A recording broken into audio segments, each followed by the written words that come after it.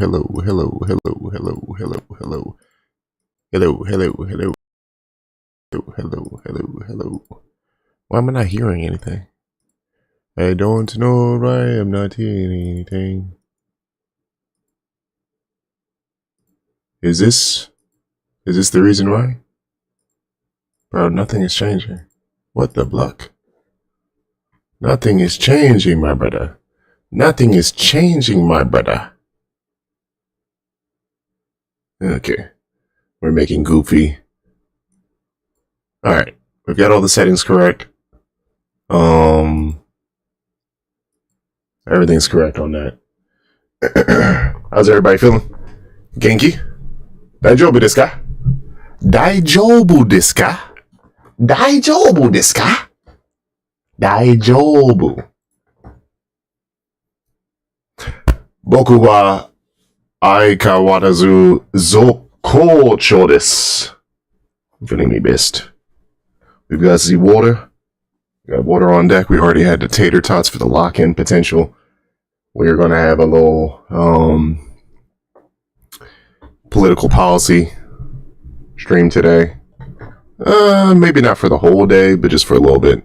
And then we'll have a little bit of Japanese discussion. We're doing a poor job of reading our books, by the way. We're in week number 4 of the year, and we're still in the first book, so... But don't worry. By the end of the year, we'll have everything completed. We're going to get back on it. We'll probably need to adjust our stream time. We need to adjust our getting up in the morning time, but so we can adjust the stream time. But anywho,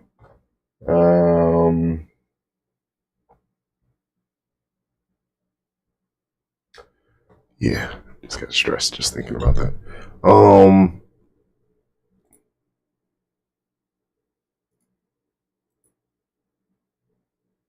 Okay, it's not doing what I want you to do. I want you to duplicate this tab, not do anything else. All right, so, right, we are going to discuss today. We have to remake the video for the Medicare Investment and Gun Violence Prevention Act that Senator Alsobrooks had sponsored back in December. The video we did the other day, or when we did the live stream the other day, for some reason our mic was making it sound like we were underwater. Don't know what the fuck was going on with that. So we have to redo the video because we can't use... I mean, we could have, but I'm not going to use it. We're just going to redo it and, spend less time, going through the nuances of blah, blah, blah. We can probably just end up using the footage for,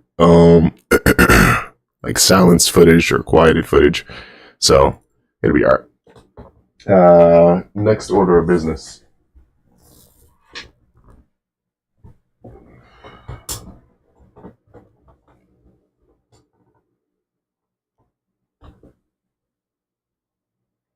We haven't uploaded a new word for our Japanese word list in a few days. We've been kind of taking these snow days as fucking snow days, but the snow days are ongoing. They're really freeze days. It's still a shit ton of snow outside. There's not enough sunlight to melt enough snow because it's freezing out there. Then maybe there's potential of more snow this weekend, but the temperatures are staying in freezing temps. So, snow days, snow days, snow days. But anywho, let's talk about political. So the question is, can you see this on your screen? Now let me verify.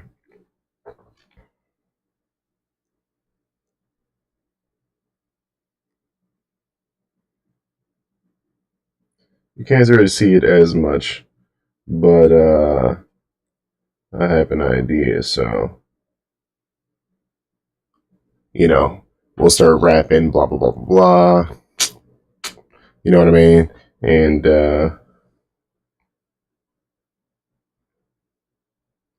yeah. So what we're gonna be talking about is that Gun Violence and Prevention Act.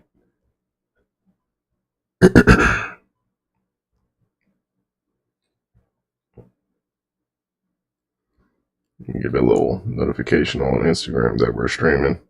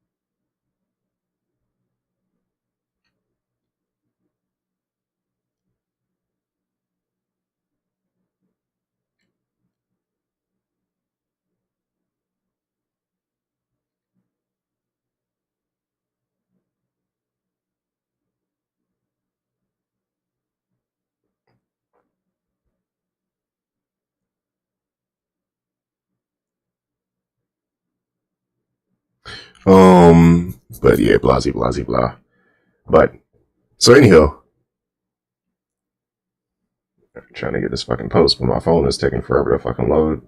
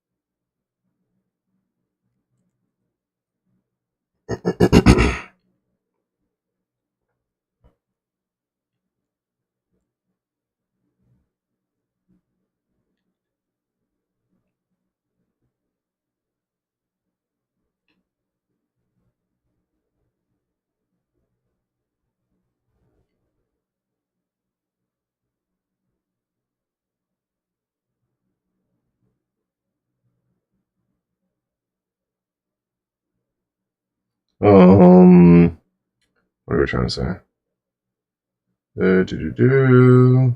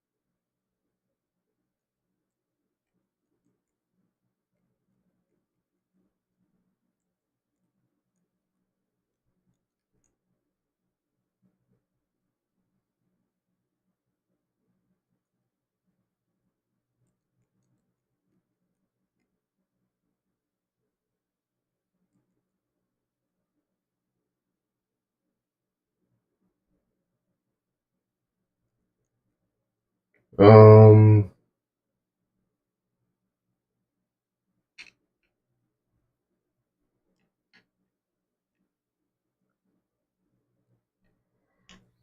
do. Oh, we don't have any music playing. Like, why does it seem so quiet on the stream? There's no music playing. It makes a sense. Let's get that fixed, eh? Let's get that fixed, eh? You know what I mean?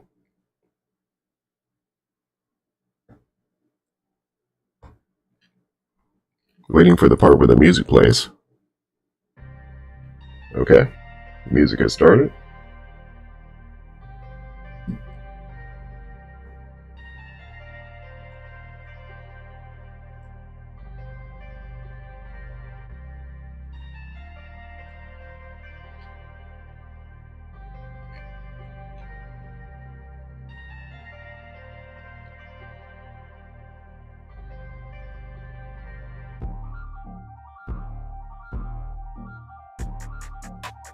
Oh my goodness.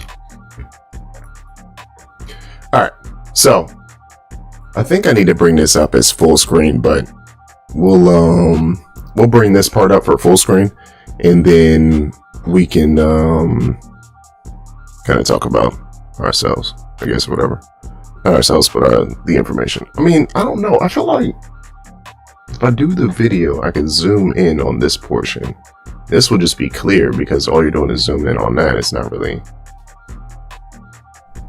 doing nothing, right? Like if let me see what it looks like. You can't really see that. Okay, I see what's happening.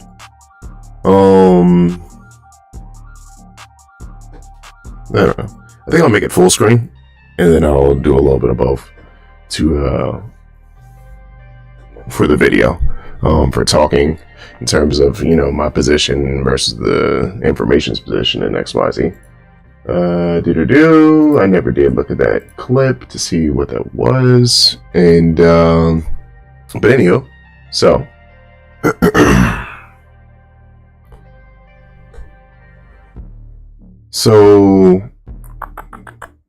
cool. You see what I'm saying? So, all right. So we're going to be discussing Senate Bill 3512.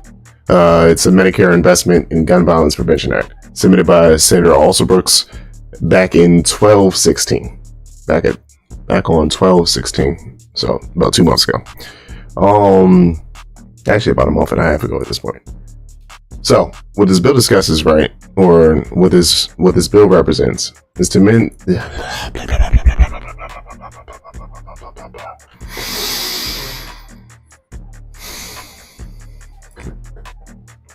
The purpose of this bill, of Senate Bill 3512, is to amend the Revenue Code of 1986 to repeal the elimination of tax on certain firearms under the National Firearms Act to deposit the savings into the Medicare Part A trust fund. So, the importance of this taxation would be deposited into the Medicare Trust A tax fund, or trust fund. Will be deposited in the Medicare Part A trust fund. So, that Medicare part's not really going to discuss until the last section at the end, which is kind of like we'll have to look into. But this $1.7 billion that is to remain, I don't know exactly what that number represents, but in addition to the amounts otherwise made available, there's appropriated to the Federal Hospital Insurance Trust Fund under Section 1817 of the Social Security Act for fiscal year 26 out of any money of the Treasury not otherwise appropriate $1.7 billion to remain available until expended. Let's see what this is real quick. I still haven't looked at whatever this was.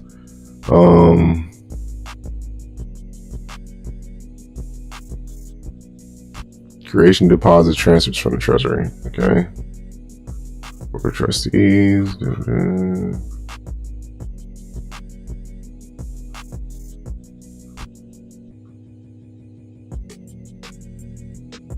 $20 million back in 2015.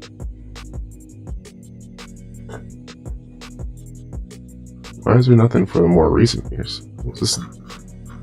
Was 2015 and 16 the last time this was used?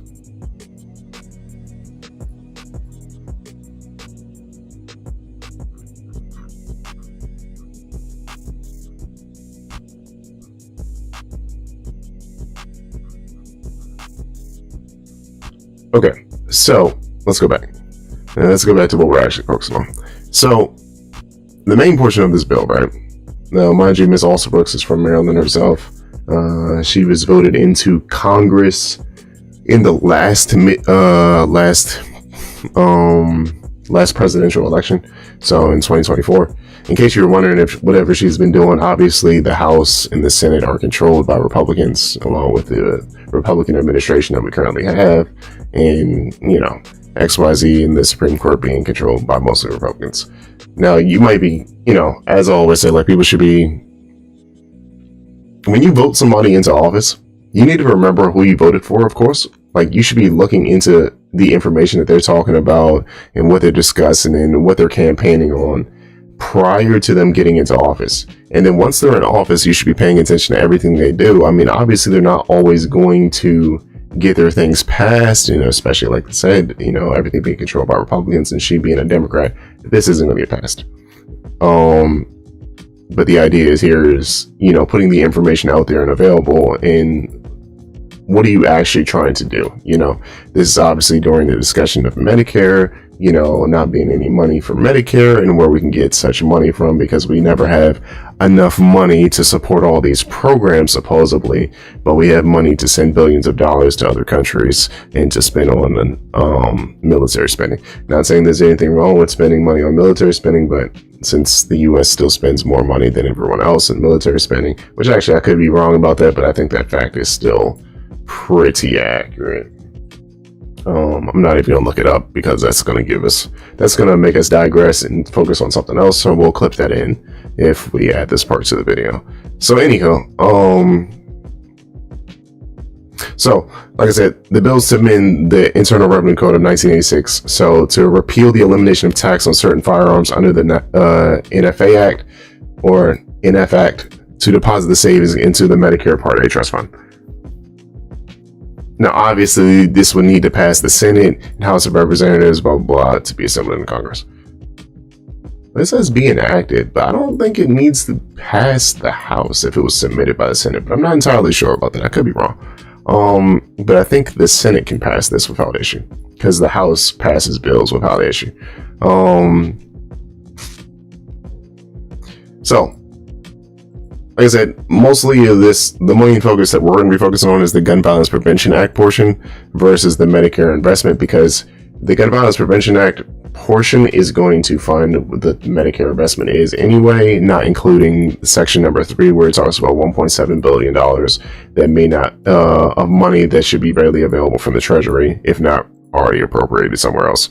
But like I said, so this bill represents two things. It's to just change the wording in 2 different subsections of the Internal Revenue Code of 1986 so that they say what it actually should have said back then. Realistically speaking, is when you read this, you're like, and this is one of those things, again, lower politics, what I'm saying? They're playing on fine lines and hoping that people aren't paying attention to whatever's happening. But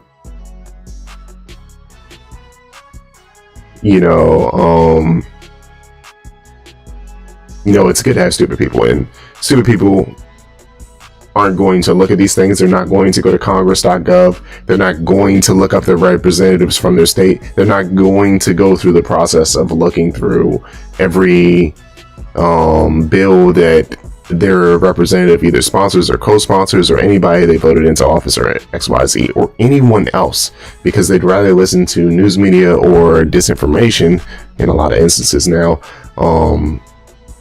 to get their information, instead of doing a little bit of research themselves. So this is one of those moments where you're welcome, because you should be pissed off by the time you see the end of this.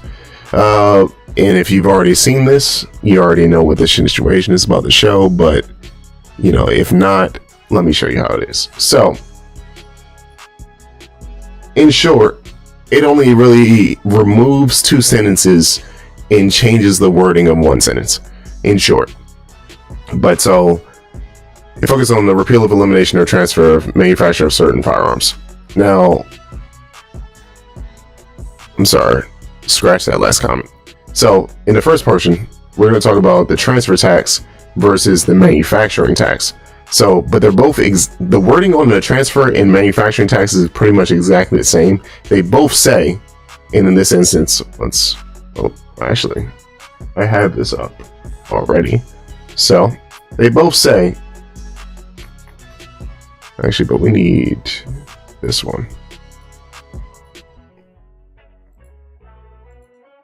Since we're talking about transfer first, stop that. Doesn't need to be generating, refreshing anything on the page in the first place. Okay. So in the first portion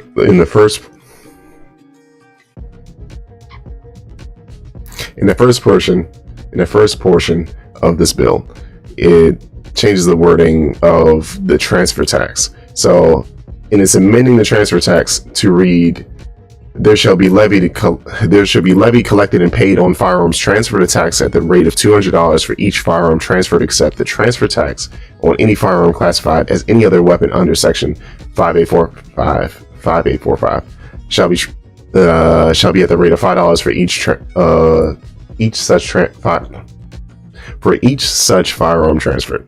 So you're wondering, what is the transfer tax, right? Let's just go over what the Internal Revenue Code of 1986 says. So in the first section, it says there shall be levied, collected, and paid on firearms transferred a tax at the rate of $200 for each firearm transferred in the case of a machine gun or a destructive device, and $0 for any firearm transfer which is not described in paragraph 1.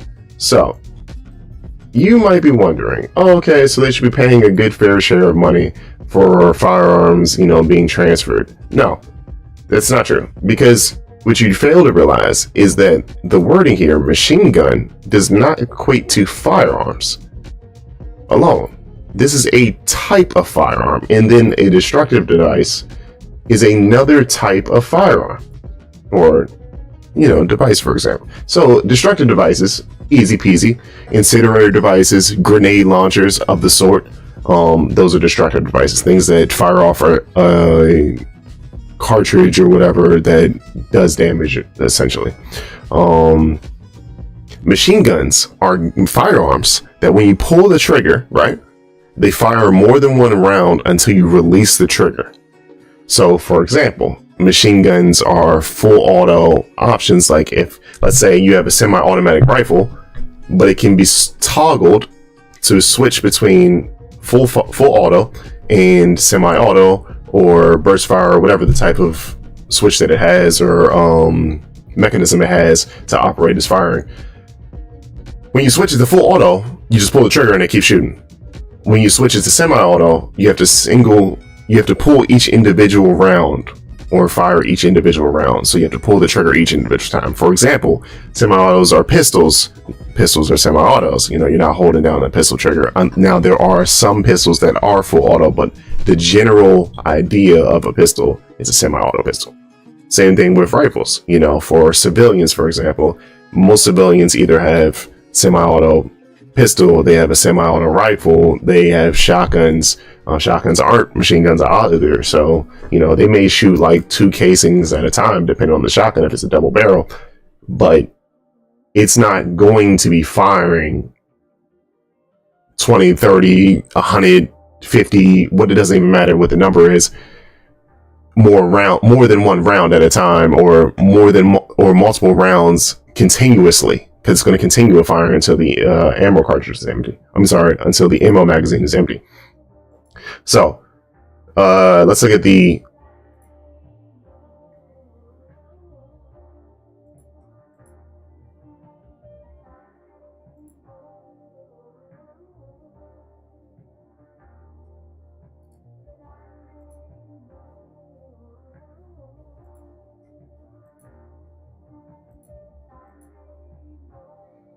why is this acting so finicky right now?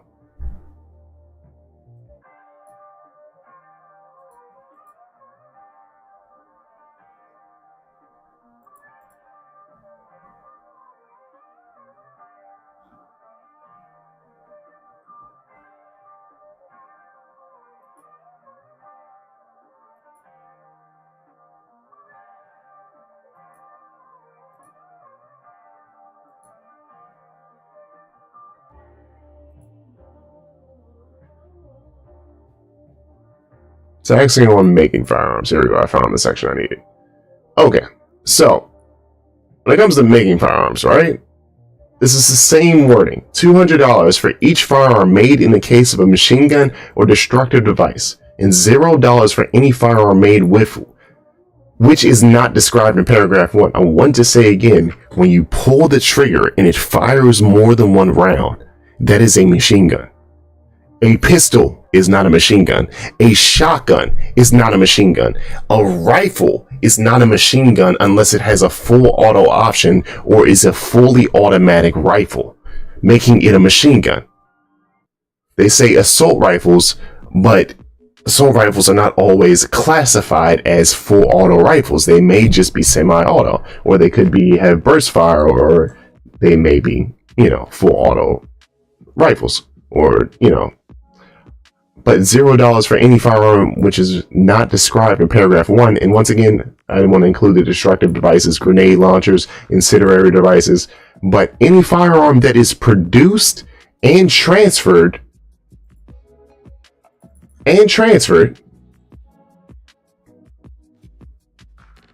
oh, one more page. I should have duplicated that other tab.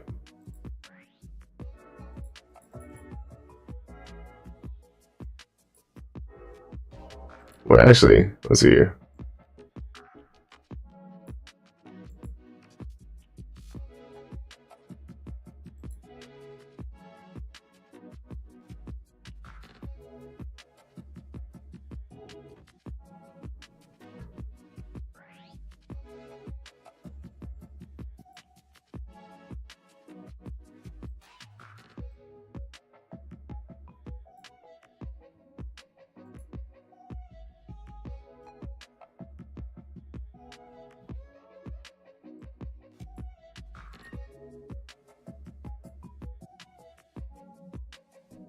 Is this to people or to other firearm manufacturers or like firearm dealers? Transfer of the firearm has filed the Secretary a written application in duplicate for the transferee, the transfer and registration of the firearm to the transferee on the application. Any tax payable on the transfer is paid as evidenced by the proper stamp. The transferee is identified in the application form in such a manner as the Secretary may be regulations are prescribed, except that if such person is an individual, the identification must include his fingerprints and his photograph. The transfer of the firearm is identified in the application form in such a manner as the Secretary may be by regulations prescribed. The firearm is identified in the application form in such a manner as the Secretary may be made by regulations prescribed, and the application form shows that the Secretary has approved the transfer and the registration of the firearm to the transferee. Application shall be denied if the transfer, receipt, or possession of the firearm would place the transferee in violation of law. The transferee of a firearm shall not take possession of the firearm unless the Secretary has approved the transfer and registration of the firearm to the transferee or as required by subsection A. So, I feel like that includes people, but I could be wrong. Like, not just people in the terms of, people obviously, but civilians, like civilians being transferred the firearm. Because you don't pay the firearm tax on buying pistols and stuff like that. So...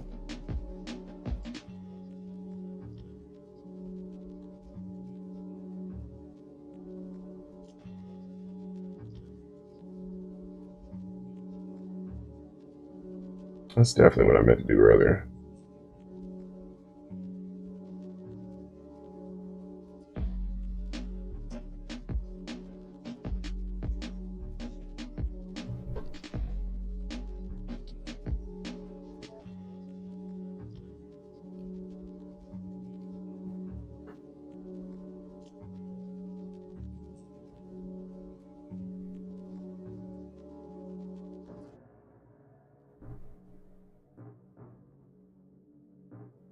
Hold on 1 second.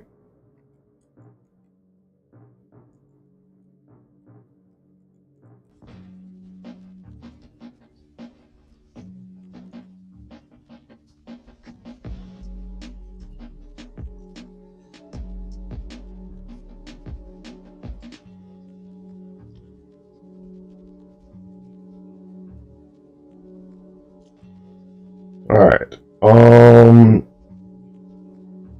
Actually, did I even do that right just now? I'm trying to wonder, did I even... I feel like I put the wrong link on there.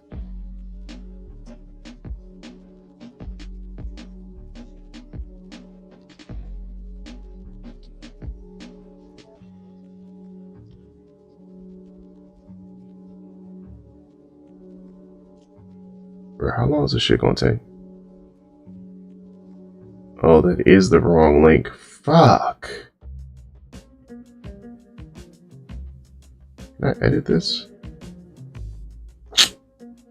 Okay, I have to redo this. I think did I put the wrong thing on there too? No, I put the right link on there. I didn't put the correct link on my fucking original post. Okay. Whoops. Hold on. Give me 1 second real quick to remake this post.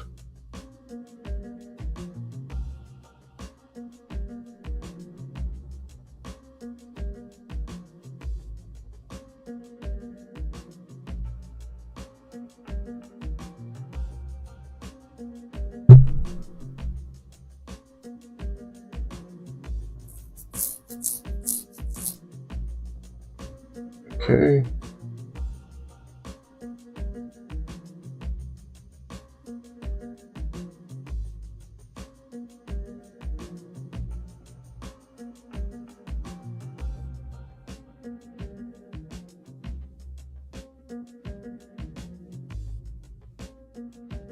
God damn it. Okay, so it deleted it from my other account too just now. Okay.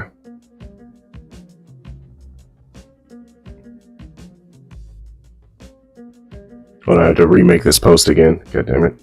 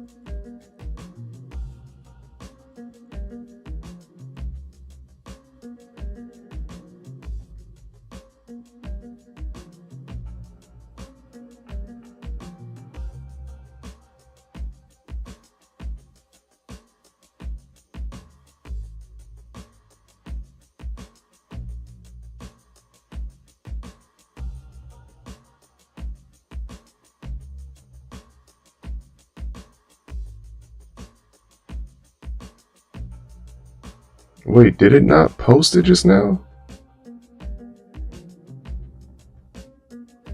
Oh my fucking goodness, bro. Are you serious right now?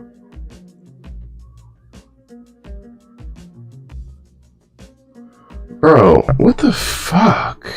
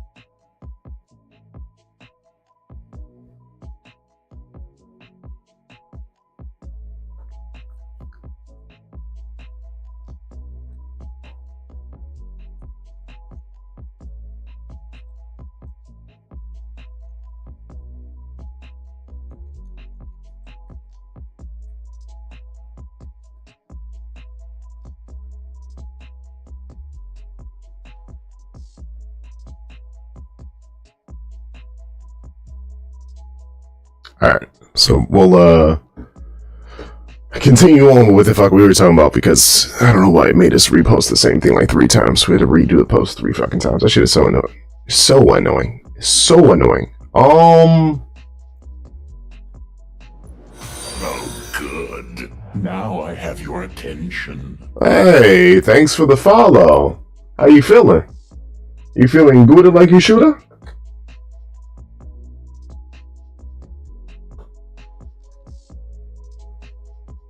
It worked now?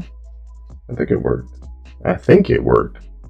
Could be wrong, you know, for real. You know, the way this giant be acting sometimes. Could be wrong. Do-do-do. Do-do-do. Oh, word? You feeling good like you shoulda? Why is my speech chat not working? Alright, there we go. Should be working now. Yeah. Yeah. Alright. So we about to get back to discussing this bill real quick. Cement. Said so what you looking at? So we are looking at Senate Bill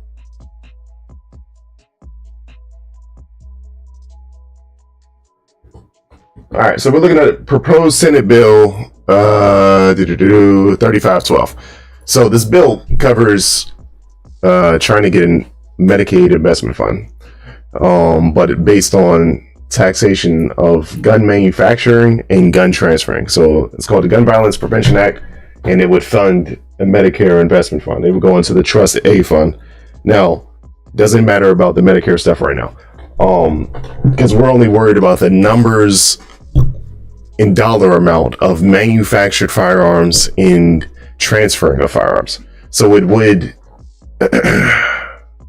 so this would adjust the IRS code for the IRS code of 1986, which would change this code, these 2 codes, the wording right here, right where it says machine guns or destructive devices. So, you know, because you weren't here a second ago, I'm gonna break it back now. So both of these codes say that there'll be $200 levy tax for each firearm transferred in the case of a machine gun or destructive device. Same thing on this one. $200 for each firearm made in the case of machine gun or destructive device that is manufactured here, versus this is transferred. So they both have the same paragraph 2 that says $0 for any firearm transferred, which is not described in paragraph 1. Now, the reason why we're going to talk numbers in a second is because when you read this, it says $200 for each firearm transferred in the case of a machine gun or destructive device. Now, we know that most firearms that are manufactured are not machine guns or destructive devices. Destructive devices can be categorized as like incendiary grenades, grenade launchers, grenades, probably rocket launchers. But anyhow, right? So machine guns, you know, the bigger thing of the 2 things here, machine guns is when you pull the trigger and you can fire more than 1 cartridge at a time. You know, we have fully automatic rifles, which are considered as assault rifles. We have semi-automatic rifles where you pull the trigger each individual time to fire a cartridge, depending on how many rounds it may shoot. You have a shotgun, you have double barrel shotguns. Those are semi-automatic because you have to pull the trigger each individual time it fires. Pistols are typically semi-automatic because you have to pull the trigger each time they fire. Now, each category may have variations that have full auto options where you pull the trigger and it fires more than 1 cartridge at a time. However, that's not most firearms that is manufactured or transferred in the US. Most firearms that are manufactured and transferred in the US are getting this $0 tax for being transferred or manufactured. And mind you, this code is from 1986. Now, there were prior like variations of this code and other subsections prior to 1986, like 1954, 1968. So for years, damn near like 80 years, I'm sorry, not 80 years, because 1986 would be like 40 years ago. If it goes back to, if we go back to 1954, we're at about 70 years, not 80 years, sorry, 72 years. So for about 72 years, or in general, there's been some variation of tax being collected on firearms that are manufactured or firearms that are being transferred. And same thing with the destructive devices. Now, the important piece here that we're focusing on, that we've done a spreadsheet on because we've already done the math and all the numbers for everybody, and we have everything laid out. We have all the information from the ATF reports that discuss how much tax that was collected from firearms being manufactured, from firearms being transferred from the years of 1986 all the way to now. Well, actually, all the way up until 2023. We didn't look for any data from 24 and 25, but all the way up till 2023. And the data is obviously astonishing, of course, you know what I'm saying? Because they're just by reading this wording and how I've explained how there's a difference between types of firearms, now you should be able to see, if you are already noticing it, that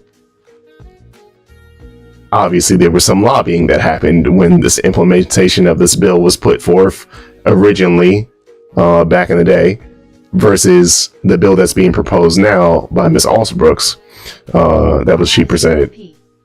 Said bruh, every time I join the stream the mic gets a bit worse, lol. Bro, what are you talking about? The mic's fine today. And I fixed the light and fixed the mic the other day. What you mean?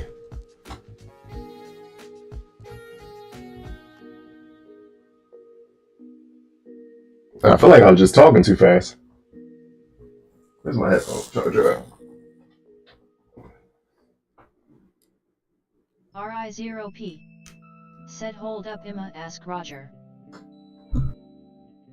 You gonna ask Roger? Cool. Sounds good. In the meantime though, I'm gonna keep rapping. So hopefully you get to me real quick, you know what I'm saying? So I can attempt to fix whatever problem you're discussing. Or whatever problem you present, because I haven't changed any settings. Every time you say that, there's been no settings that have been changed, so I'm not entirely sure what's happening that's making you experience different mic quality.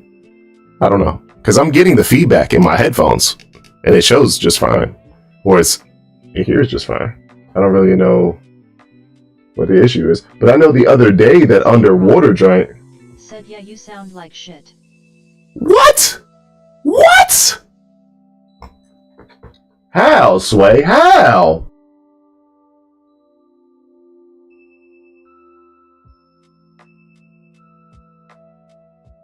How's that even happening? Said toaster quality sounds Brody. Oh, word. That is outrageous. Hold up. Alright, let's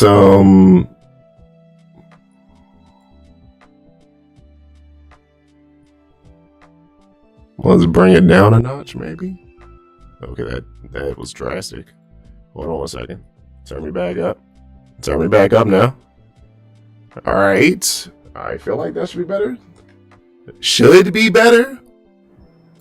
It's a little quiet though. Hold on. Turn it up a little bit more. It's still a little quiet, but I feel like... Hold on.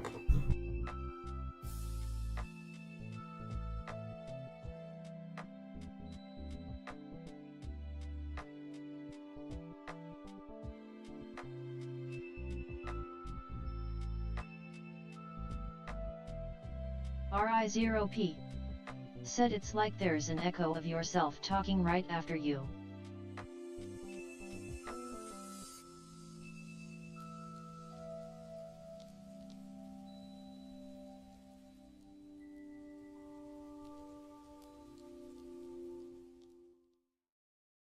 What about now? Is it better now?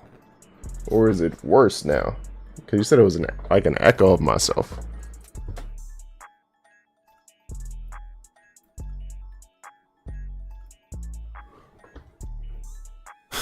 Why did my phone said your message was like, yeah, it sounded like shit. Like the whole message is knocked out except for the yeah part. But on my PC, I can see that joint just fine. RI0P.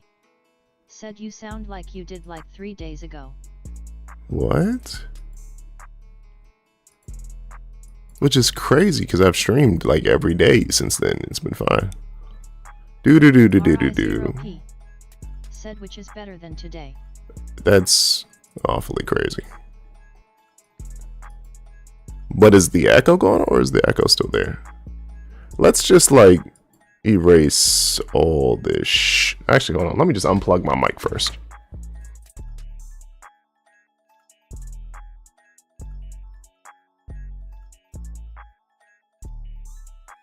RI0P said echo gone mostly.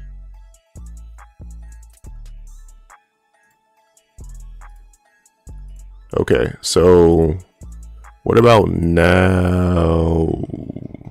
Sorry. I thought I was hearing some real scratchiness just now, but I think it fixed itself. I think it just fixed itself. But does this one? RI0P said yeah, you going in the right direction. The right direction. Okay. All right. Let me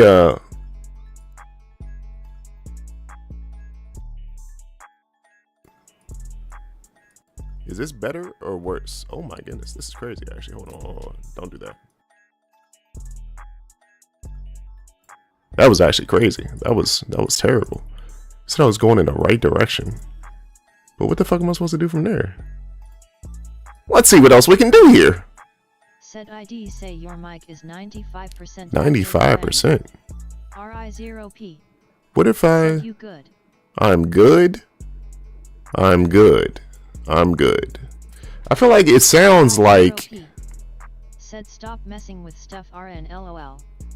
it sounds like it's messed up. Now to me, like this, does that sound distorted? That sounds distorted, doesn't it?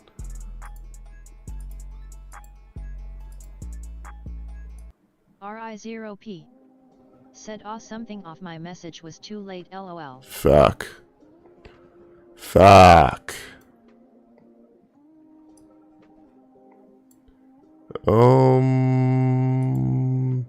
You said that sounded good.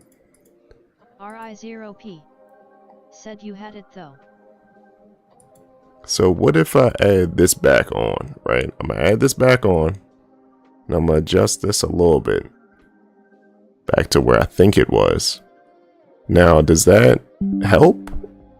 RI0P said sounds good RN. Okay. Okay. Okay. Alright, so I sounded like a maniac earlier. God damn! But why does it sound like Nihon desu ka? Genki? Daijoubu desu ka? Ai kaiwarazu zo kouchou desu. Zo... What is that? Do you hear that? What is that? What is that? Oh! What is that? What's that coming from? That's typically not a problem. Oh! That's semi-improving the situation, I think, right? Let me turn this up a little bit and see if that... Oh! RI0P said still a bit off. Gonna have to hop on Discord to stop you at the right time LOL. See, the problem with that is like... RI0P said I get off work at 230. That's great. The problem with hopping in Discord and adjusting it is like... Unless you're going to be watching the stream, because it won't affect my mic quality in Discord, which is crazy. Is this still a little bit off? Oh,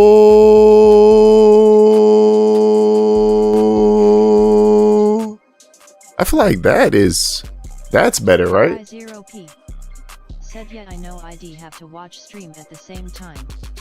RI0P said yeah, I can't sing. Me neither. But your girl can sing, you know what I mean?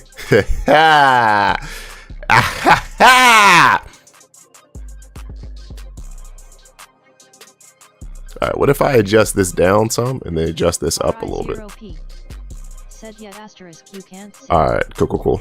Oh, I feel like the O sound is better though, right? Like that doesn't sound as weird now. Oh, it doesn't sound like distorted. Daijoubu desu ka? Boku wa zokocho desu. Genki desu ka? Aikawarazu zokocho desu. So desu ne. Kawaii so desu ne. Omoshirokute kawaii. R-I-0-P. Said your whole setup better than 10 minutes ago. Alright, cool. We good. We good then. I think we good. Which means I sounded robotic and crazy. God damn, bruh. Alright, so let's go back. Oh my fucking goodness. So we gotta start all the way the fuck over. Fuck! Thank you, sir. I appreciate you. You know what I'm saying? Wish you were there a little bit earlier, like an hour ago. But I appreciate you. Thank you, sir. I'm gonna have to go back to individually verifying if the sound is still working properly. That shit, every time I don't do it, the shit is off. I don't get it. This shit like resets my settings every day. And I'm not really sure. Also, Sim, thanks for the follow earlier. You know what I'm saying? I don't know if that was heard properly. He did respond to me, but I'm not entirely sure that was heard properly earlier.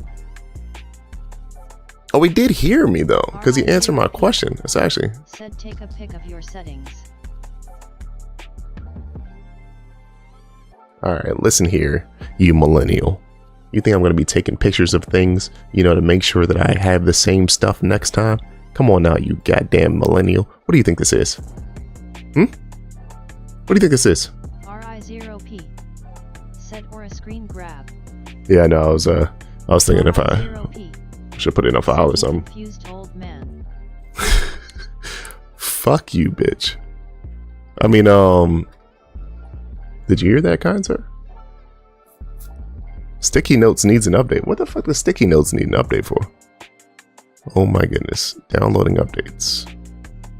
I downloaded video games faster than that. Come on now. Let me just type this shit in real quick.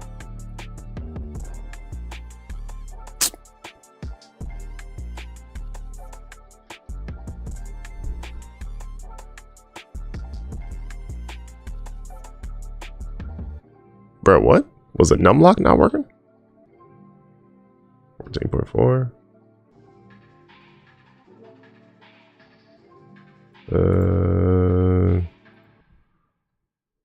Suppress. What's that? -21.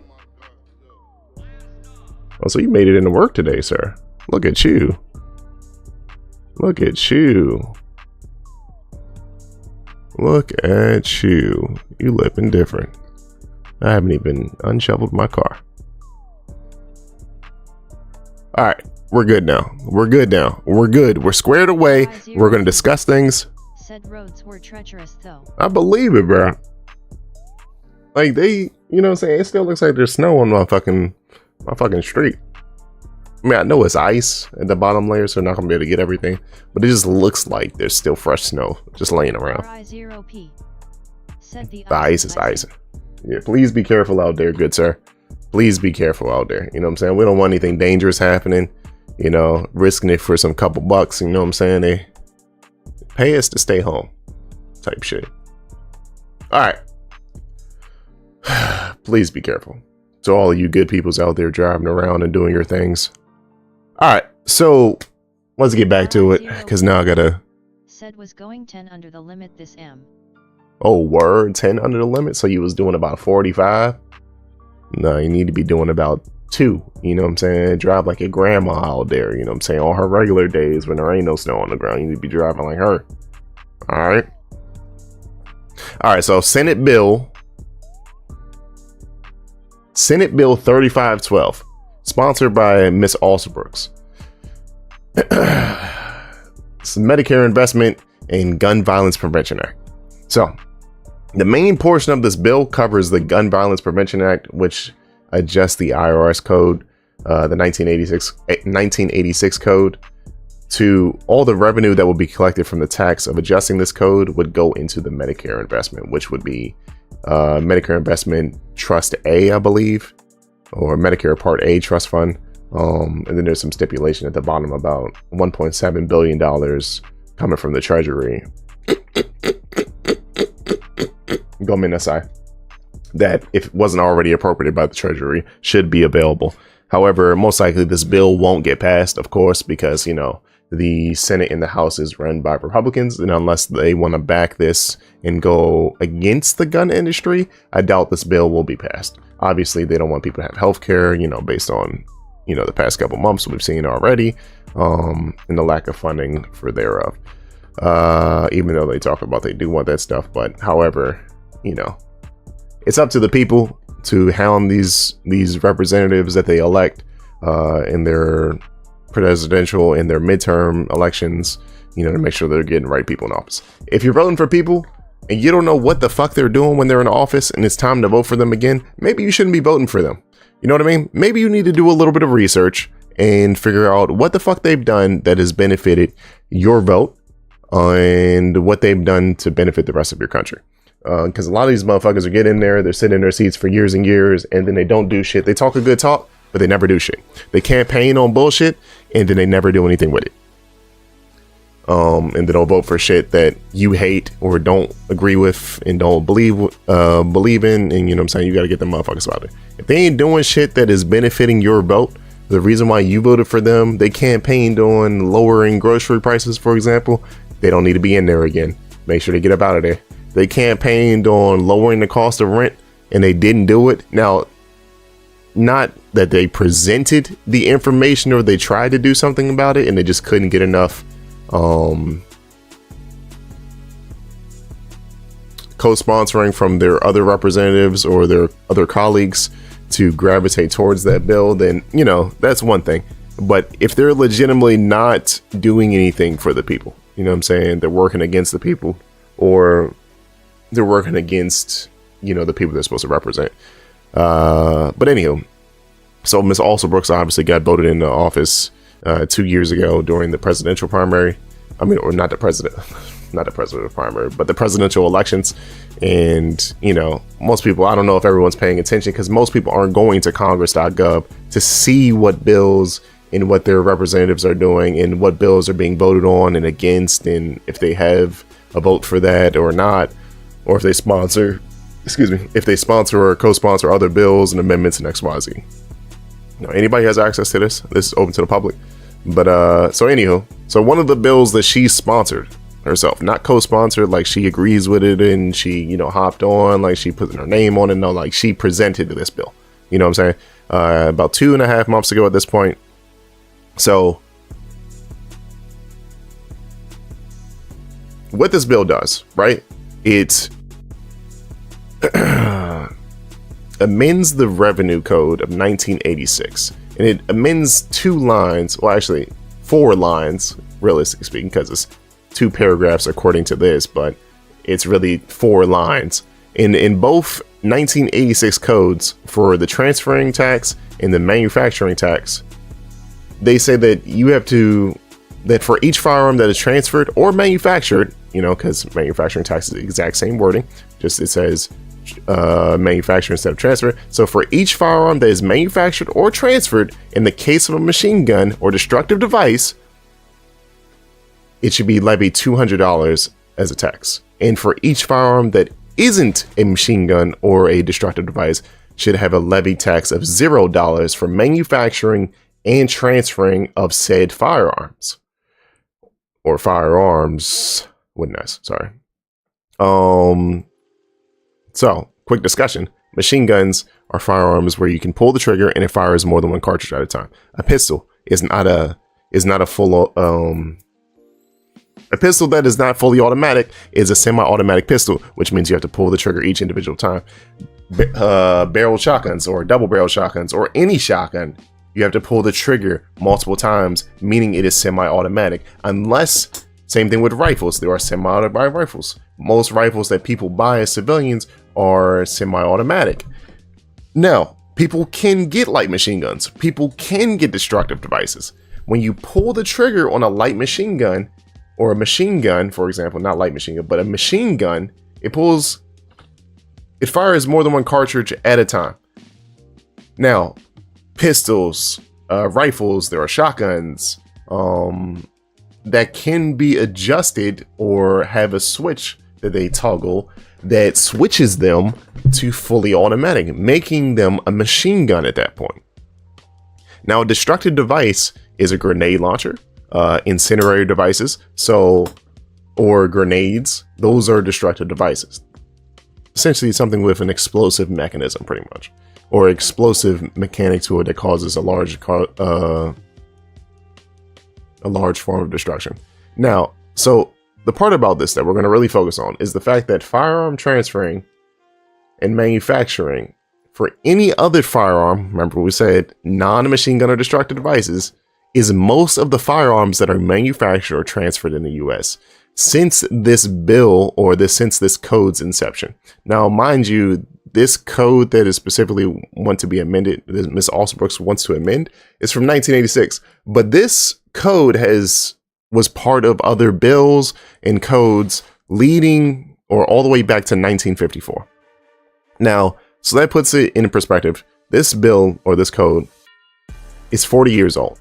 If it goes all the way back to 1954, that means it's about 72-ish in some instances, or some parts of this code is about 72 years old. So for about 72 years, in general, the gun manufacturers, or the gun industry, not just manufacturers, the gun industry has profited off of firearm transferring and manufacturing.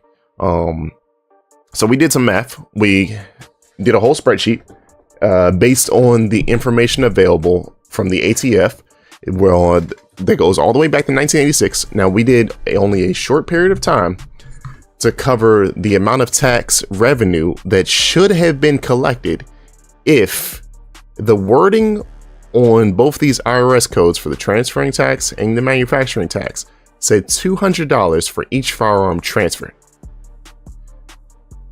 $200 for each firearm manufactured. And for any other firearm, right? Because we're still looking at Ms. Alsobrooks' bill here. Since it changed the wording to each firearm that is transferred will be at the rate of $200, and each firearm that is manufactured will be at the rate of $200. Now, the other stipulation about the transfer thing, because it has this $0 stipulation for any firearm transferred, which is not described in paragraph 1, this would be changed to $5.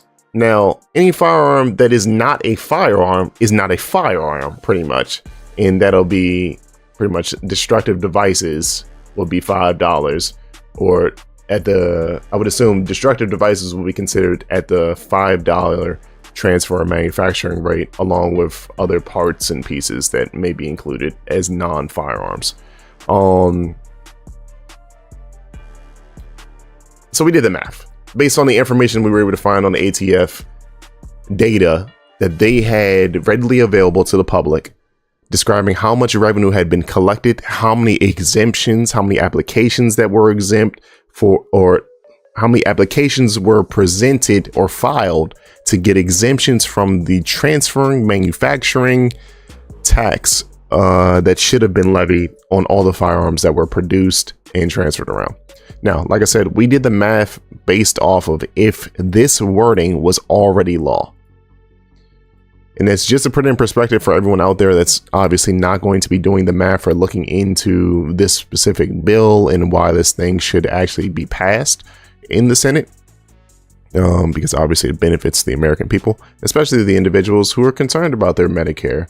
As people have, because we're concerned about insurance, because people really should have universal insurance, since we pay for other countries to get free healthcare and universal insurance in other countries, while we can't even do that in our own. And we can send billions of dollars to other countries, but we can't help the people in our own country. So, anywho, let's focus on some numbers here. So we have the math, we have the data. I've copied and pasted some of the exhibitions from the data I was able to get from the ATF, just so it would be more simpler formats for everyone to see. So a couple of data points that we have, like I said, is tax revenue. They have two different data spreadsheets, where one was from 1984 to 2019, and then we had to find another data packet they had released that had from 2013 to 2023.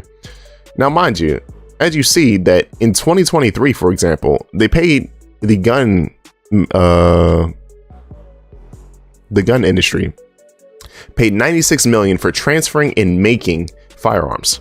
$96 million. That seems like a lot of money. That really does. As you can see, the number is gradually increasing every year leading up to 2023. Now, if we go all the way back to, oh, I'm sorry, I said 1986. This has information leading back to 1984, but I only use the numbers from 2010 to, from 2010 to 2023. Now, mind you, it goes all the way back to 1984. So 1984, why is this part on here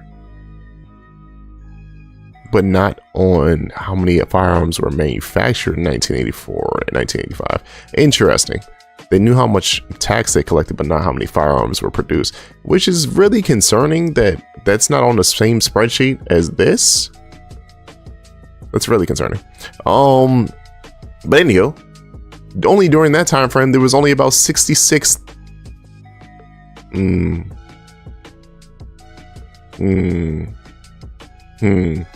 Interesting.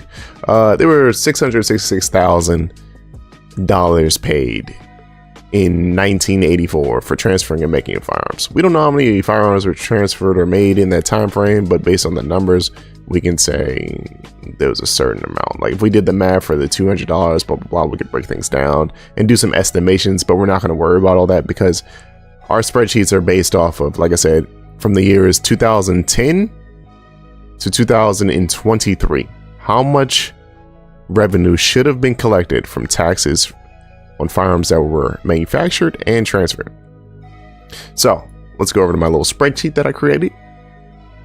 So we've input all the data, so we got some color code in here, what I'm saying? Obviously tax revenue generated is in red because this undermines how much tax should have been collected in that time frame. And during that specific time, for that 13-year period, 133.1 million firearms were manufactured. And I'm talking all manufacturers. All manufactured firearms. I'm talking semi-autos, full autos, destructive devices that are included on that spreadsheet that we got from the ATF. Now, 133.1 million firearms. That's a third of the US population. The US population is a little bit north of 337 million based off of 2020 census data. So we have a third of our population, actually a little bit more than a third of our population in firearms in a 13-year period. Mind you, this is a 13-year period and there's definitely way more firearms than that. So actually firearms could be rivaling the amount of people there are in the US. It actually could precede how many people there are in the US. But anyway, during that same period, there were 2.2 million transferred firearms and that were taxed. 2.2 million firearms that were transferred that were actually taxed. In that same time period, there were 8.5 million firearms that followed underneath the exemption and were not taxed. 8.5 million firearms in that period of time.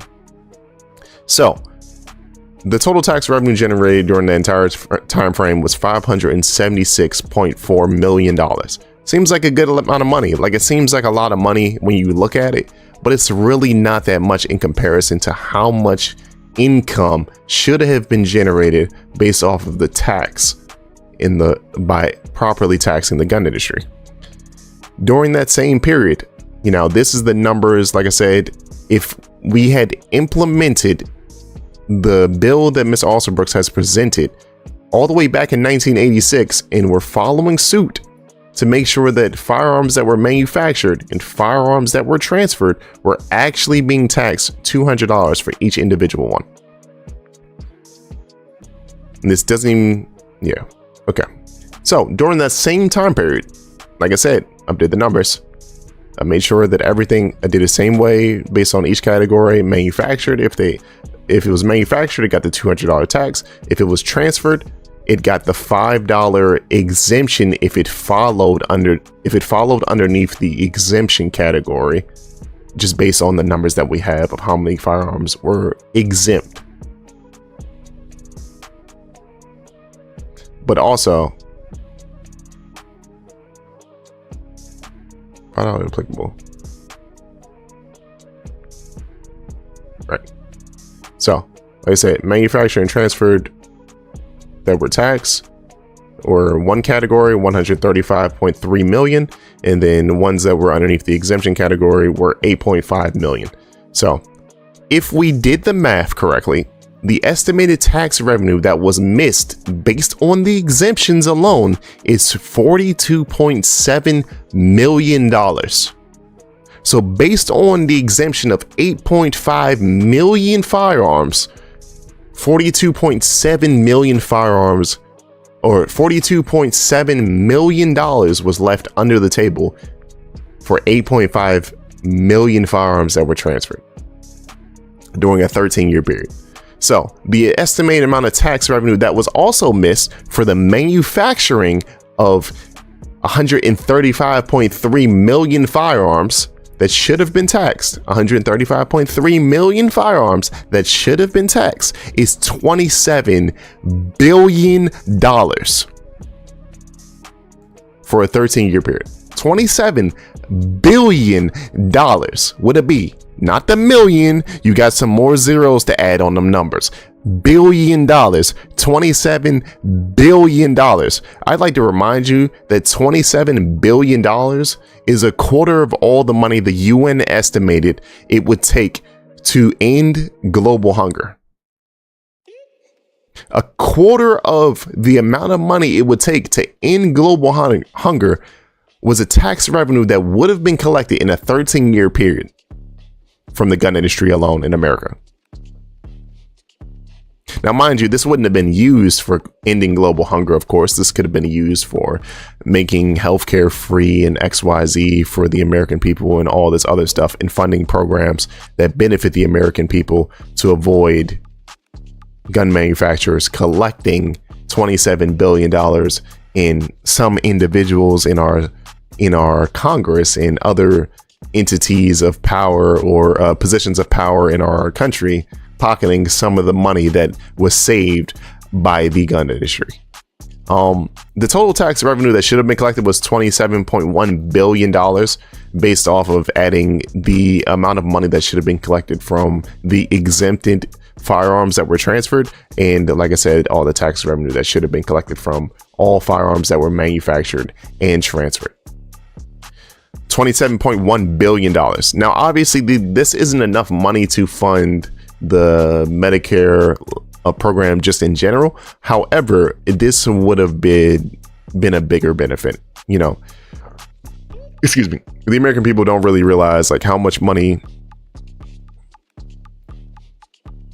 they're losing in terms of what could be funding their governments in making sure that those people either have jobs, programs to support them, either whether lowering the cost of living, groceries, housing, training and development of our people, actually improving the education of some of these states that have high gun manufacturing and weapons purchases and transfers in their education systems, versus, you know, just leaving all this money left under the table for the gun industry.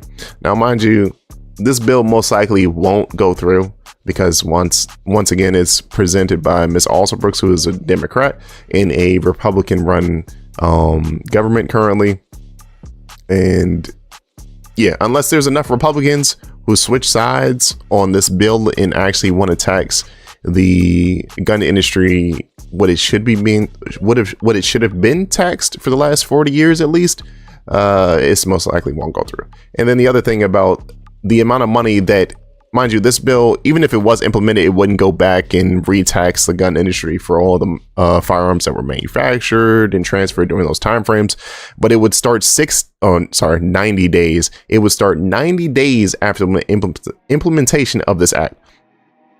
Now, like I said, this would go into a Medicare Trust A fund, you know, to fund Medicare. But the amount of firearms, let's go back real quick, since we're talking about the amount of firearms that were manufactured and transferred in 2023 was about 10.1 million firearms. And they followed underneath exemptions, and the only tax revenue that was actually collected was 96 million. But when you do the math for how much tax revenue was actually collected on those firearms during that time, was $94 million. It was like 94.2 million, I think, that was only collected based off the transferring of 471,000 firearms. Mind you, this is a million firearms that were exempt from transfer tax. So, a million firearms. That is 1/9 of the total amount of firearms that were manufactured in that same year. So, they only paid like $1.8 million in manufacturing of machine guns or destructive devices, by the way. For the year of 2023. So it was $94.2 million transfer tax of machine guns or destructive devices. Once again, a machine gun is you pull the trigger and it fires more than one cartridge at a time. Destructive device being grenade launchers, incendiary devices. Yeah, in that same year, like I said, I have the data points here. You know, I've crunched all the numbers. I've had the time to really dig into these numbers and really look into it, because I know other people aren't going to be able to do this. And for that same year alone, the gun industry saved $1.9 billion with a B dollars for the year 2023 alone. $1.9 billion. They only paid 96 million in tax. They saved $1.9 billion. 1.9 with a B. This is 96 million. You still need to add another zero and another number after that to even make up the space that this should have been taking. $1.9 billion was left underneath the table for the gun industry. So once again, with nice goods amounts of lobbying and money, of course, and, you know, filling somebody's pockets, this bill isn't going to go through. But it's good to know that Ms. Alsobrooks has been trying to present some bills that will fund Medicare and reduce gun violence. Because realistically speaking, if firearms had been if firearms had been properly taxed for manufacturing and transferring of them throughout all the years, you can most likely assume that gun violence probably would have went down. In the amount of guns or firearms that had been lost or ended up in places where they shouldn't have been, black markets or in other countries, probably would have been reduced because of the fact that they had to pay $200 every time they manufactured a firearm. I don't know how much it costs to manufacture a firearm, but in today's day and age, sometimes you can get firearms that are $200. You know, if they're like really small little pea shooters, you know, ones people could hide like in their bra strap or something like that. You know, maybe not a bra strap, but they can hide it in their bra pretty much, or in their sock, because it's like a little pea shooter. Now, mind you, there are obviously higher quality firearms and bigger firearms that, you know, can go up to $1,000, $5,000, $8,000. There are crazy amounts of firearm dollar amounts for firearms that are specially made, limited edition, XYZ. But once again, the gun industry saved so much money, and they're making so much money. We don't even know what the numbers, realistically speaking, are. I'm not going to look them up. But if they're saving $1.9 billion in 1 year, I'm pretty certain they made more than $1.9 billion in that same year. You know what I mean? I'm pretty certain. You know, I'm probably certain they probably made way more than that. But, you know, we'll keep that as a different video content. I hope you found this information informative. And once again, I want to remind you that sometimes you need to go to congress.gov, look up your representatives. You know, you obviously may know who some of your representatives are, but look up your representatives. you know, make sure you find them. If you need to break down the list by filters or whatever, make sure you find who they are, see who your state representatives, what they're doing. If you don't remember who you voted for, make sure you're keeping track next time you start voting. There are midterm elections later on this year, and there are special elections that are also happening this year. Make sure that you're paying attention to who you're putting in these positions of power or to represent you and the rest of the people, and make sure they represent the goals and ideals that you as a person embody and want passed through the House or through the government, you know, that support the people and, you know, help bring everybody to a more sustainable lifestyle. There's one concept I'll never understand is that people complain about like programs to, you know, make education better and, you know, give people you know, free healthcare, free education, you know, universal income. These things can be done. You know what I mean? Healthcare, for example, people could have universal healthcare if we stop spending so much money on military spending or, you know, some other category where we're wasting money or giving people tax breaks that don't need tax breaks. Same thing with education, for example. Free higher education should be a thing because we can obviously save the amount of money by taxing the proper industries, XYZ. But yeah, so, you know, all those people who say like, oh, blah, blah, those programs, we don't need those programs and we need to get rid of those programs, they typically are in states or they were in systems that failed them, because a lot of those super big red states have poor education, poor healthcare, and their representatives, you know, touted like their state's really great and they develop XYZ, but then your people don't have the education system. And, you know, we're not going to say whoever's particular name who helped institute the original idea of public education, you know, for workers, not thinkers, because they wanted workers, not thinkers, you know, is ruining the future populations. You know, people are always worried about, you know, making as much money as they can in their lifetime and not worried about the life that is after them, their children's lives or children's lives.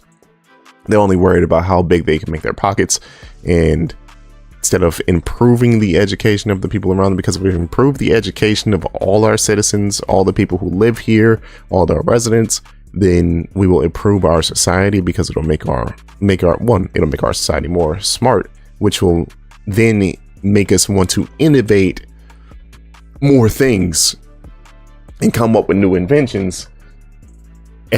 And once again, it'll make our society more and more smart. It'll also make us more cohesive as a society, because we won't be having so many friction points based on the lack of education thereof. Now, once again, people can have divides based on ideological points, but should you have a less education than I have because your representatives don't make sure that you have the proper education you need to have? You know what I mean? But once again, people believe that certain parts of history didn't exist, or that, you know, we're focusing on specific things in history and XYZ. But the more stupid you are, the more certain people love you. And just like our president has said, you know, he loves stupid people. So, you know, think for yourself. Look up some of these things. Look who you voted for. Go to congress.gov, see what they're doing. You know, sometimes you can see, you know, you can see the House of Representatives, their live sessions that'll, they get displayed on YouTube. So you can see what they're doing, XYZ. You can't do the same with the Senate. There are only certain things you can view with the Senate sometimes, but most of the time you can't view what the Senate is currently do. Obviously, you can click on what they're voting on today or what they're doing on the floor today, which is the Appropriations Act. But yeah, so make sure you're looking at your peoples. Do your due diligence. You know, do your research. And if you don't have time to do research, make sure you're checking in with those people who are doing the research for you, to make sure that you're getting all the information that you need and that you can stay readily available to think for yourself. Once again, elect representatives that represent ideologies that you represent and actually are going to make a difference in your life and in your children's lives, versus just filling their pockets and lobbying for other people. If they're not supporting you and representing you and your populace the way they're supposed to, get them out of office. That's all it takes. All you have to do is vote, right? That's what they say. All you have to do is vote to get them out of office, right? If they've been there for 30 years and you voted for them in the last 2 elections and you just voted for them because they've been in those positions all those time, but you never looked into what they're doing and what they've been doing all this time, and then you realize that they've been working against everything they said they campaigned on, get them out of office, because obviously they don't represent you and their integrity isn't there. They're obviously not willing to lead the people because they're in a position of leadership representing the populace as a vote, of course, but they're representing the populace and they need to be proper leaders. Not everybody's fit for leadership, and that shows, and a lot of people are selfish and careless and don't give a damn about the people who voted for them in the first place. They're just there to get the position and get the clout and, you know, have their resume filled, because they can do much other things after that, you know, as long as people don't realize the things they were doing, right? Or some people are lobbying them and helping fill their pockets, and they won't have to worry about doing anything else as long as they keep their position. Let me use the restroom real quick. I will be right back, and then we'll have a different discussion.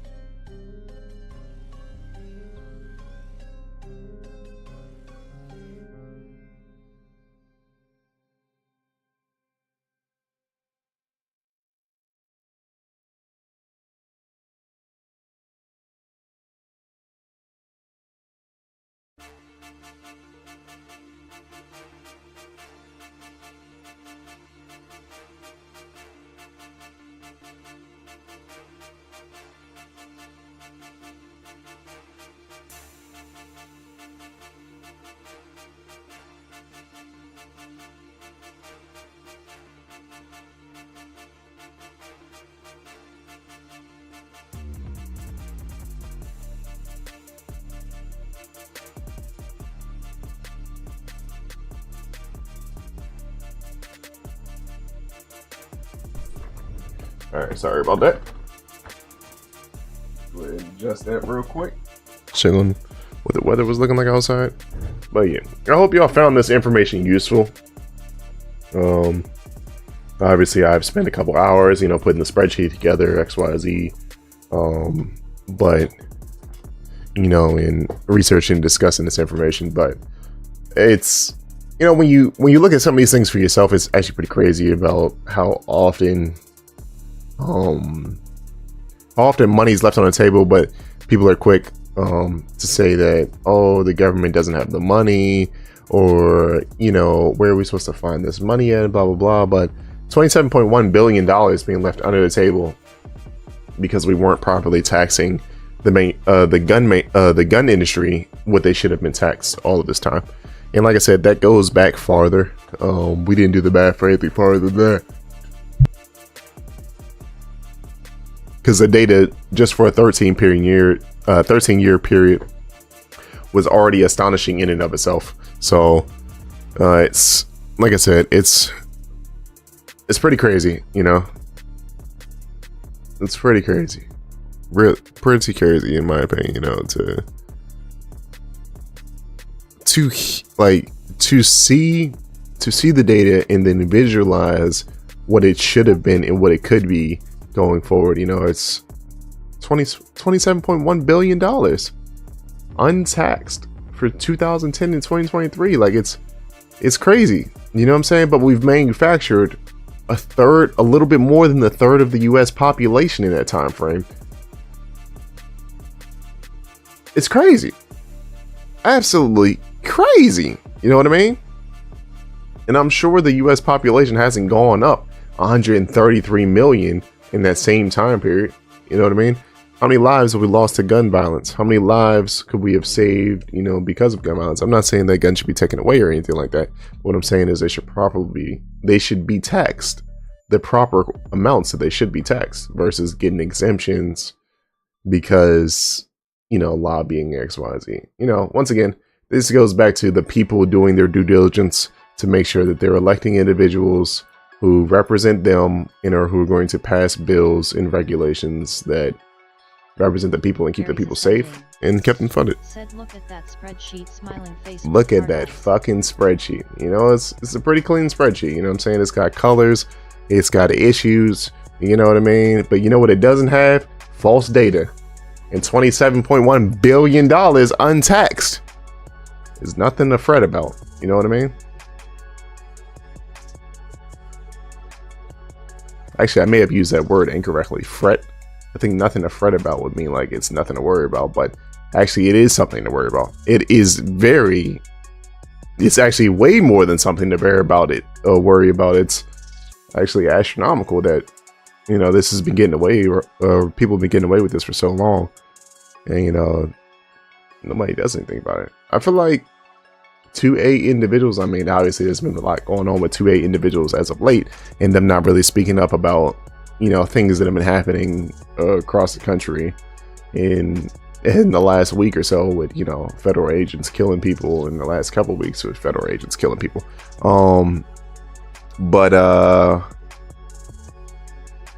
Yeah, like,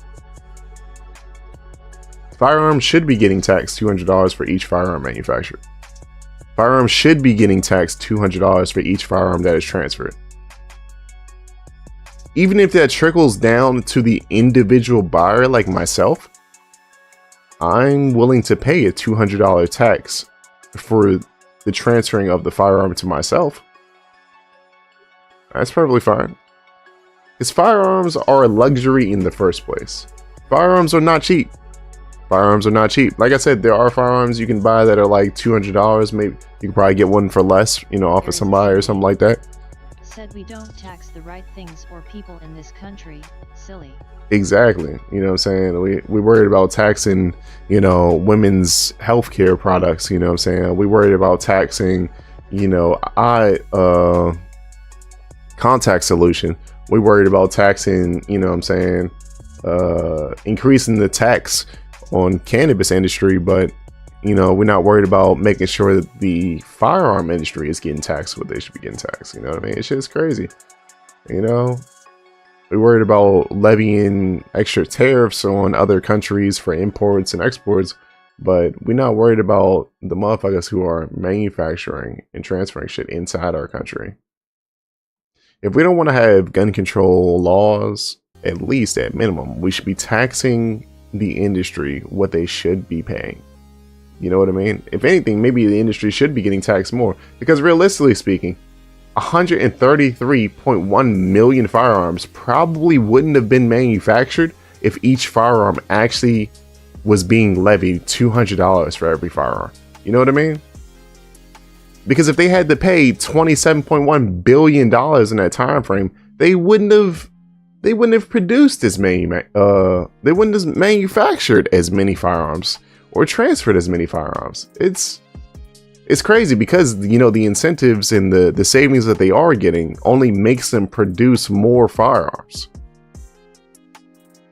If a third of the US population was manufacturing firearms in a 13-year period, there's not 133 million people who are being born in a 13-year period. Said they know it's going to sell, so why not make as many as possible? I wish I had data for how many firearms were sitting on the shelf or just waiting to be sold. Countrywide, but I'm sure there's no data on that. But it's just, shit is outrageous. Shit is outrageous. People need to know. You know what I'm saying? And this is just one category of things. You know what I'm saying? Obviously, this bill is not going to pass, but you know, this is one thing that could be going into this Medicare trust aid fund, you know, to fund people's healthcare and XYZ. This is, like I said earlier, this is a quarter of all the money we need for the entire world. This is a quarter of all the money we need in the entire world to end world hunger. According to the UN, they estimate it takes about 80 billion or so to end world hunger. This is a quarter of all the money that is needed. Maybe it's a little bit more than 80 billion, but like I said, quarter of all the money that's fucking needed is fucking crazy. It might be like more like 90 something million or 90 something billion, I'm sorry. But it's crazy. It's crazy, and it's fucking. And you know, with lobbying and all that, you know, obviously this money, you know, is going into some politicians, some judges, or whoever else who's supporting the bills and passing of such regulations and, you know, lawsuits revolving around an XYZ. So, you know, there are people obviously benefiting off of this, but I know they're not benefiting $27.1 billion, you know what I mean? They might get like some millions or something like that, and they get a bunch of incentives, you know, you getting flights, you getting gifts, you know, firearm gifts, XYZ. You get to go to shows, XYZ, you get hotels, you know, all this other stuff. Maybe you get some offshore account, something, who knows? But they're not getting 27 billion. You know what I mean?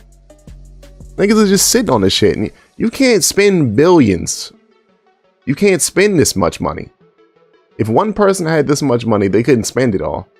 So, I mean, they could, of course, but they couldn't spend it in their lifetime if they actually utilized the money. You know what I mean? So it's crazy. Because this is only 13 years, like I said. We have data going all the way back to 1986. So if we did the math for all the way back to 1986, I'm sure this number would probably be like, maybe like 40 billion, maybe. There were less and less firearms produced for the preceding years,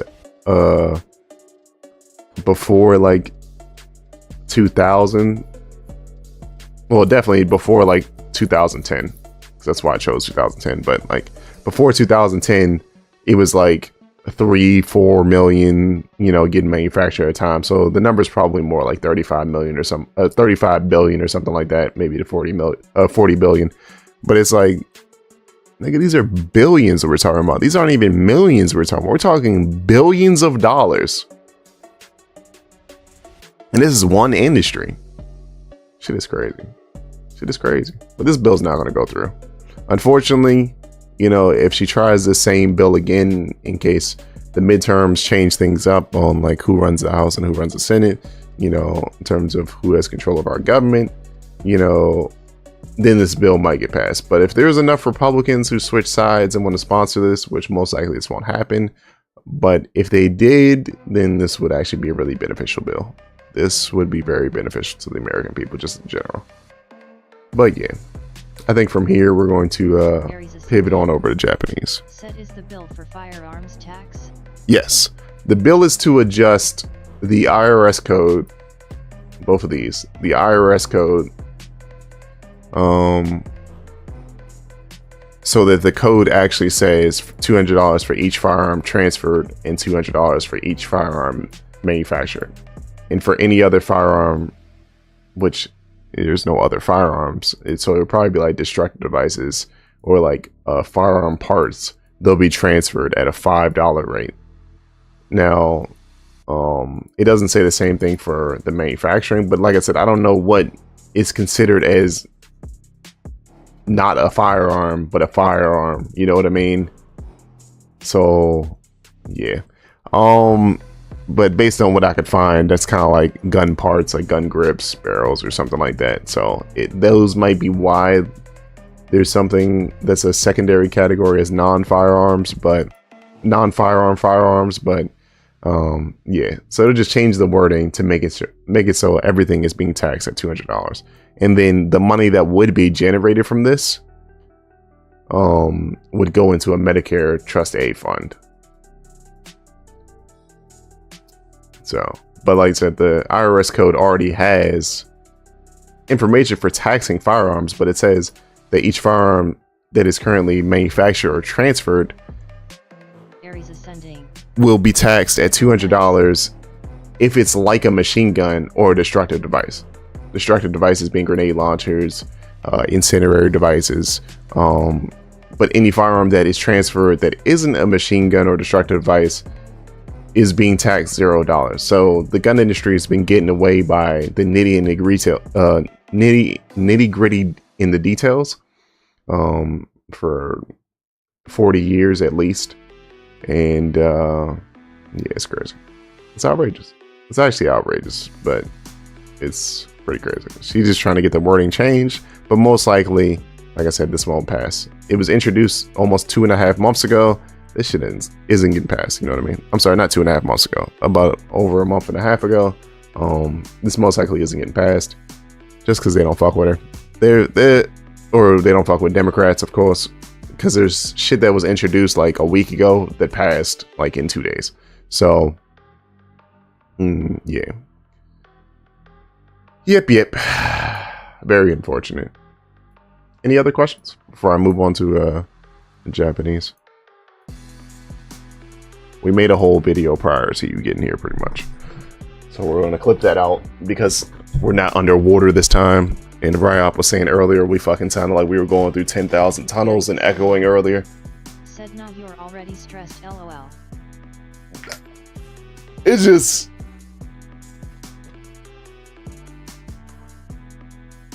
I don't know how to... And we were talking about this a little bit yesterday, but like... Even if you showed this data to everybody, like... would the people do anything about this? You know what I mean? Like...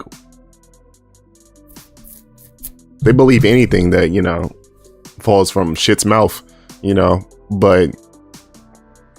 would the people actually want this? You know what I mean? Like, obviously, more progressive, democratic people are obviously like, yeah, XYZ, but, like, would people that hardline on the red side or far right, would they still go for this? You know what I mean? If they knew how much money was being left on the table. It just, you know, for the last 40 years or whatever, it's just like... and this data is, like, readily available. You know what I'm saying? It's not like I had to get, like, special permissions to get the information for how many firearms were manufactured or transferred or anything like that. Like, Like, this data is readily available. Like, you know what I'm saying? It was a quick Google search onto the ATF website and finding specific PDFs or whatever information that they had already released to the public. Same thing like all the bills and shit that's on Congress.gov. It's like, Said their question would be, how can that money get in my pockets? literally. But you know, a lot of these motherfuckers are on Medicare and need this benefit, but they wouldn't go for it because their hardlining party lines wouldn't allow them to switch sides. But hopefully, like I said, hopefully people are waking up to their nonsense and changing their mindsets and forsaking their family members who continue to believe in said nonsense and the death of people and the destruction of our society and, you know, XYZ other stuff. But like I said, midterms are this year. Maryland doesn't have any Senate seats that are up, but obviously the House seats are up. So like I said, remember who your representatives are, remember who you voted for, and be talking to people and you don't know who the fuck you voted for and XYZ, like, or they don't know who they voted for and blah blah blah. They should look into that and really look into what their representatives have been doing. Like I said, you can easily find this shit on congress.gov. You know what I'm saying? Obviously, all of the representatives, there's a little member tab, and you can look up each individual one by senator or representative and see exactly what they've been doing. Like also Brooks, for example, you know, everything. Like, she has been in office for a little over a year, and she has either sponsored or co-sponsored. She's co-sponsored a lot of legislation. It says original, so these must be like 100 and something, 104 amendments or something like that. But she's co-sponsored at least 200 to 300, or maybe 300 different bills, and she's put forth, like, she sponsored herself 44 different bills. So remarks in the congressional record, we can actually see what she's been saying. December 17th.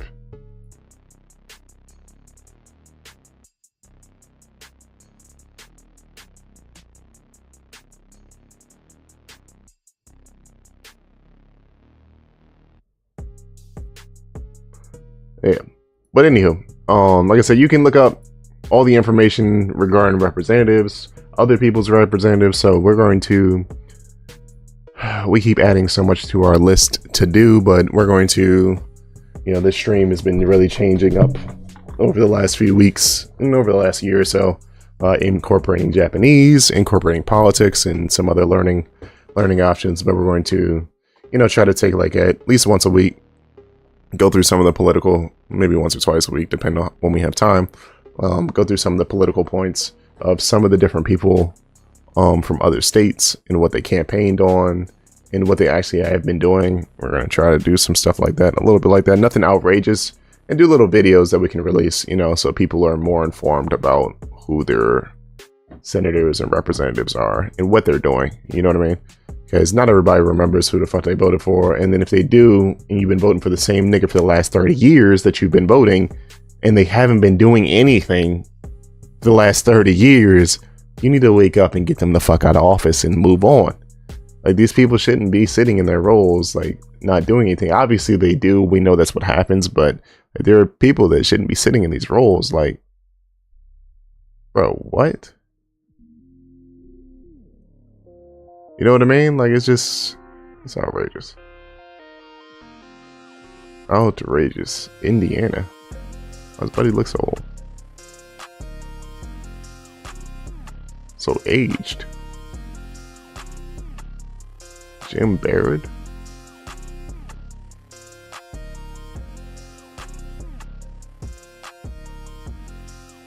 When was this guy born?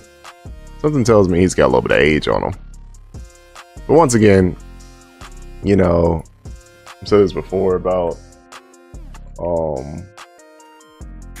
representatives, realistically speaking, at most, they should only be able to, yeah, this nigga's 80. See, once again, this nigga's like I mean, he just got into the House recently, right? Is that what it was? He's part of the House, I think. Where's he at? He just got in the House in 2019, but he's been representing his state for the last 5 years, and that means he's probably up for re-election this year, I'm assuming. But he's 80. He no longer represents.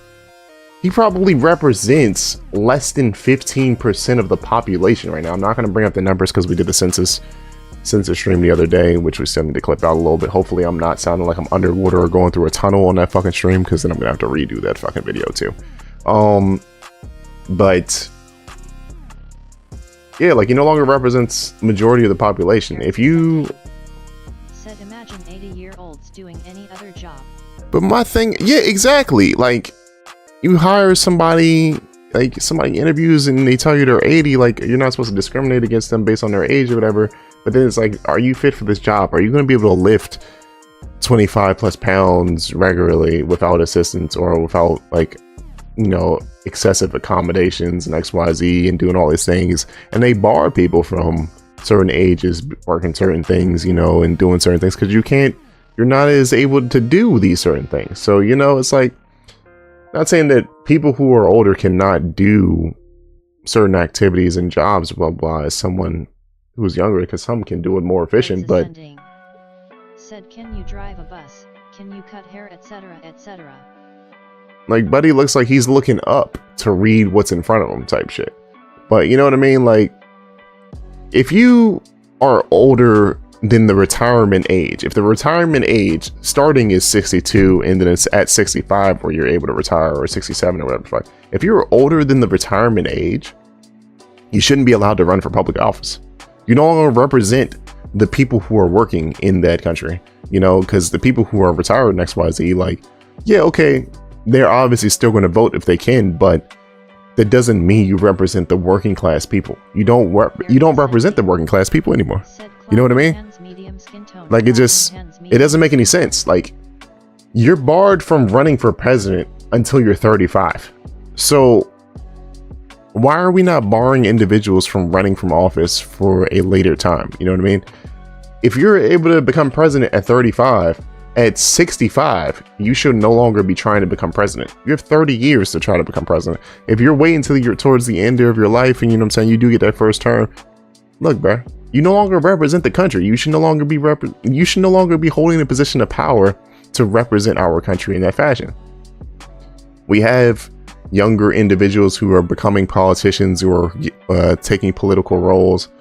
I'm not one of those individuals, even though some people think that I should. I am not one of those individuals, but, you know, people who are in our age bracket or in our generation, and Gen Z and some Gen X, you know, those are the people who should be holding most of the positions of that these congressmen hold. You know what I mean? Like, they represent the working class population. You know what I'm saying? Some of them have never lived like the working class population, but they represent the working class population. And those individuals have to keep track of who they're voting in office. Like, it should be a law. Like, it realistically should be a law barring individuals over 65 or 67 from running for office when you no longer represent the working class population. If you can retire, you should no longer, like, and it doesn't mean you can't work in other industries of the government, but you should no longer hold positions of power in the government. You know what I mean? You should no longer be a legislator in the government. Realistically speaking, the Supreme Court should have term caps, you know, because they stay on the Supreme Court till they die. But some of them don't become, you know, Supreme Court justices till they're like fucking 60 or some shit. So it's like, yeah, nah. But I'm sure with, you know, the changes in generations over the next decade or so, as, you know, morality rates, you know, things occur in XYZ, you know, I'm sure political positions will change up a little bit, but hopefully people start, once again, it's always hope, but, you know, with hope, we have to do a little bit of work and make sure that people are informed. to start working on some of these things that realistically should be implemented. I wish I could categorize this based on age, but I know they don't do this based on age because DEI wokeness keeps them from filtering this based on how old they are. But yeah, like, who is this? Maybe I should. This is one of those moments where AI is actually really useful. And I say that in terms of like, not, global AI like ChatGPT or something like that, or Google Gemini, but like a isolated AI that can operate just for like legislation, finding information on blah blah blah. Because you can just write a simple code to grab the information off the web, like Wiki, for example, using like Wiki's key or whatever, and grab as they call it, scraping the web for information and to get the ages of the individuals, whatever. It could do something like that, but like I said, this is a little bit more of an easier job for AI, but we're still just gonna, do some things. Like, who is this? Who is this? She was born in, oh wait, it has their age at the top. What? Is it always their age at the top? Oh, it does. Bro, Buddy was born in Buddy was born in 47.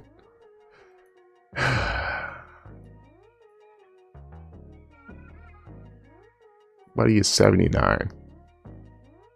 Or turning 79. This is what I'm talking about, bruh. This is what I'm talking about. She definitely looks like she was born in 52.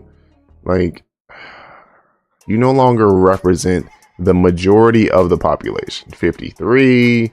Like, I'm just clicking on random people. 53. Like, and a lot of the times, like, and this is what I like. Said they're too out of touch to make decisions.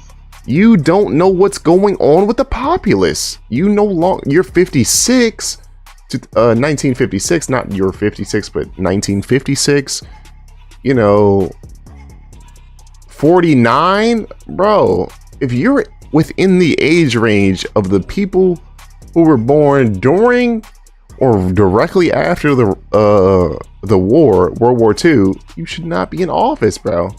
1974, that's more in line with the general public. Like I said the other day, I don't remember what representative it was, but I think she was a representative for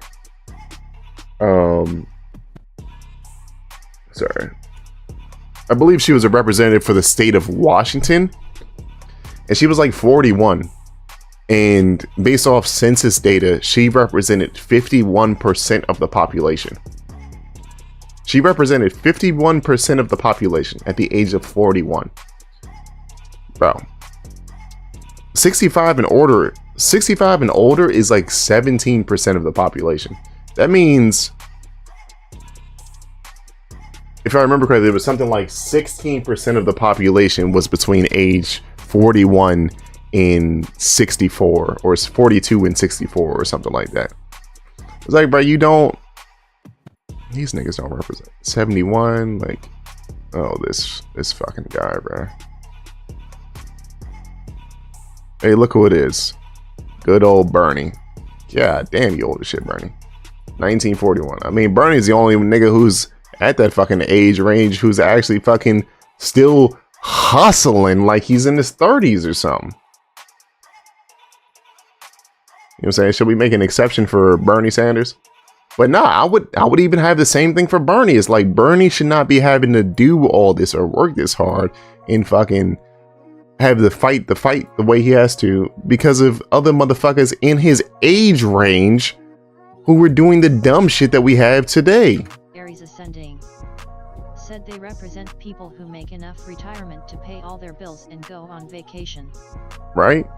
They represent the niggas who collected millions. 44, bruh. She was born the year before the war ended. Like, come on, bruh. 1960? Okay. But he looks like... Okay. Anyhow.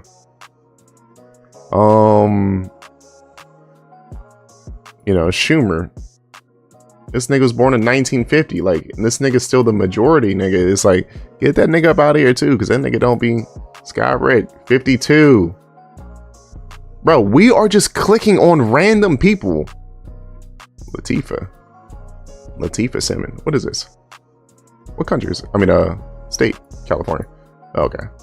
77. That's not bad.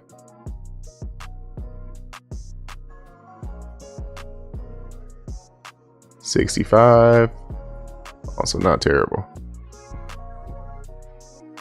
Like I said, we're clicking on random people, and these niggas, we're finding more than not they're born within the year range of 1940 and 1952 or something. Like, come on, bro.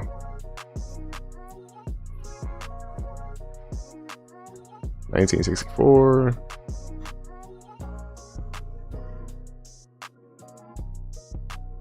$1983. Oh my goodness, why she's choosing so hard?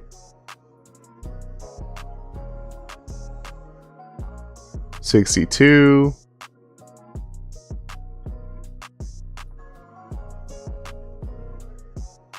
Ohio. $86. 55. Man, Buddy doesn't look like he's cracking at all. Buddy doesn't look like he's cracking at all. It's like 55. Down in the SIP. 48. 48. You've been... This nigga's been in Congress since 93, bro. You've been representing the SIP since 93, bro. I know this shit you could have been doing by now. This nigga has 9,500 joints.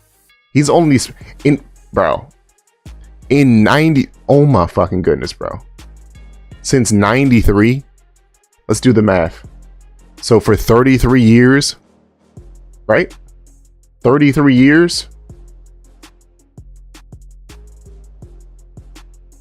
In 33 years, he's only sponsored 253 legislations. I'm not saying you got to be the man who's writing everything out here, but in 33 years, you've only sponsored 253. Remind you, Alsobrooks has sponsored like 40 something legislations in 2 years. She's done more than this nigga has done in 33 years in 2 years. You know what I'm saying? Because if we break down the math, if we looked at how much legislation he actually sponsored per year based on the number of 253, you know, because my brain can't stop working all the time. What'd I say? 33 years? What is that, 13 a year? 7 a year, maybe? Is that right? That's seven legislation he sponsored a year. Bro, like, what? Get this nigga up out of here, bro. He's not represented. And I'm just looking at based on numbers. Like, I'm not looking at the content of what he's representing. 49. Get this nigga up out of here, bro. 214. Bro, these niggas aren't doing shit, bro. 186. Since 65. Since 65. There's only been 186 things that pieces of legislation you thought needed to be implemented into the fucking legislation. I mean, this I just said the same thing backwards. There's been 186 pieces of legislation that you think should be implemented into law since. Said he needs time to nap and read his newspapers. What time is there to do legislation? Exactly. But she's been representing Congress. She's only been representing Congress since 2015. So she's got 186 since 2015. Mind you, Buddy had been in Congress since 93, and he only had like 240. She has had 186 in half the time. This is what I'm talking about. Like, people need to be paying attention to what are these niggas doing, bro? Because she's obviously doing way more than him. But she's born in 65, so she meets the... That makes her about, what, 60? About 60 this year? Or 60 last year? She was about 60 last year. So she's coming up towards the end of the cusp of what I would say is her political career for representing the public or representing the government.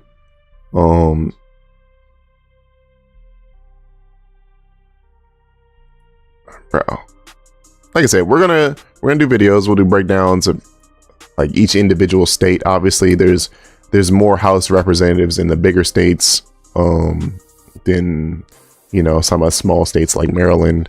But we'll do some breakdowns. I don't know if we're obviously not going to be going through 157 different sponsored legislation, but, you know, maybe a couple things of a recent time, you know, just talking about some of the things that they have sponsored themselves and things they've co-sponsored, maybe a couple of votes here and there. I don't know what the criteria is going to be just yet, because obviously we're going to put a lot of time into that. But the most important thing is we're going to need to make sure we post the videos, because putting all that time into something like that isn't going to be useful. Is good for us to know, but needs to be useful for the general public.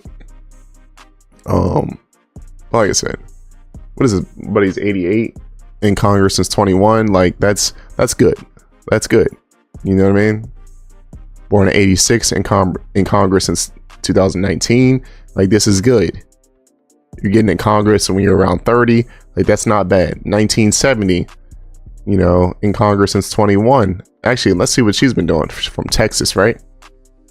She's sponsored 104 bills in 4 years.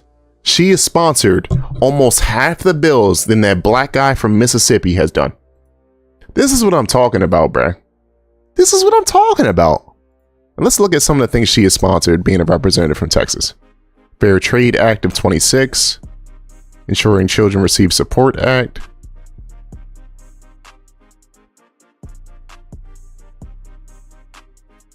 Made in America Integrity Act.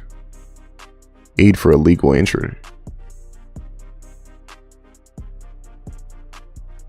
The question is, I mean, I'm not really going to look too deep into, you know, what she's been particularly co-sponsoring, because I feel like she's been co-sponsoring some things that have we don't politically agree to, but you know,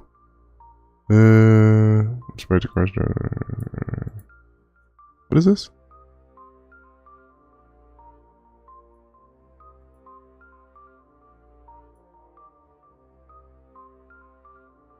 Oh my goodness.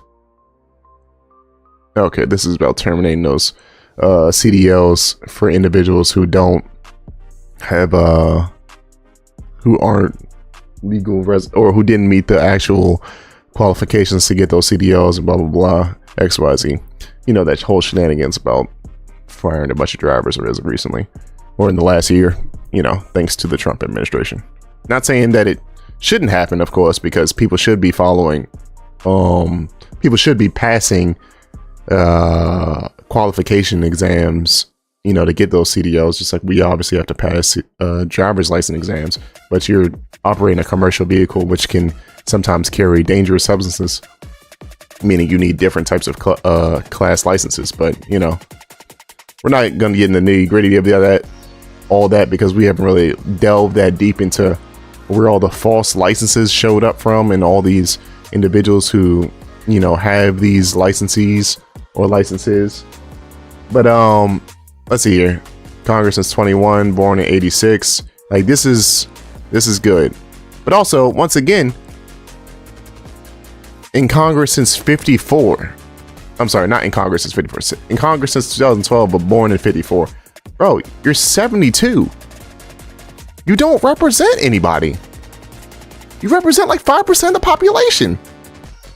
71. Yeah. But all right, we're going to pivot into some Japanese. She was in Congress in 93 to 95 and then 2001 on. So she was out of Congress for 6 years and then came back. But she was born in 58. She looks a lot younger than her age looks, at least that picture wise anyway. But once again, she's like damn near 70 or almost 70. So she's past retirement age. Born in 79 in Congress since 22. It's Florida. I recognize this young lady. 63. 2013. Like, there also should be term caps for Congress, because Congress, realistically speaking, like I could say like 2 presidential terms, right? 2 presidential terms is 8 years, you know? So, okay. If you have one president who's vetoing everything that your party is approving, and maybe you don't have the House for like, or you don't have the House or Congress for like, you know, for a whole presidential term, you know, maybe you're not able to really get a whole bunch done. But, you know, that cross party lines cooperation thing, I feel like it's really overlooked. Obviously, niggas be lying, and they only be sponsoring shit because, or co-sponsoring shit because it's from their party and XYZ. They don't even reading the bills that they be putting up and how it affects their constituents and all that. But like, there's better ways, bro. There's better ways to work on both sides of the field to get shit done, to help the populace, XYZ, if only you want to help the populace. You know what I'm saying? You can never help somebody who doesn't want to help themselves. So let's see here. Buddy from Arkansas, born in 77, since 2013. Was in Congress 2013, born in 61. Yeah. Like I said, this shit is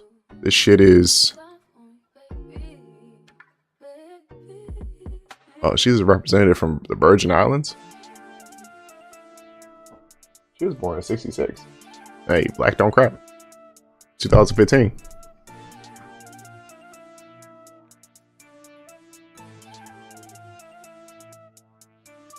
She's from Samoa. Hey, the representative of Samoa. For everyone who doesn't know, she was born in 47. Oh my goodness. I think they need to elect somebody who's going to be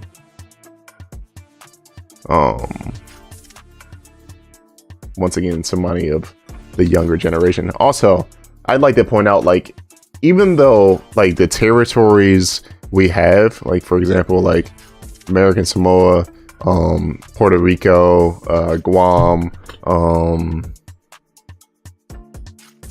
the Virgin Islands, like even though they can vote and get somebody who represents them in the House of Representatives, those individuals who get elected, they can co-sponsor and they can speak on the floor, but they cannot sponsor they can sponsor legislation, they can co-sponsor legislation, they can be part of committees, they can be part of teams, XYZ, but they cannot vote on like the passing of legislation or something like that. There's like some stipulation where they can't like pass legislation. Yeah, not voting. They say vote type recorded vote. Oh wait, I don't know what that. Maybe it's certain types of legislation, but I know they're not supposed to be able to vote. Obviously, she voted on something, but she voted yes to.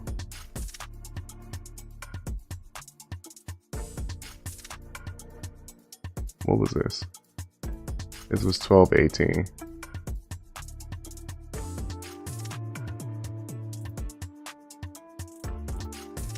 What the fuck?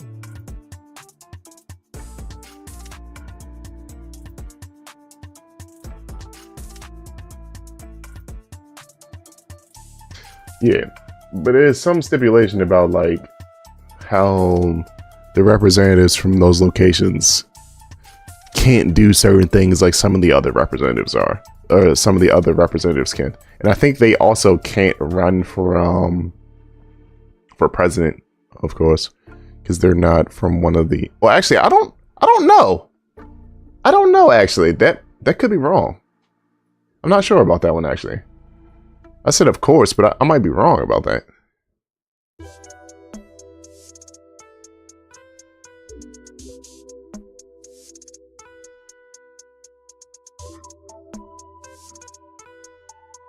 Yeah. But yeah. So that's that. Stay knowledgeable, stay focused, maintain, Stay strapped, stay black.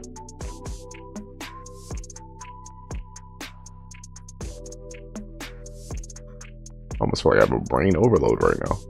Okay, so let's close out all this Congress stuff. Let's close out our spreadsheet.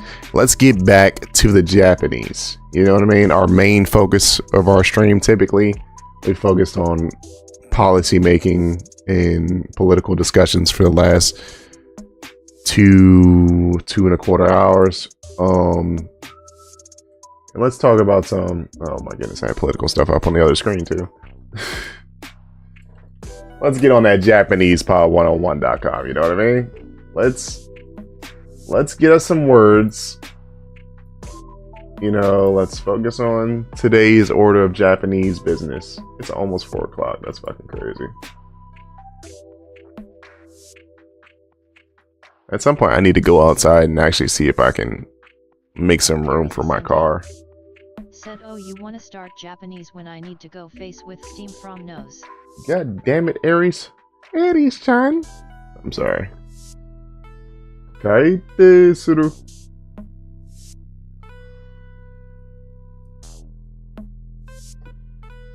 Kaite suru. I think that's revised, right? It is revised. That is revised. Kaite suru. Kaite suru. Suru. Kaite suru. It revives. Genko kaite suru. Genko. Genko. Genko. Genko. Genko. Oh, it always throws me off when it ends in an O, a double, like a O that's carried across, and then an O. God damn.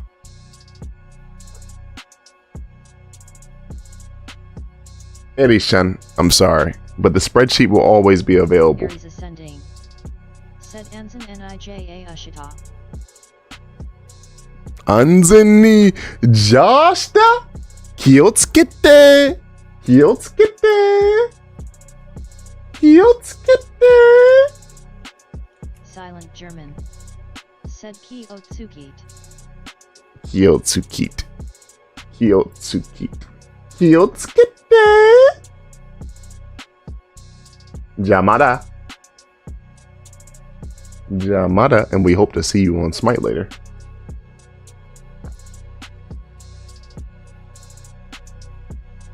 Aries ascending. Said I would have never guessed that's how that's spelled, lol. Yeah, I know, right? I think the O is just the politeness of it. Kyotsukete, Kyotsukete, Kyotsukete, No, actually, maybe Kyotsukete. I think the O is the politeness of it. No, O is usually the beginning if it's... I don't know. Never mind. Never mind. It just might be one of those instances. Kyotsukete. You know, Japanese is weird. Like, everything sounds like it's all part of the same fucking word. Like, nobody's breathing. Boku wa zokocho desu. Daijoubu desu ka? Daijoubu desu ka? Daijoubu desu ka? Raishei suru. Raishei suru. Why can't I think of anything else today? Aries ascending. Said right, lol. And then when in Japanese is written, we already talked about this, but there's no spaces like shit. Ain't really no spaces, so nigga just be reading this shit and like, oh yeah, Gento de. Da da da da da da. Said I thought that was kill, but that's a whole different word. I thought that was kyo. Kyo. Kyo. Kyotsukute. Kyotsukute na kyotsukute. Kyotsukute. Kyo. Kyo. Kyo. Yeah, kyo is today. Today. Kyo. And then kinu is not kinu. Kino. Kino. Kino is tomorrow, right?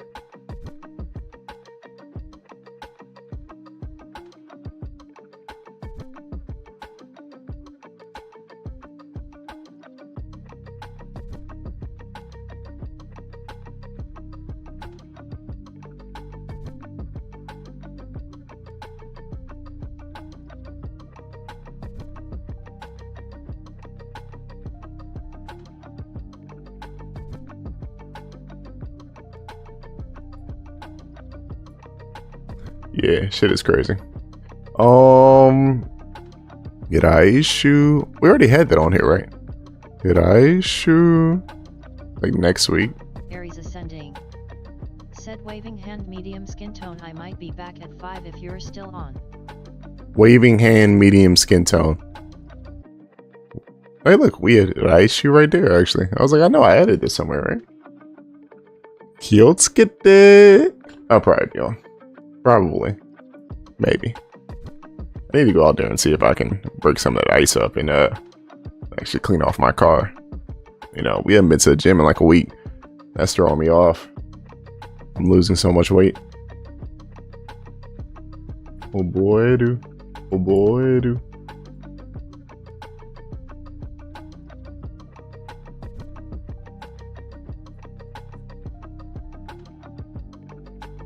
Hajimeru. No mi Hajimeru.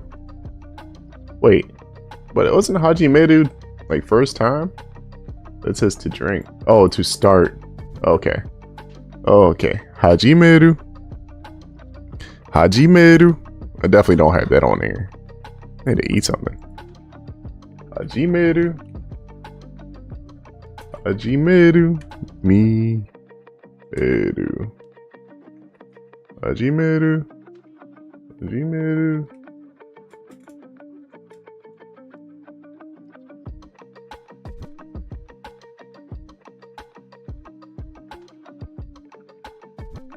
It can be used as an auxiliary attaching to the mas stemma of another verb. This creates a compound verb meaning to start to do something. For example, the verb taberu, when combined with hajimeru, gives the compound verb taberu hajimeru, to start to eat. But why are all these? Okay, I see. Hajimeru. So it's an auxiliary verb.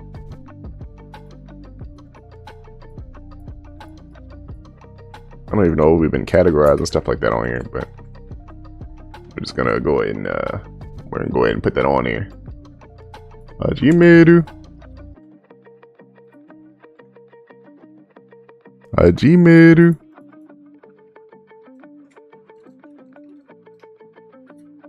No mi Hajimeru. Tabe Hajimeru.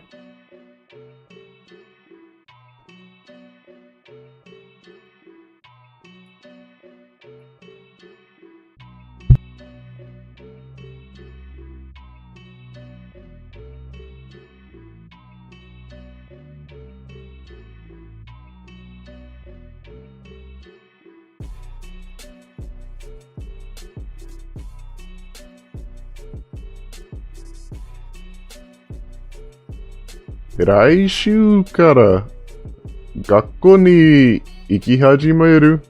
Hajimemasu. Oh, hajimemasu. I see. Ashiri hajimasu. Kiki hajimasu. I see. I see. You conjugate it as it's supposed to be conjugated. I see. I see, I see, I see, I see. So let's say I'm going to start eating next week, or next week I'm going to start eating Iraishu kara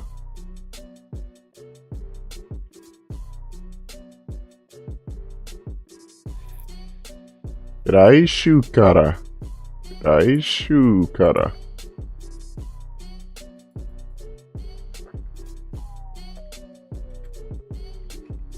Raishu kara.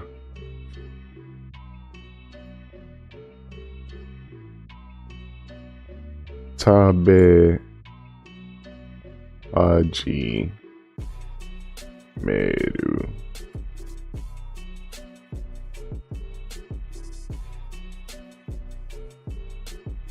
No, not meru. Hajimete.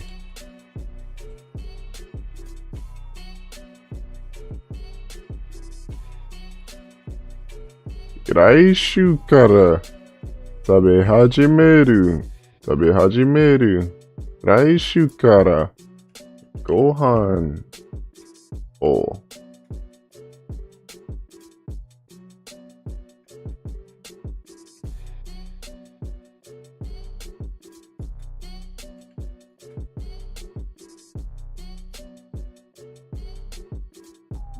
I see why they would change that to you can start eating solid food. 来週から next week ご飯を食べ始める。食べ始めて。What if I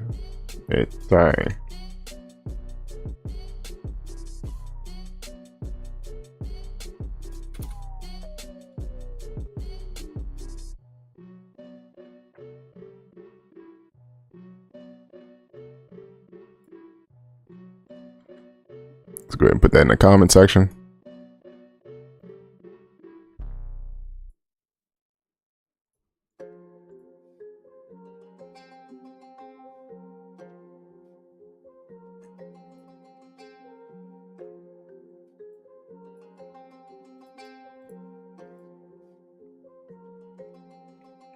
I shoe.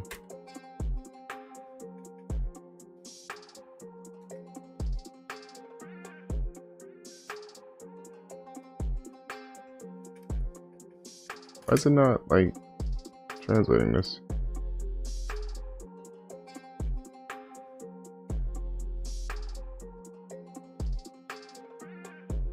Is that how it's spelled? I feel like that's not how it's spelled.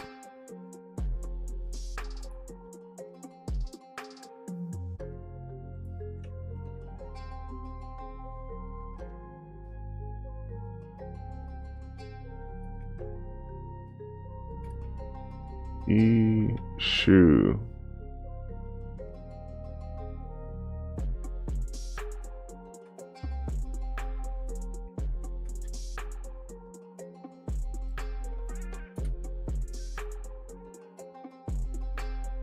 Raishu kara. Raishu kara. Gohan o tabe hajimeru. No, wait. Raishu kara. Gohan o tabe hajimete.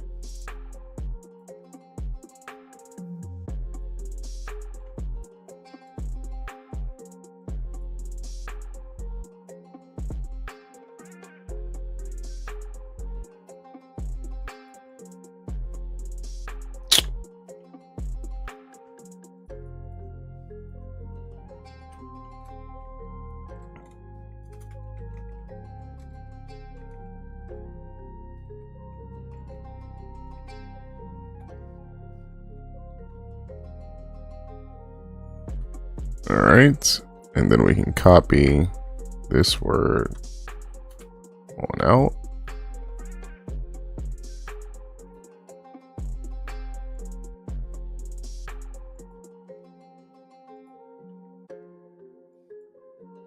Alright, that's one right there.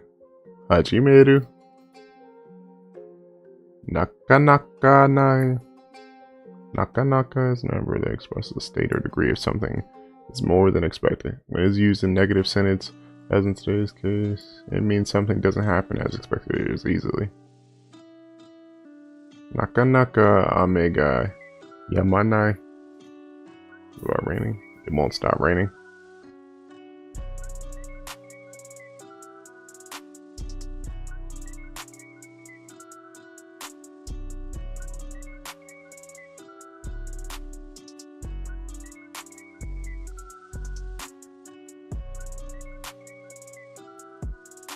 I have to come back to this Nakanaka.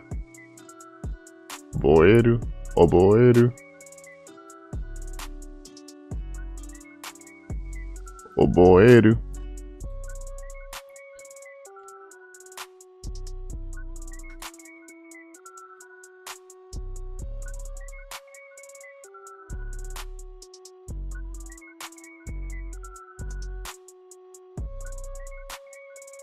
Oboeru, Saifu o Oboeru?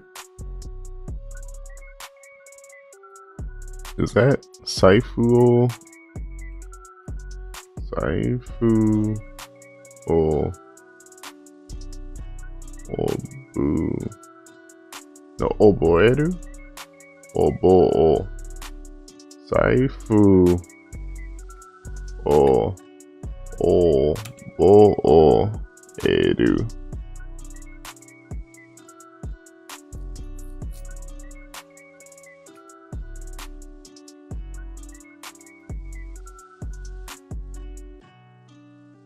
Saifu o oboeru. Saifu. What is the word for color in Japanese? Is that iro? Was that iro? Saifu. Iro. Yes. Saifu o. Saifu. Saifu iru. Iro. Saifu iru o. Saifu iru. Saifu iru o.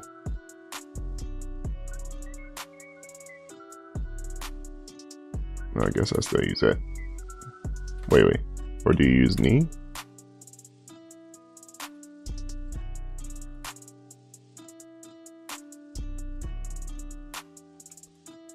Saifu iro.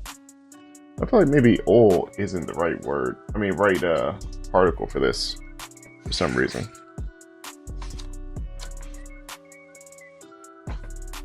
Marks object, marks place of motion. No, Saifu o obueru. Saifu o obueru. Saifu o obueru ka? Saifu o obueru ka?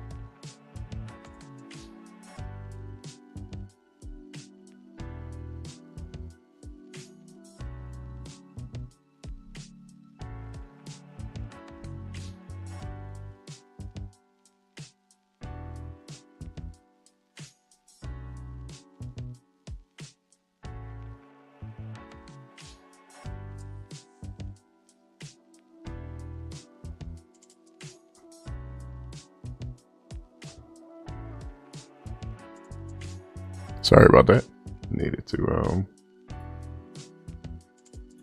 something up real quick. Ichiban verb.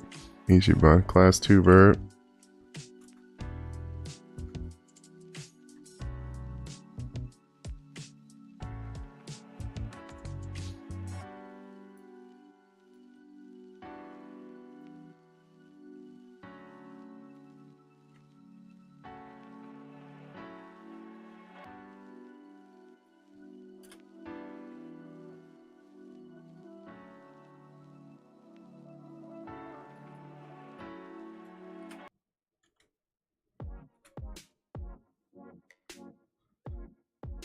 All right.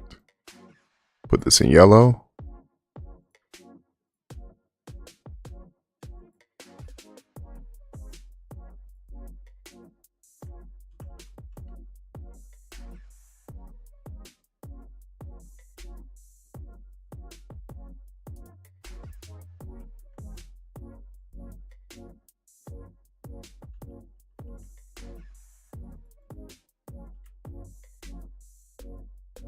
Saifu Iruo.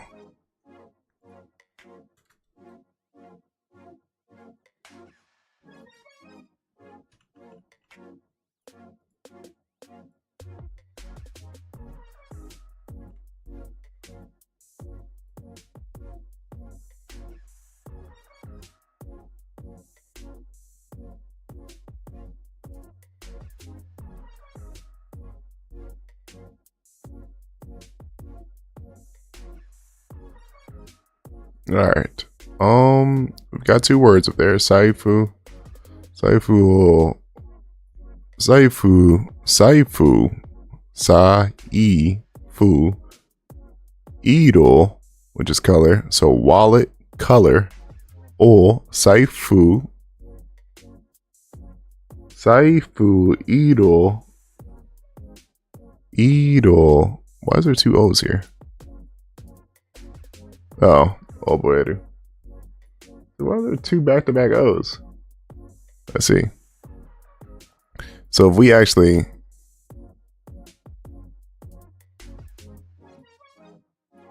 use the kanji for this, because this looks, there's just 2 O's back-to-back.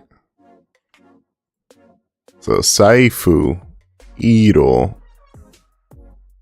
Saifu Iro o Oboeru. O Obo E Ru Ga. Saifu Iru. No, Iru. I keep saying Iru. Iru to exist. Saifu Iro. Saifu Iro o. Saifu Iru. Saifu Iru o. Saifu Iru o. Saifu Iru o. Saifu Iru o. Iro o. Saifu Iru o. Saifu Iru o. Saifu Iru o. Saifu Iru. Iro. Saifu Iro. Saifu Iro o. Oboeru. Saifu Iro o. Iro. Saifu Iro o. Oboeru. Saifu Iro o. Oboeru ka. Saifu Iro o. Oboeru ka. You know what I mean? Do the wallet, right? Wallet. Color. Object marking particle. Remember. Ka. Being like question. Do you remember the color of the wallet? Is what this says. Iraishu ka. No. Iraishu kara. Gohan o tabe hajimete. Raishu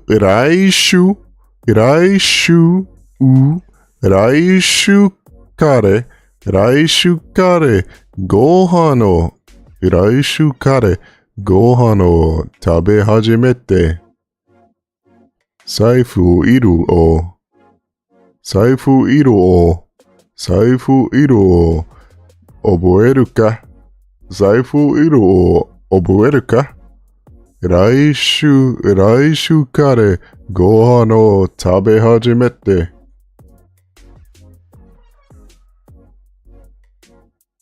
好み。Alright, I don't know what we're gonna do next. We've been streaming for the last 3 hours. See what's going on here real quick. Hold on 1 second.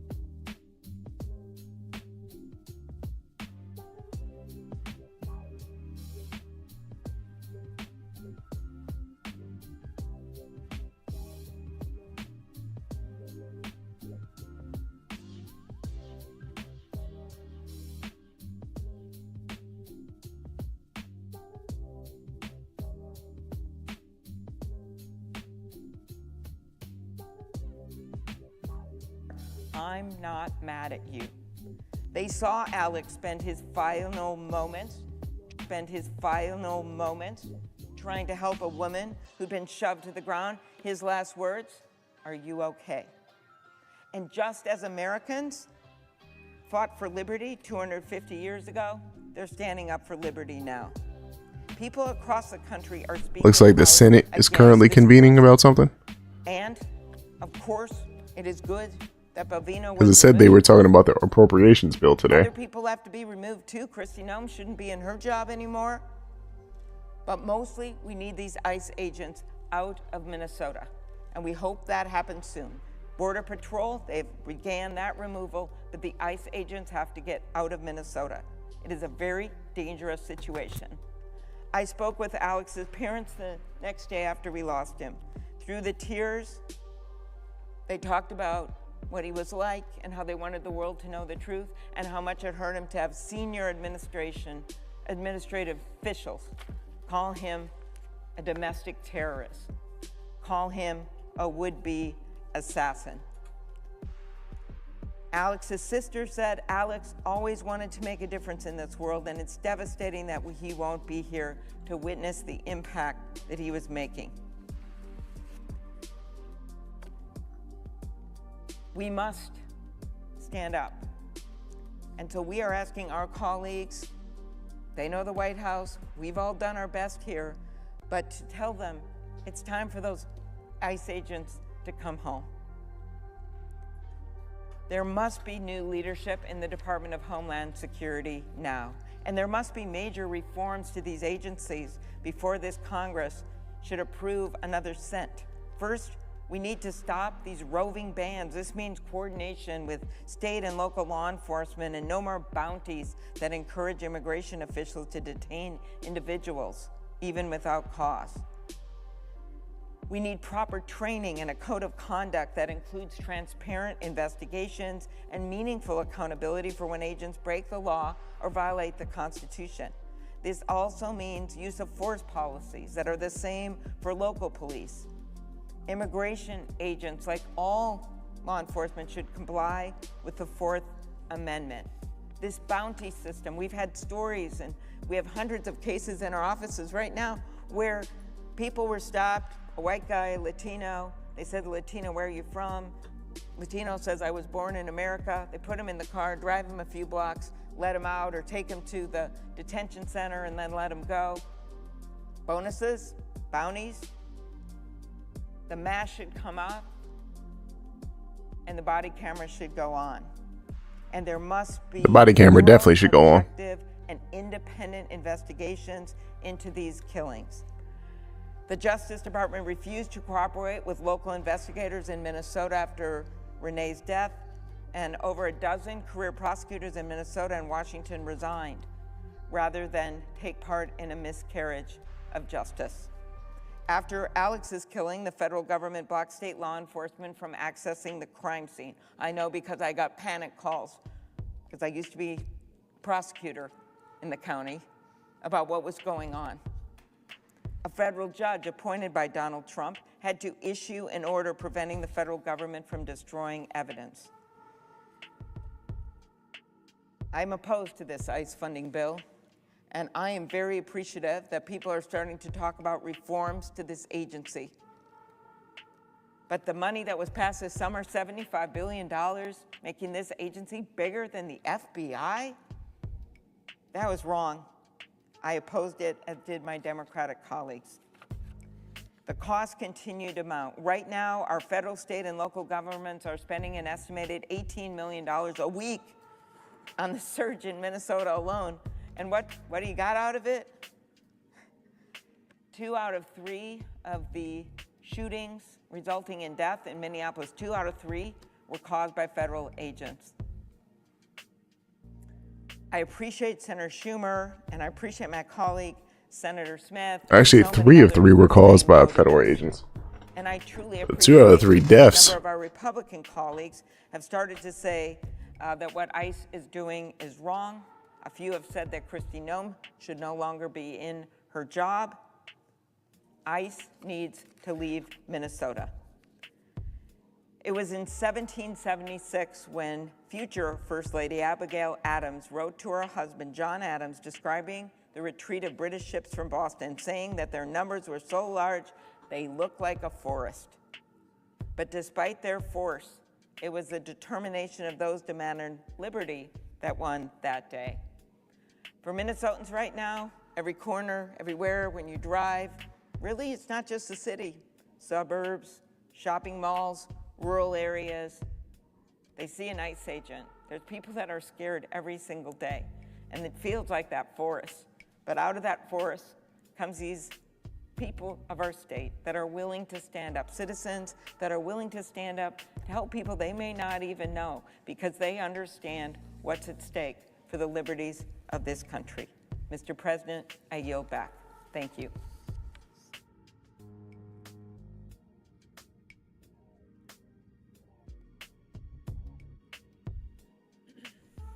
Mr. President. Senator from Minnesota. Thank you, Mr. President. And I want to thank my colleague, Senator Klobuchar, and all of our colleagues who are joining us on the floor this afternoon.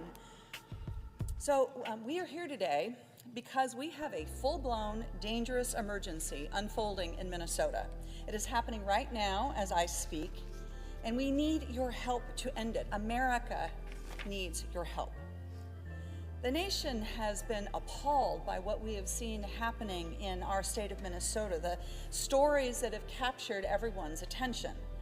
2 innocent United States citizens, Alex Preddy and Renee Good, shot and killed on the street in broad daylight by federal agents, just as they were trying to help their neighbors and document with their telephones what was going on, the brutality of it. A 5-year-old in a Spider-Man backpack, Liam Conejo Ramos. So Liam is coming home with his dad, and the agents are there, and Liam is trying to get inside. The agents try to use Liam as bait to lure the mother outside. And Liam is still in detention. He's still in Texas, a 5-year-old, 1,000 miles away from home. Colleagues, my head is so full of stories that might not have gotten all of the attention, but tell the tale of the brutality and the illegality of Operation Metro Surge in Minnesota. This is about a United States citizen, a young man who's walking out of his place of work to get lunch, and he sees an ICE agent. He's concerned, he's afraid that he might get targeted, so he turns around and he walks the other way, and the ICE agent runs after him and tackles the guy. He's a United States citizen, throws him to the ground, injures him, and detains him for hours. All the while, this young man has documents to prove who he is. It's about a teenager in Willmar, Minnesota. Now, Mr. President, Willmar is a smaller regional center in Minnesota. It is a place where the Jennie-O turkey processing plant is. It is an incredible community. And here is a teenager in Willmar who is stopped by ICE. She is beaten, she gets a concussion, and she is detained for 2 days, and she is a United States citizen. So imagine, it's hard to imagine this, but imagine you're in your neighborhood and there are these roving bands of federal agents. They have no identification. They drive around in black Suburbans. They have masks over their face. And like at the drop of the hat, they just leap out and they go after people. They're restraining them, they're hitting them, they spraying them with chemical agents, and then people are just shoved into Suburbans and driven off. And nobody really knows what happens to them. This is happening in Minnesota if it isn't happening in your neighborhood. And I want people to understand this is not just Minneapolis and St. Paul, where so many of the TV cameras have been. It is Rochester, Minnesota, where the schools are reporting a huge fall off of kids going to school because they're so afraid. Their families are so afraid to send them to school. It's in Mankato, Minnesota, which is in the southern part of the state. It is another regional center, a farming community. I heard today on the public radio station that the local immigrant rights organization is getting 400 calls a day from people who are trying to figure out what their rights are, what to do. A family member of mine is detained. I don't know where they are. This is happening in dozens of cities. So what we have here, colleagues, is a campaign. It is a campaign not about public safety. It is a campaign about fear and intimidation. This is about secret police roaming in our cities with no identification and no name tags. What they do is they overtly target individuals because of the accent that they have, the skin color that they have. And I'm not just imagining this as their motivation, because these agents are telling people this is what's going on. I mean, this is the story of a Hmong woman that I met at Hmong Village just last week, who in tears is telling me that her son has been detained. He's been gone for days and days and days, and she doesn't know when she's going to get him back. Where is he? This is about ICE agents going to a suburban restaurant in the Twin Cities, having lunch, and then after lunch they go into the kitchen to detain the folks that are working in the kitchen. We are seeing this happen every single day. Battering down doors, breaking car windows. There's no pretext, there's no warrant. They're targeting people, not because they know that they've committed some crime, but because of what they look like. And there's this thing that we have in the Twin Cities now, they're called ghost cars. What's this? This is a car that is left in the street, the middle of the street sometimes, the door open, the engine running, the keys still in the car, and nobody's gone, nobody's there. People know what happened. ICE came and got whoever was driving the car and took them away. You know, if you are going through a legal immigration process in this country, you go through a process, and it's your obligation, your legal obligation, to check in with the federal authorities. And what's happening now is that folks are getting legal residence, getting a letter to appear. They have a choice. They know that if they don't comply, they're breaking the law, so of course they comply. But when they go to the courthouse, what happens is an agent is waiting outside the courthouse. An agent is there to detain that person who is following the law, who has done nothing wrong. In fact, they're doing everything they possibly can do to comply with the law, and yet they're being detained. These are not, my colleagues, these are not what you hear from this administration about the so-called worst of the worst. These are people that are active contributing members of our community. These are legal residents who hold green cards, who are being flown to Texas with no legal representation, no access to counsel. And you know what happens sometimes? They get down there, they go through another screening, and the federal agents say, okay, sorry about that, we made a mistake, and they just dump them on the streets of Houston or wherever they may be. No documents, no identification. How are they going to even get home? That's happening in this country right now. And if they're not released, because not everyone is released, if they are not released, people have died in custody. People with no criminal record have been deported to countries that they have never even known.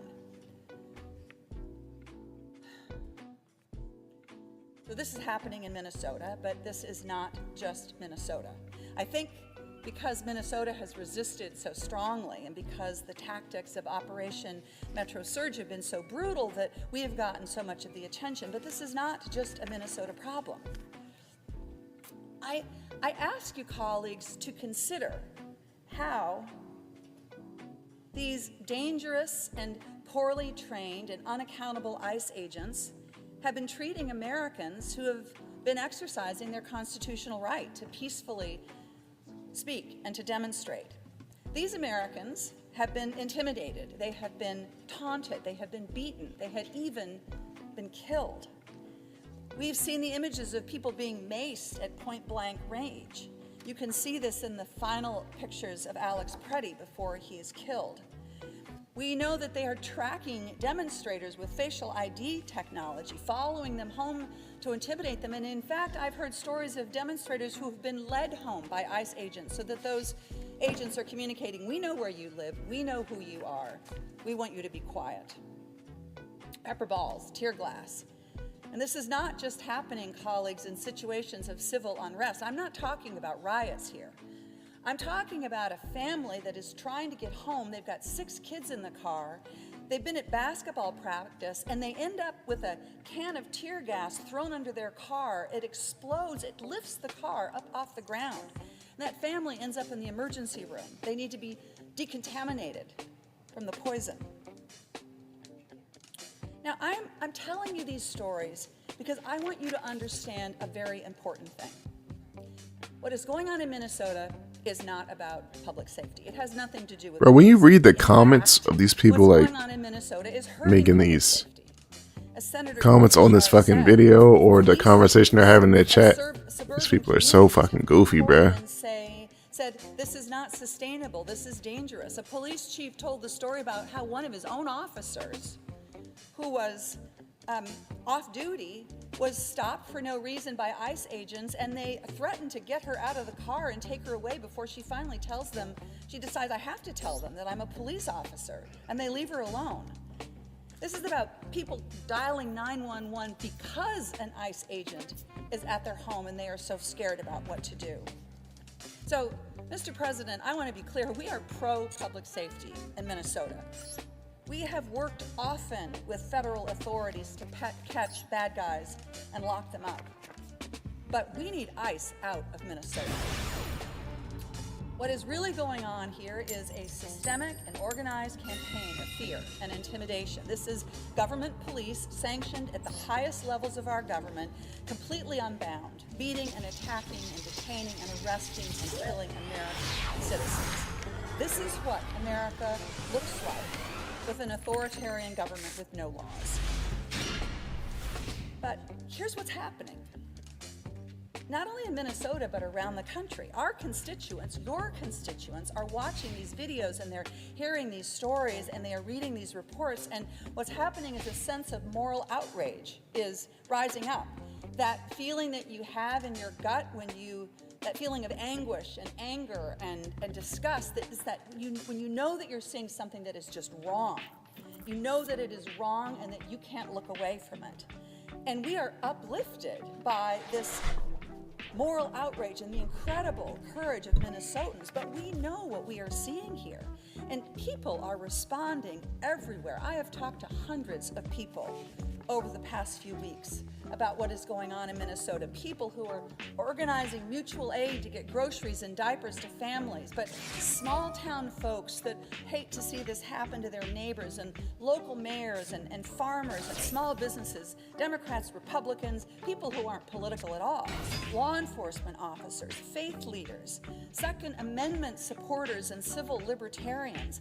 I mean, and the man in the truck that I saw when I was in Minneapolis taking groceries to people on Monday. He's in the truck and I drive up. He's like first kind of concerned that I might be ICE. And then he's worried that I'm going to think that he's ICE. And we start to talk.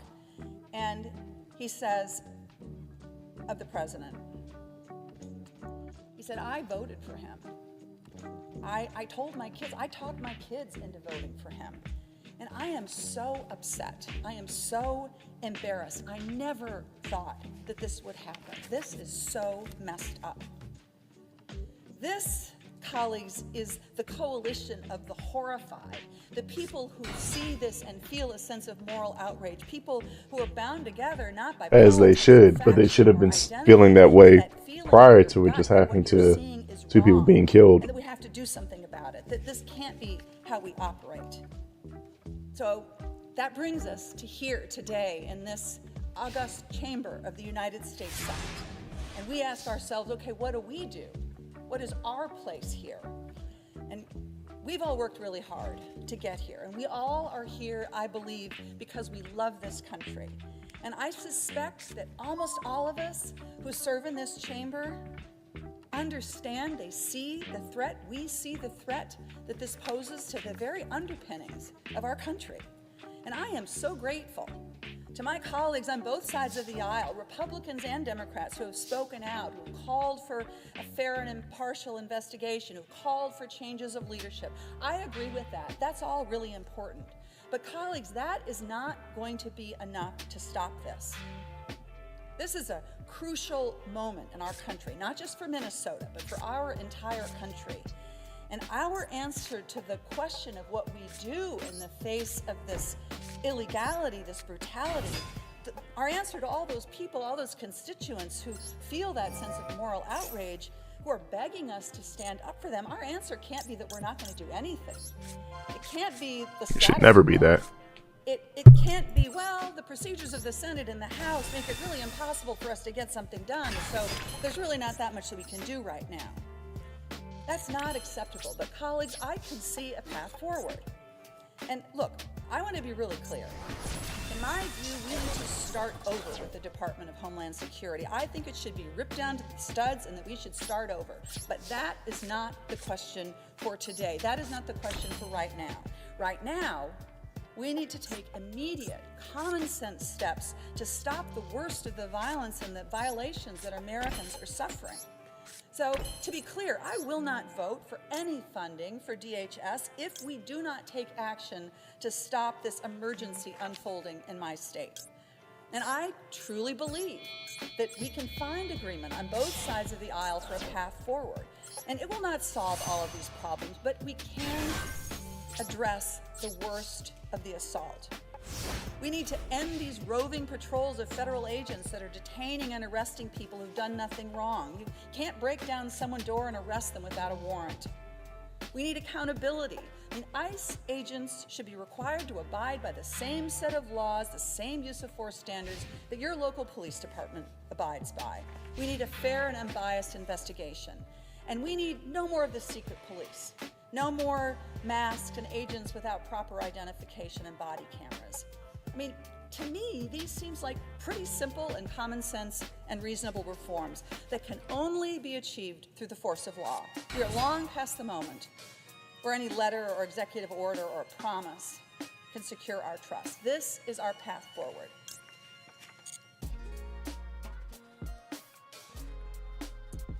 I am thinking about, as I wrap up this speech, and I'm thinking about all of my colleagues who are here to speak with such intention about what's happening. I want to just take a pause to acknowledge my beloved Minnesota.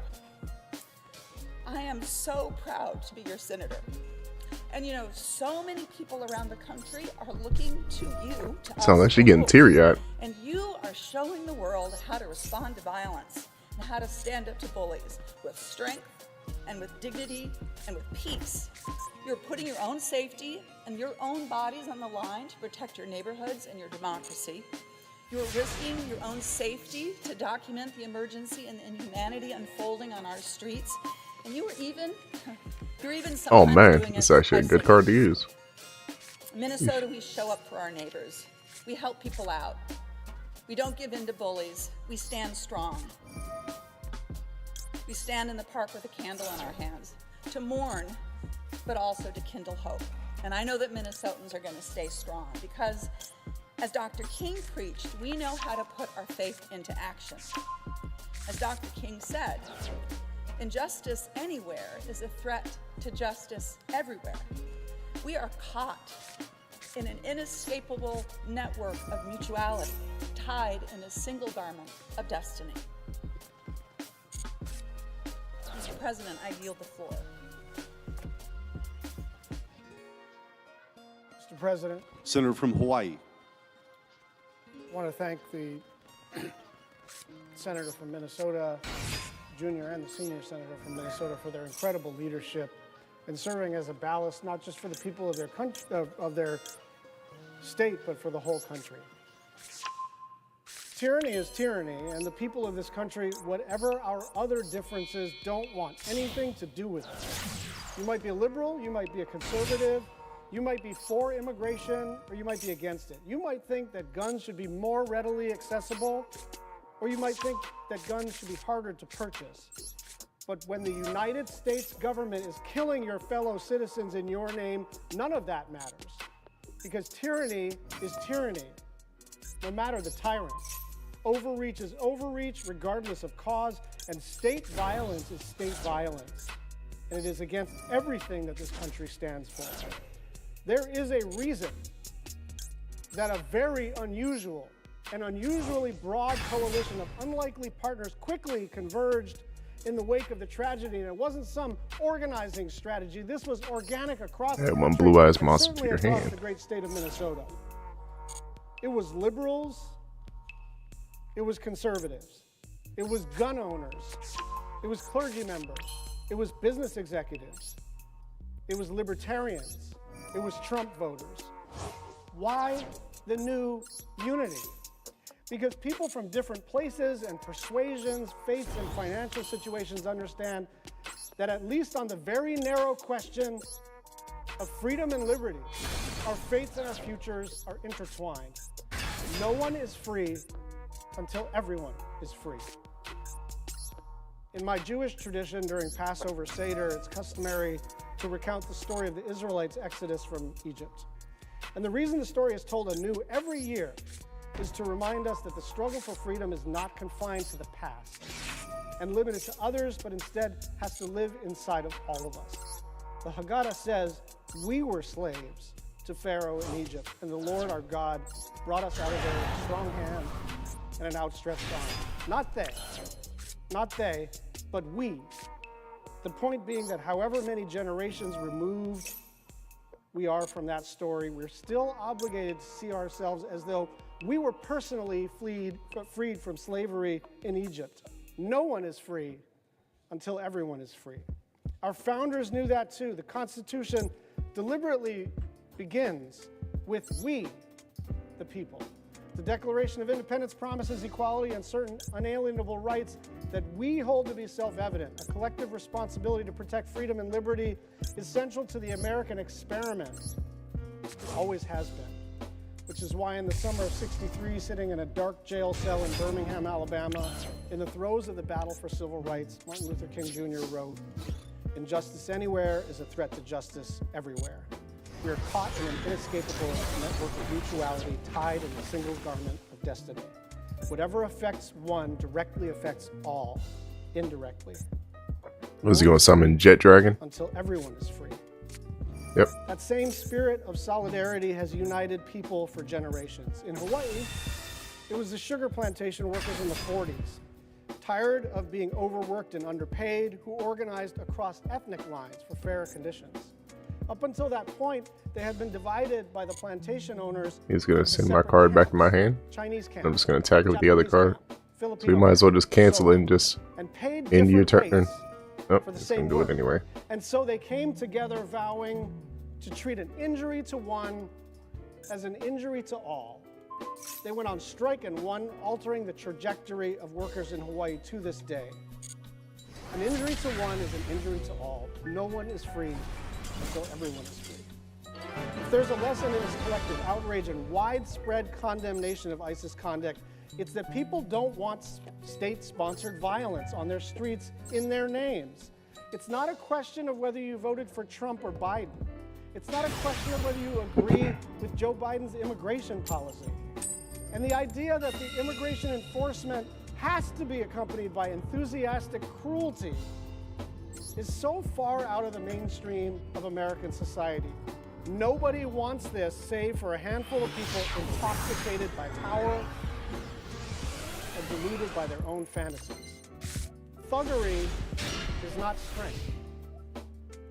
Strength must be used to protect people, to give a voice to the voiceless and make people feel safe.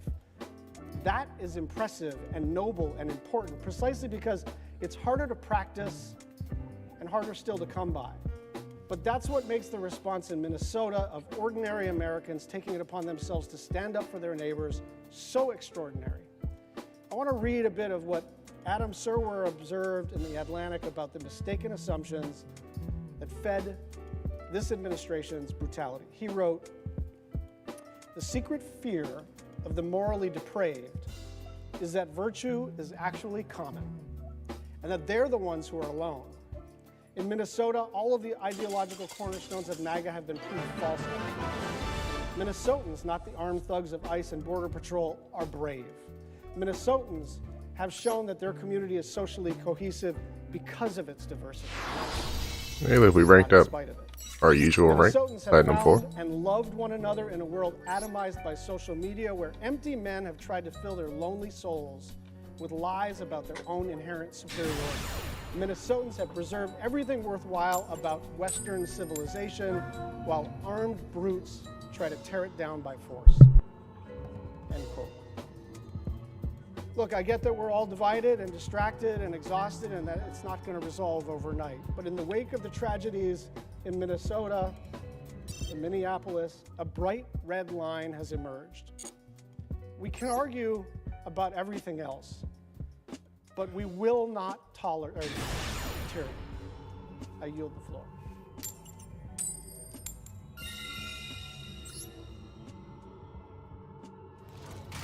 Mr. President, Senator from Delaware. Mr. President, I rise today in disbelief of where we are as a country. I will tell you, in listening to the speeches that came before me, such powerful words, I thought to myself, what can I actually contribute to this moment? As a matter of fact, when my colleagues said that they were going to schedule this floor block, I never thought about what I would say. I just said yes. And in my mind, there are a few things I do want to say. First, I want to start off by thanking my sister senators, Senator Amy Klobuchar and Senator Tina Smith, as well as former colleague, Representative Ilhan Omar, for your strength and leadership in such a trying time. Secondly, I want to acknowledge the people of Minnesota. who have been through so much. I recall years ago going to Minnesota myself for the memorial service for George Floyd and being with the community to have conversations about community policing. And then witnessing the tragedy of Melissa Hortman and so much that has happened in that state. And so to the people of Looks Minnesota, like we got a free win. I want to say thank you for showing us strength, resilience, what it truly means to be your sister's keeper, your brother's keeper, and to show up for your neighbors. You are truly inspirational. I guess what has been on my heart is the history of this country. We will be celebrating Black History Month. And at a time where history is trying to be replaced, erased, I think it's important to think back on the things that we have been through. And what it took to make it through those times were not necessarily our eloquent speeches, but it was that everyday people did something. And so, Oh, right word, now, but he didn't have no monsters the to play. words that are ringing through my head Oh my goodness, swords revealing light are twice. that they had their time, this is our time. We didn't ask for it. And I don't have any monsters to play. I'm in the same but ballpark we as are him. prepared for it, whether we know it or not. And the three words that stick in my head right now is, now we must. It's our time. It's our time to stand up for our brothers and sisters across this country. When the administration Okay, I actually had first something now. signaled their goals to do these kinds of interventions across the country, it was to arrest violent criminals. That's what I heard. But in reality, when you see a mother of three shot, when you see an ICU nurse who works for the Veterans Administration shot and killed, when you see children and families and pastors and priests and people across the country, not just in Minnesota, Oh, concerned word. to even walk in their own neighborhoods, maybe because of their color or their accent. That's not the way it's supposed to be. So that means each and every one of us has to do what we can in this moment to prevent this lawless Hey, you should have chaos saved that is ash happening blossom on our streets. for this.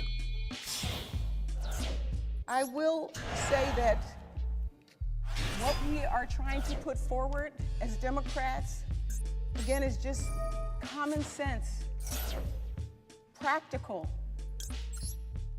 actually safety measures to keep our country safe. And so as we think about the fact that right now there are armed cars roving, people in masks that we don't even know who they are, Oh, it's gonna use They super should be poly. identified. Nice. people shouldn't have to worry about carrying their papers. I with like them. that. When we think about the process, people shouldn't be knocking on your doors and pulling you outside of your house. I like that. That's good. That was good. You don't even get a chance to put on your clothes, and they don't have a criminal warrant. They should be following the same rules as our state and local police officers follow in our states. Because what we're hearing is their efforts right now are making it even more difficult for law enforcement to do their jobs and keep us safe. And so there are, in this moment, things that each of us can do. And I hope that our Republican colleagues will join us. I hope they will join us in making sure that not only do we continue to have public safety that includes the public and our law enforcement, but that we reform an agency that has received over $75 billion as a slush fund. We want to make sure that money is targeted, that people are trained and that they are doing what is right, and that they are doing at least what our state and local police officers do. And again, I want to end by just saying that I didn't come to give a big formal speech. I came to say that each and every one of us in this moment can do our part. Our senators, again, thank you so much to Amy. Thank you so much to Tina for your strength and for your example. Again, I encourage our Republican colleagues to join us as we reform and change that agency, meaning ICE and DHS. But more importantly, I think what is at the core of all of this is that we still have a democracy when it's all said and done. And so my call again is for each of us to just do your part, to stay strong. And I will not be voting for this package if we do not pull out DHS and have those reforms that we spoke of. And I again want to just say, it's our turn. Now we must. I yield back. Recognize the senator from Virginia. Mr. President, thank you so much, and what an honor it is to be together with my colleagues from Minnesota to appreciate their leadership and how they've stood in the gap for Minnesotans who have really suffered in these last weeks, to be together with so many colleagues on the floor to talk about this. Well, I should have left Blue Eyes. See, I thought I was going to be able to use Monster Reborn on You don't have to be a spiritual or religious person to, when you see a mother, Ritual and her last Monster. name is Good, the murder of Good. It should make all of us step back and look in the mirror and ask what it means. You do not have to be a spiritually attuned person to watch a VA employee. Oh my goodness, I should have got Jet Dragon. Bullets in his back, and step back and ask, who are we? These images are going around the world, and people are not looking at these images as who a particular person or administration is. They're looking at this as, is this who America is? And that is what this debate is about. I take this very personally, Mr. President. From birth to age 2, I was a Minnesotan. I was born at St. Joseph's Hospital in St. Paul, Minnesota. I still have family connections in Minnesota.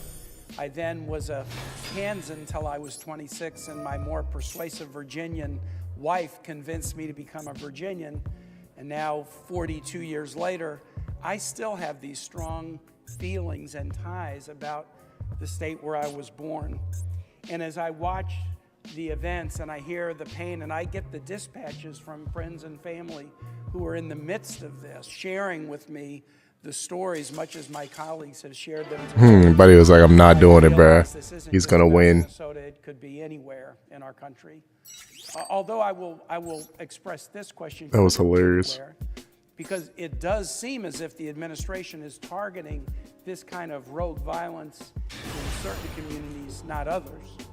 And when the Attorney General of the United States... Oh, look, he's finally saying... Somebody's finally saying something.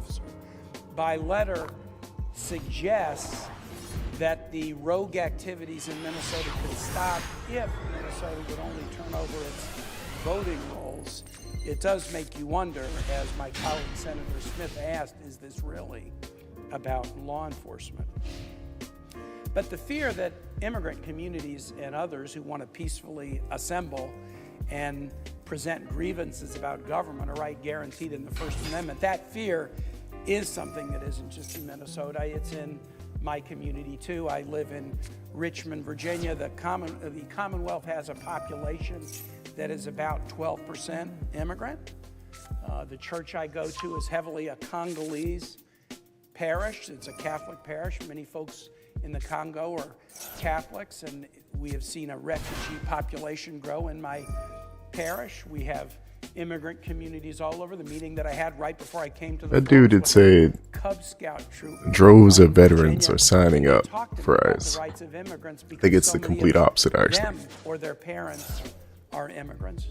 And the fear in our immigrant communities is palpable. Even when there haven't been roving patrols, will they start tomorrow? You see reduced attendance at child care centers. You see reduced attendance at church events because people hear rumors that if they go, they might be targeted. The fear is palpable.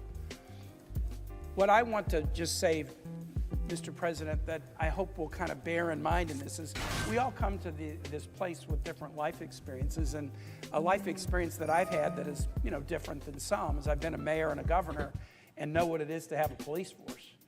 When I was the mayor of Richmond, we had a police force. When I was the governor of Virginia, we had the Virginia State Police. And let me tell you something police forces don't like. They don't like roving bands of people with masks and without IDs roving through their communities without coordinating with them. In Virginia, this kind of started a couple of months back in a couple of our courthouses who are patrolled by deputy sheriffs. The court function and jails are run by sheriffs in Virginia, and they're there to provide security. And in courthouses in Chesterfield and Albemarle County in Virginia, they started to see masked, unidentified folks show up to grab people. Now, these are courthouses that are guarded by deputy sheriffs with weapons who are there to provide stability and security. And when there are masked people coming into the courts to grab others who don't identify themselves or coordinate with local law enforcement, you raise the risk of a horrible, horrible injury or accident or tragedy occurring. And now we see this happening in Minnesota and elsewhere. At a minimum, the mayor and governor and me says we should not be allowing these roving patrols to run roughshod in local communities without fully getting the approval and the coordination with state and local law enforcement authorities. Anything short of that treats state and local law enforcement as if they're the enemies instead of partners to try to promote public safety. And the other thing that I would point out before handing it off to my next colleague is something that's just so common. It's so common in law enforcement at the state and local level. If there's an officer-involved shooting in virtually any law enforcement agency in this country, the officer involved in the shooting is immediately put on administrative leave. That's not a judgment that they were wrong. It's just a judgment that a shooting is so serious that there should be an investigation before that officer is allowed to return to duty. This is standard operating procedure in tiny town police offices that have a handful of officials in Virginia and elsewhere, and yet that is not what is being done at the federal level. In fact, the Washington Post ran a wonderful story yesterday that analyzed many instances of DHS officials shooting folks, and before an investigation was even done, the administration is out vindicating them, not putting them on administrative leave, and finally even blaming victims, calling them domestic terrorists and assassins. And that's the last thing I want to say, Mr. President. The scale we did some more Japanese stuff, and then I saw there was they had an actual live feed for the because they're talking about, they're giving speeches or whatever about the Consolidated Appropriations Act, which is the one about DHS funding and all that. They're actually doing a live stream for it, so I was like, you know what, I'll see what's going on here. Just to see what's going on while we play some Yu-Gi-Oh, because I'm about to get off and take care of the dogs anyway, so I'm not going to do anything serious like play Smite or get on Arc Raiders or anything, or zombies for once. Stop lying about these people who are standing up trying to be good neighbors and protect their as of right now, it's the last 4 or 5 speeches have just been, people speaking up about the tragedy of people being killed recently by ICE, the kidnapping of people, no identification. He's been talking about how the police don't like when there's masked individuals just kidnapping and shooting people and XYZ, even if they are law enforcement and blah blah blah blah. But yeah, It's all right. Signed by the president, so that when the president or his cronies decide later to break it, we can go to court and enforce it. And with that, Mr. President, I yield. And with that, Mr. President, I Recognize the senator from Michigan. I actually don't know where that guy was from. I think he's from, that last guy was from Virginia, I believe. I just don't know if he was Republican or Democrat. And killed by Department of Homeland Security law enforcement agents. By all accounts, Alex was a dedicated member. But he was at least willing to say, Served as an intensive nurse. it's crazy that the administration allows or calls these protesters, you know, criminals and terrorists or whatever, you know, just for showing up and protesting. But, you know, when individuals with firearms and, you know, threatening repertoire or rapport. When agents became violent with a female protester, Anyway, he stepped in. but, you know, some other, some actual groups have stoked violence around these parts a few times, you know, That he was threatening anyone. that no one has any concerns about. Anything but a phone in his hands, officers still shot him repeatedly and killed him. The American people have watched the videos. They have seen with their own eyes the evidence of DHS's unjustified behavior and Honestly, excessive use of force. some of the fucking But mere part is moments after like, the shots were fired, I don't know where this feed is coming from. Mr. Preddy was a domestic Because this is some terrorist and an assassin joint that who wanted covers to stuff that's happened on Capitol Hill, but like some of the news agencies have it, but it's not like on the Congress.gov website, but it's current for today. I know that because they're talking about the Consolidated Appropriations Act today. unjustifiable actions of some But the people in the comments, you know, you got a couple far righters and a couple, you know, just liberals and humane people. You know, there's one Bama spewing not damn hatred, but damn near borderline in the fucking comments. This guy right here said something like, you know, veterans are joining ICE by the droves. and serve with integrity every day. Some of them were like, oh, if Buddy didn't want to get killed, he shouldn't have been, you know, out there. You worried about your safety instead of being out there. Instead of messing with those people when they try and do their jobs. It was like, oh, word. Shootings of both Renee Good and Alex Preddy. The American people's message is loud and it is clear. They're fed up with the Trump administration's mishandling of immigration enforcement, and they are demanding that we do something about so it. People are being toxic. Americans have every right to be enraged. As per usual. As per usual. And you know, those are the people that we don't try to bridge the gap with anyway. You know, because you can't convince somebody who isn't open to, or you can't communicate to somebody who isn't open to conversations. It's just in this moment, we have no sad. choice but to It's sad for them. To be closed-minded is a sad concept. It's actually very sad. Being open-minded is a little bit more freeing. That our country was founded on. That's why I will be voting no on the bill before us, unless DHS funding is stripped out or unless critical reforms are incorporated into the bill. Ultimate Fusion, bro, I still don't even have anything to use. Other 5 appropriation bills on the floor today. They would pass. They would pass with like some clowns. Support, overwhelming bipartisan support. The DHS components have unique but important functions beyond immigration enforcement. Oh, securing our word? borders, combating human trafficking, seizing deadly narcotics, being smuggled into our country, and facilitating trade and travel. But personnel from these components have been pulled from their core missions and have instead been pressured to focus exclusively on arbitrary quotas and removing immigrants from our country, and even those who pose no serious threat to public safety.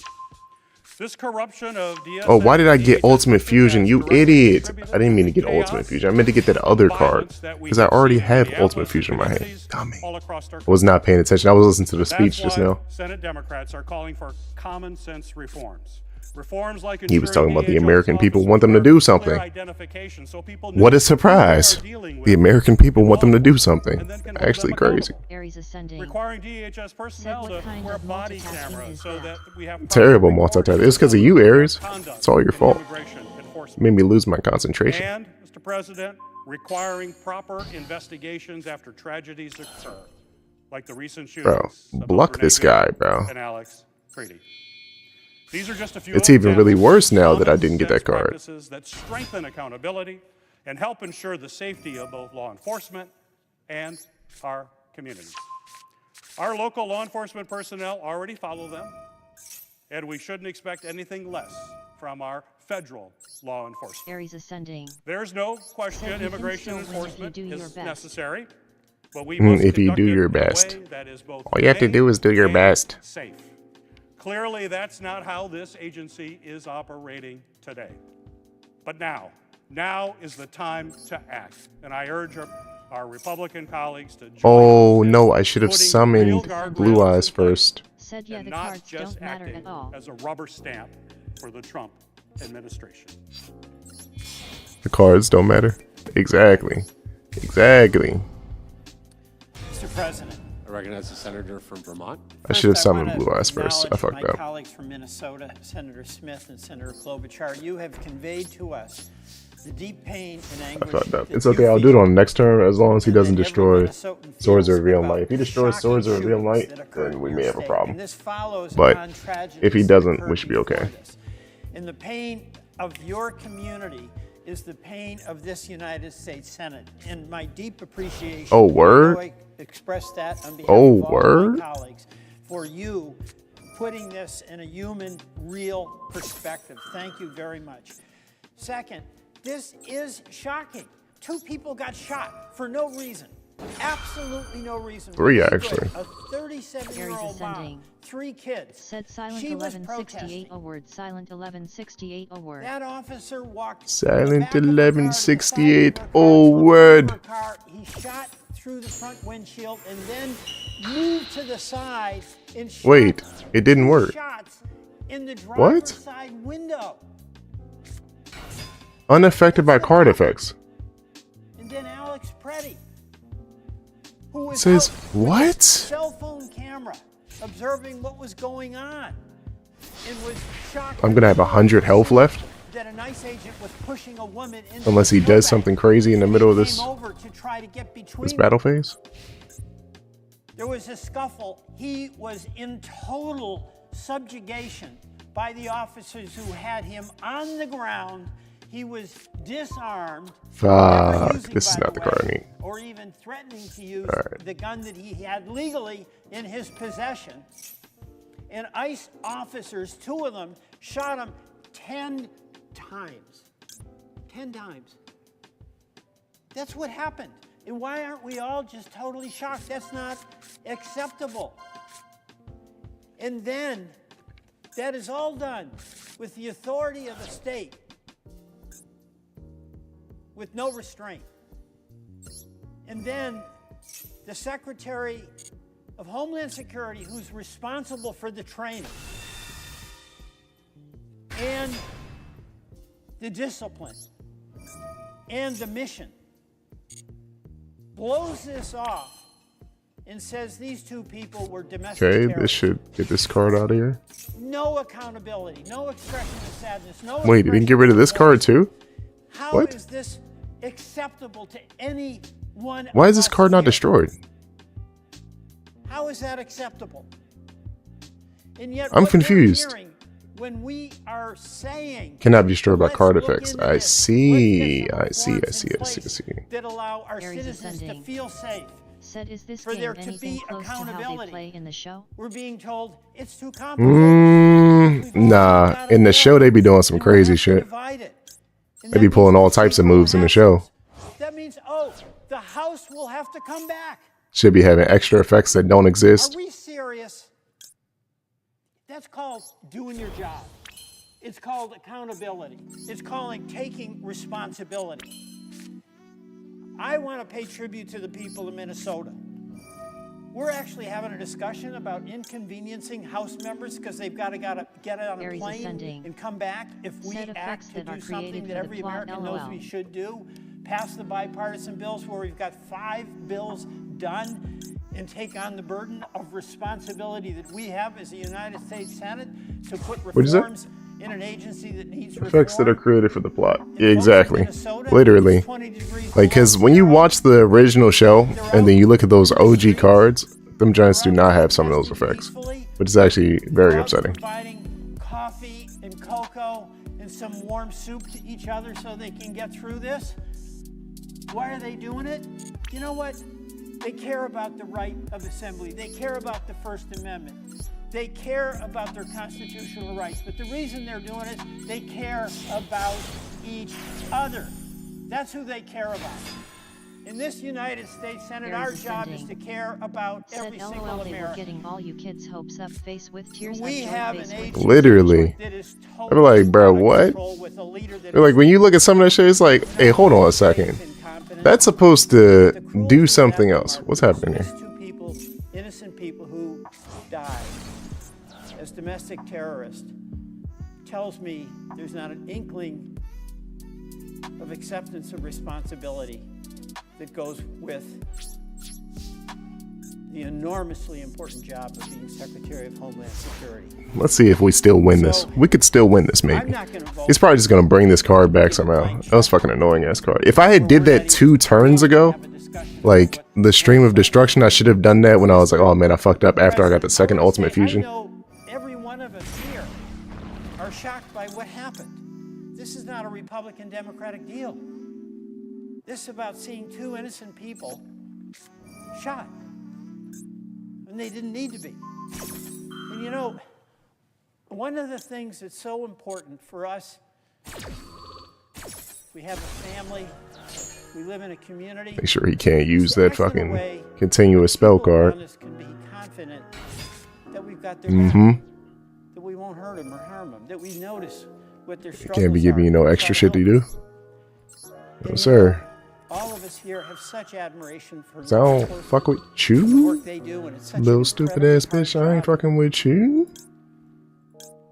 There's a million rather, and there's a million other things I'd rather fucking do than to be fucking with you. Say, I don't give a fuck. I don't give a fuck. I don't give a fuck. I don't give a fuck about you, little stupid little bitch. Alright, I'm sorry. responsibility He's attacking me? to be a guardian. Oh, word? Oh, word? Okay. This nigga had just enough. Actually crazy. That's what I get for for you know, fucking up, getting the wrong card, and then not summoning Blue Eyes right after I had made that screw up, because I should have used Spirit of the Blue Eyes to summon Blue Eyes, and then use Stream of Destruction to get rid of his other cards, and then tried the Ultimate Fusion. It still wouldn't have done much, but at least it would have got rid of some of those other cards, so I wouldn't have suffered so much damage on the next turn. This actually is a decent hand. I recognize the senator from California. Senator from California. I joined my colleagues that have Aries ascending.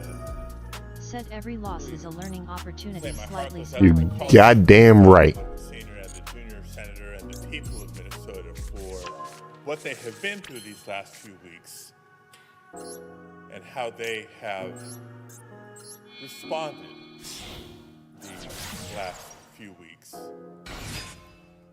as they've mourned and as the country's been watching. January 7th feels like so long ago now, but just a few weeks ago is a day that I never would have imagined. That day, Renee Nicole Good, a mother, Aries a daughter, ascending.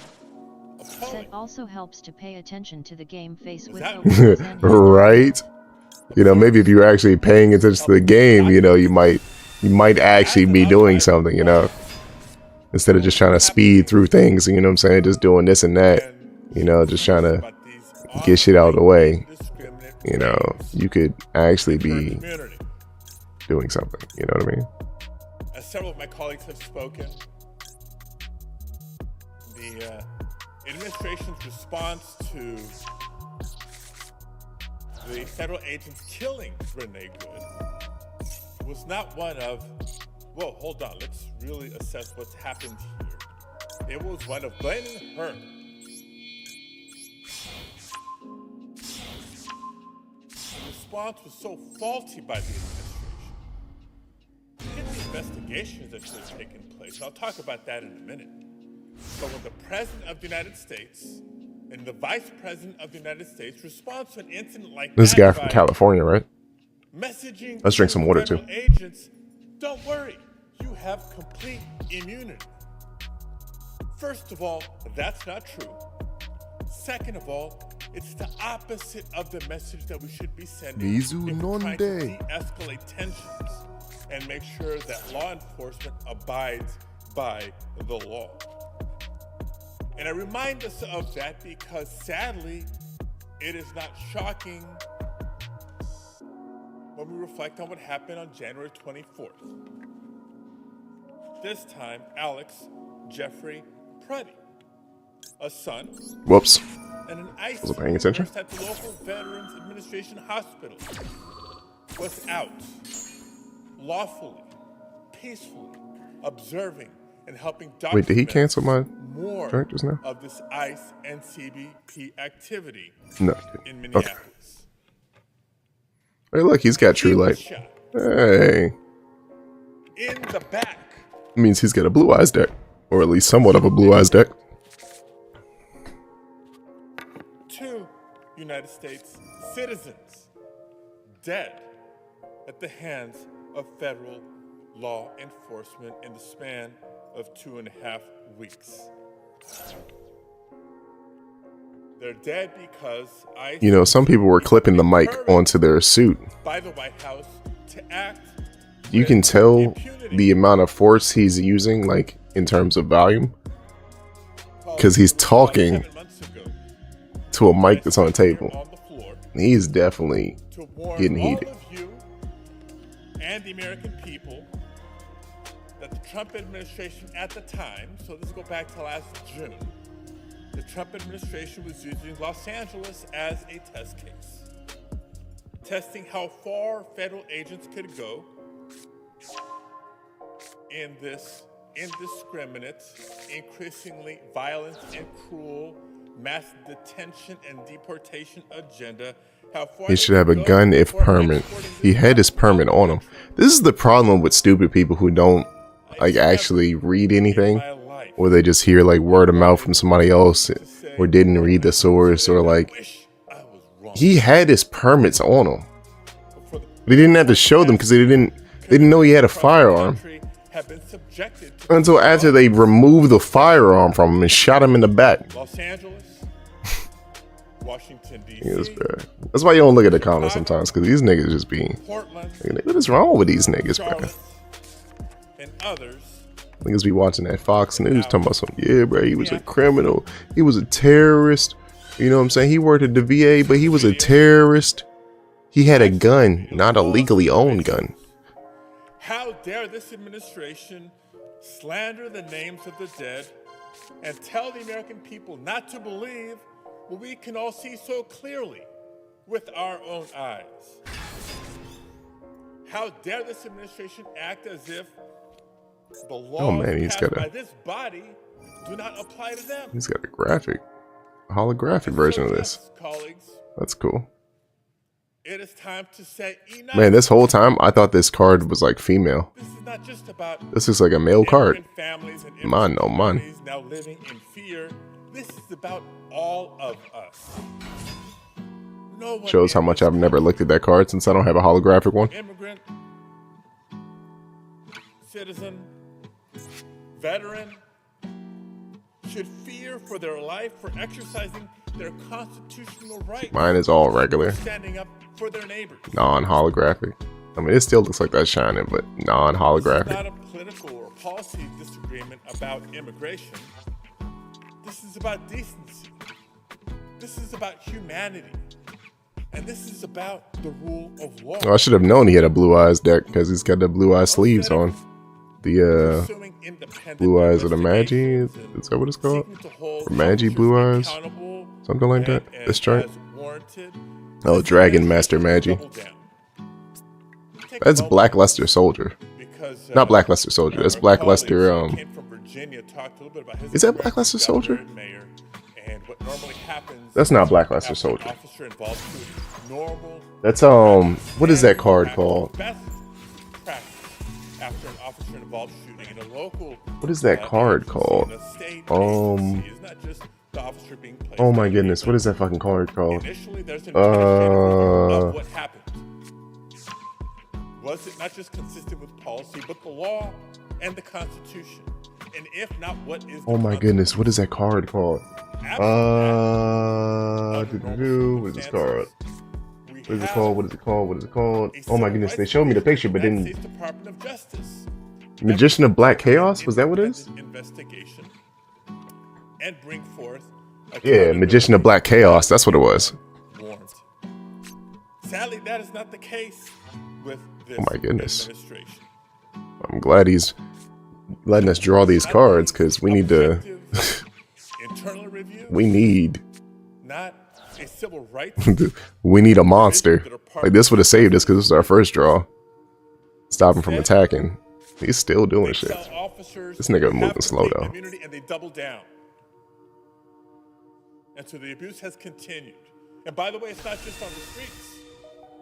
The videos we have not seen is the abuse and inhumane treatment that continues inside some appalling and inhumane private detention facilities, where colleagues, if you haven't heard, 32 detainees died last year. Gamer the James most deadly year for said those if we don't ICE get to fusion/hydrogen, facilities mankind will eventually revert to in the a long, Stone long Age. time. Oh An word. additional 6. This Oh word. we're already on track to exceed last Is that what's gonna happen? deadly number. Talking about the people held in detention centers What like about, Center Schiff and I visited just last week in California City. Many there being Bro, is he denied still making basic plays? medical care, even urgent Oh, medical word? care. People Gamer denied James said, but greed. easy access to legal counsel. Greed always. That's just enough. No wait, or is that 7,000? Fundamental dignity. 7,000. And what has the Republican majority in Congress, how have they responded to this cruel and Why didn't he attack with this? mass deportation campaign? Oh, he did attack with that. Oh, he had 0. Okay. Yeah, but it was 7,000 he would add. He didn't use that to attack. He just used that to get rid of my carb. And for those who have not been silenced, But greed. cheering on Greed is what's going to stop us all the time. Greed is what's always stopping us. colleagues, since last Always. July, there's been dozens of incidents involving Oh, word? force of Oh, federal word? agents, including at least 17 shootings. Greed is where most of our problems begin. Instead of asking questions and demanding accountability, our Republican colleagues here have applauded the administration and chosen to give the Department of Homeland Security billions more dollars. And now they're suggesting that DHS needs Oh, even word? Oh, word? how much more must our communities and our country endure What cards do you have in the graveyard? before our Republican colleagues join us in saying enough? How much more, colleagues, before you agree to impose the real guardrails on a DHS Aries that chooses ascending. to investigate itself, Said Silent that 1168 stonewalls award. oversight, Silent that 1168 even award. fights court orders Oh, to word. present evidence in the killing of an American citizen? Not destroying evidence should go without saying. This is the ritual. He can do this. You can do this on your opponent's turn? I feel like it never lets me do this on my opponent's turn. Independent Okay. investigations after That's good to know. incidents should go without saying This is going to go face down, right? But he's unaffected by my card effects. in normal times. it actually still worked. ICE and CBP behave Very as though they good. are above It very the law. good. And because this administration has told them they are. And because Republicans in Congress have not told them that they're not. But we have an opportunity to change them. To collectively, on a bipartisan and bicameral basis, let those agents know no one is above the law. That is not just an opportunity, but an obligation Should we even that we get- have in this moment. Should probably just get stream of destruction, destroy everything like that. Legitimacy.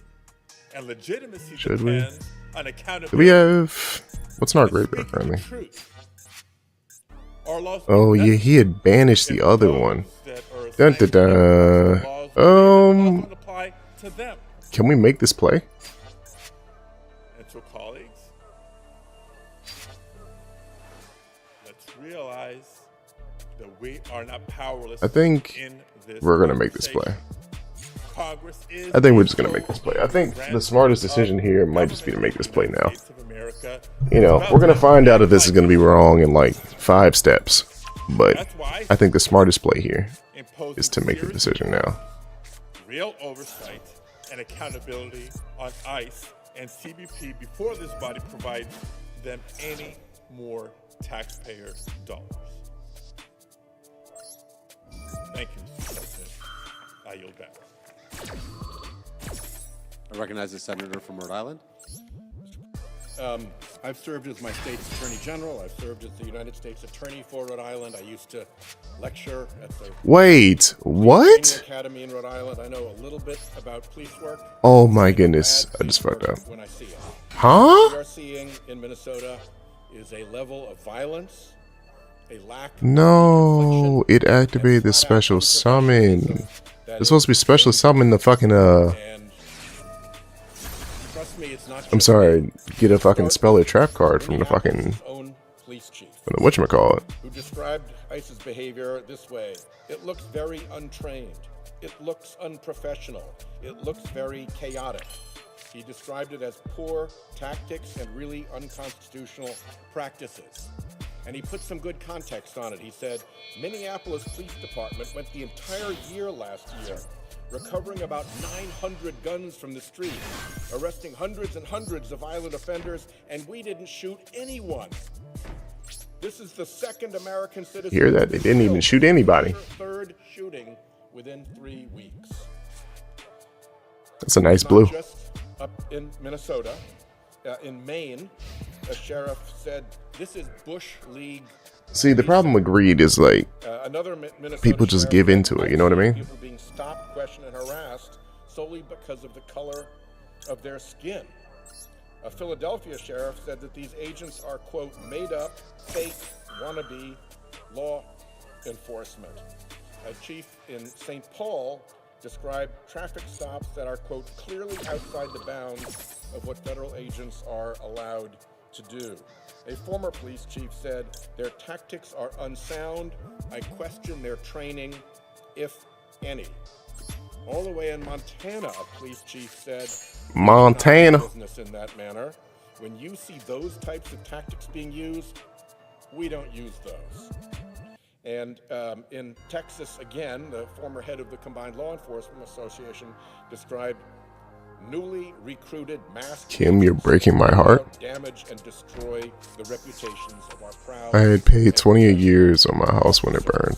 A law Fire. professor and former police officer described their conduct as, quote, egregiously I do own my home, no payment, my Jeep, no payments, and raised 4 kids of my own. Husband died at 35, so I didn't do so what we're bad. hearing out of law enforcement professionals around the country is disgust. It is. The lack of professionalism with which ICE and CBP are discharging their responsibility. Then you should have a gun if no permit. This is the motherfucker who said About deconfliction, because that is probably the most then you should have a dangerous gun if no mistake permit. that law enforcement can make.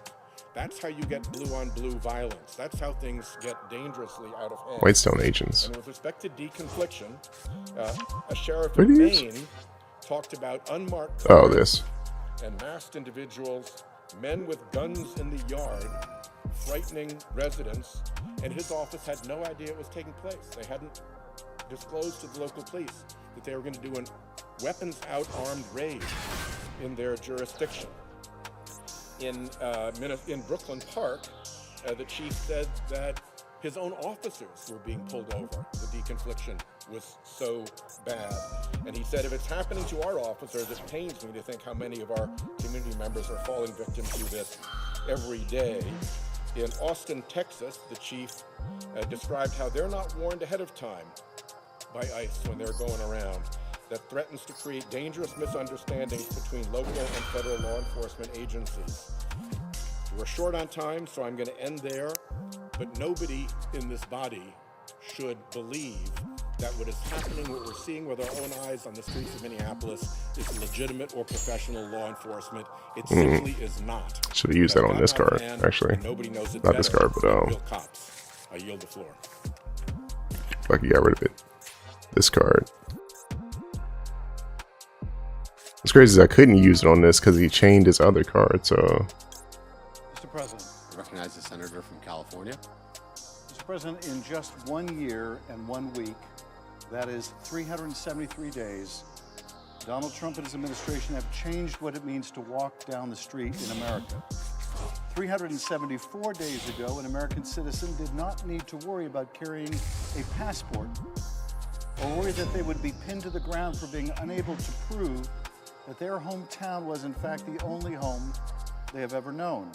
374 word? days ago, immigrant families Oh, word? to call on their neighbors or rely on the help of Good Samaritans to grocery shop for them, to take their kids to school, to have access to what we value in life, all because they were afraid to open their door.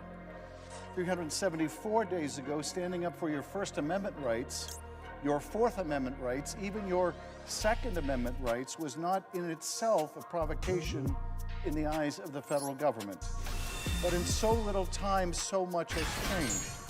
In this America, we see masked agents hiding their faces from the world and even hiding their identification, terrorizing communities across the nation, smashing car windows and dragging mothers and fathers from their vehicles in front of their kids. In front of We're gonna bring this card back in a second, so it's all good. Those kids and separating them from their parents. Swords reveal. I'm like, that's not the heart of the cards I was hoping for, but you know, sometimes it's what you get, right? Apparently, DHS lawyers now claim you don't need a judicial warrant to break through the door of a U.S. citizen and haul them out in their underwear in the dead of winter, only to later release them without charge, without apology, only with newfound terror, courtesy of the United This nigga's just States copying the federal cards I'm government. using, bro. Agents with just 47 days of training, sweeping through American cities, agents with barely Wait, what? over a Okay, I was about to say, why is it not getting rid of just 47 days. Very And good. why 47? Because it's a nod to the vanity of the 47th president, rather than allocated. Let me just go ahead and see what happens, right? You know what I'm saying? Put a little damage on the board, right? You know, we can't go back into defense mode, but we can put some damage on them, right? Teenager getting their driver's license are now badgering, beating, and even killing Americans on our streets in the name of the president. He didn't have his permit.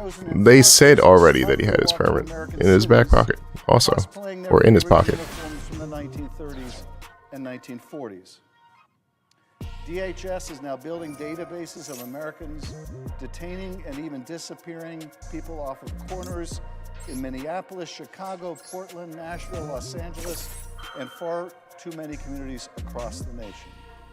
The Trump administration demanded Republicans deliver a $170 billion taxpayer-funded slush fund for these misbegotten efforts, taking that money away from your health care, taking that money away from food for hungry families to spend on weapons for enforcement agents, and billions on detention centers to imprison people who are undocumented but have committed. Man, he was really stupid for that. No criminal records. He blocked his own card, and I think he thought he was gonna block my card, but he didn't chain that properly. But it is not the America that we will accept. We will not accept the labeling. If he had just used this card, no, he couldn't even use that because it wasn't going to block my shit. So never mind. I don't know why he did that. That was actually really dumb. that she was killed. I mean, either way, he goes to the graveyard, so he'll be able to bring it back if he special summons another Blue Eyes. But we will not accept that Alex Preddy, a 37-year-old Veterans Administration ICU nurse, exercising his Chaos Dragon and stooping to help a woman who had been pushed to the ground, can be labeled as an assassin nearly hours after being shot. And they call him an assassin. Blood nearly a dozen times. Niggas don't even know what assassins are these days. Niggas ain't never seen no assassin. Assassins don't, you don't talk to an assassin and live to tell about it, head ass. Amongst otherwise upstanding immigration officials. Hey, look, Indigo Dragon. These labels were applied by the highest-ranking officials of this operation in President. It's all face-up cards, right? Yeah, it's just face-up Cabinet cards. Secretary overseeing these raids, Kristi Noem, the architect of this campaign of fear and mass arrest and detention. This crazy. Oh yeah, he's gonna do that. This impunity. He's gonna destroy my face down card. Oh, he's really dumb for that. He should have gotten rid of this face down card. Unless he brings out something that will, he should have gotten rid of this card. Because he's about to get fucked up. You gotta love it. You gotta fucking love it. And customs and border protection. And that is why I'm standing here this week to say, Buddy, by summoning this XYZ monster, This will be a learning opportunity for him, LOL. we will not add head ass. Oh, he's gonna attack me though with this. And Border Patrol Chief Greg Bovino last year to fulfill Stephen. Doesn't continue. Oh, I guess it continues the negation even after it's gone. We require real reform. Yeah. In statute, not promises. That's fine. Not That's executive fine. Actions worth less than the paper. And I can't do shit with this.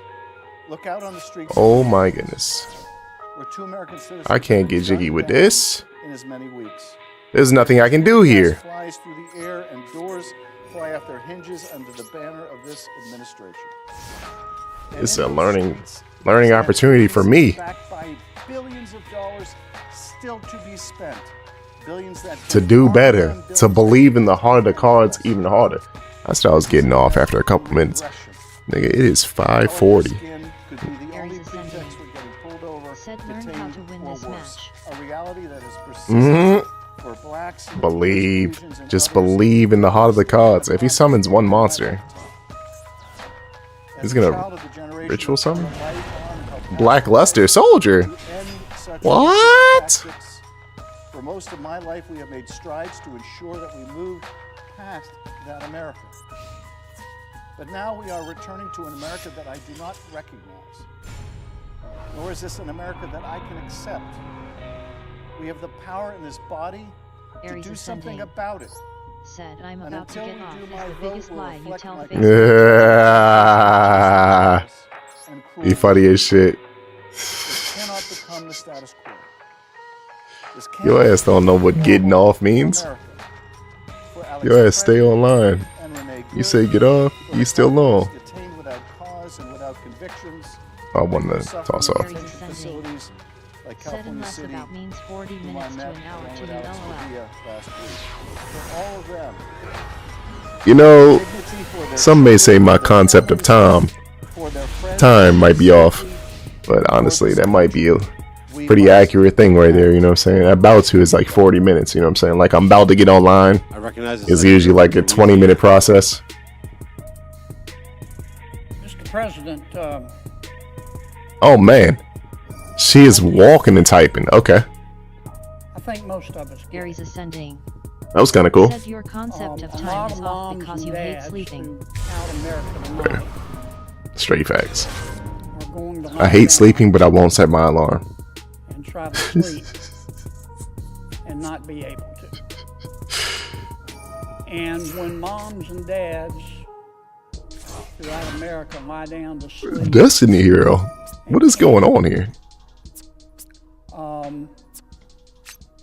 more times than not in America today, Aries ascending. Said hours They're just worried about mean the nothing cost to of you. living. Face with tears of joy. Face with Literally. tears of joy. get that. Literally. Literally. These high prices. You know, I got off at a respectable time last night. You know, I got off at like That's not where, why 1:30. I'm here today. Where I stopped streaming, I think around like 1:30, 2 o'clock. Is what it is. And I just I was know like, all right, I'm gonna go to you shouldn't bed. have to sell I'm gonna lay down. I'm gonna read. blood You know what I'm saying? We got books to finish. Aries Ascending. And Said Silent 1168 a word. I just know that I still didn't go to bed for like an hour. to be able to afford a home in America. As per usual, I had to, you know what, bruh? It's time to just hit the shutter mode, bruh, and just Way out of hand. let's call it a day. And you know, doing that, When you're having to you know, pay wind it down real quick. $500,000 Was ready to go to sleep. if you can Didn't get even a read loan again. to buy and live in a very I reread what I last read in my head. something's wrong in our country. Aries Don't Ascending. get me started on the Said, cost are you of, still reading Wuthering Heights of Face with healthcare Tears of Joy? and health insurance. Bruh. I feel like every time I read it now, I'm only reading like 2 pages at a time. It's okay. It is okay. By the end of the year, we'll have everything done. However, the weekly basis for the month of January has flopped For a few minutes, highly. talk about Minneapolis. We just didn't even start, it I seems. do want to address that. That's why I want to Gotta read about 4 books in the next 2 days. about taxes.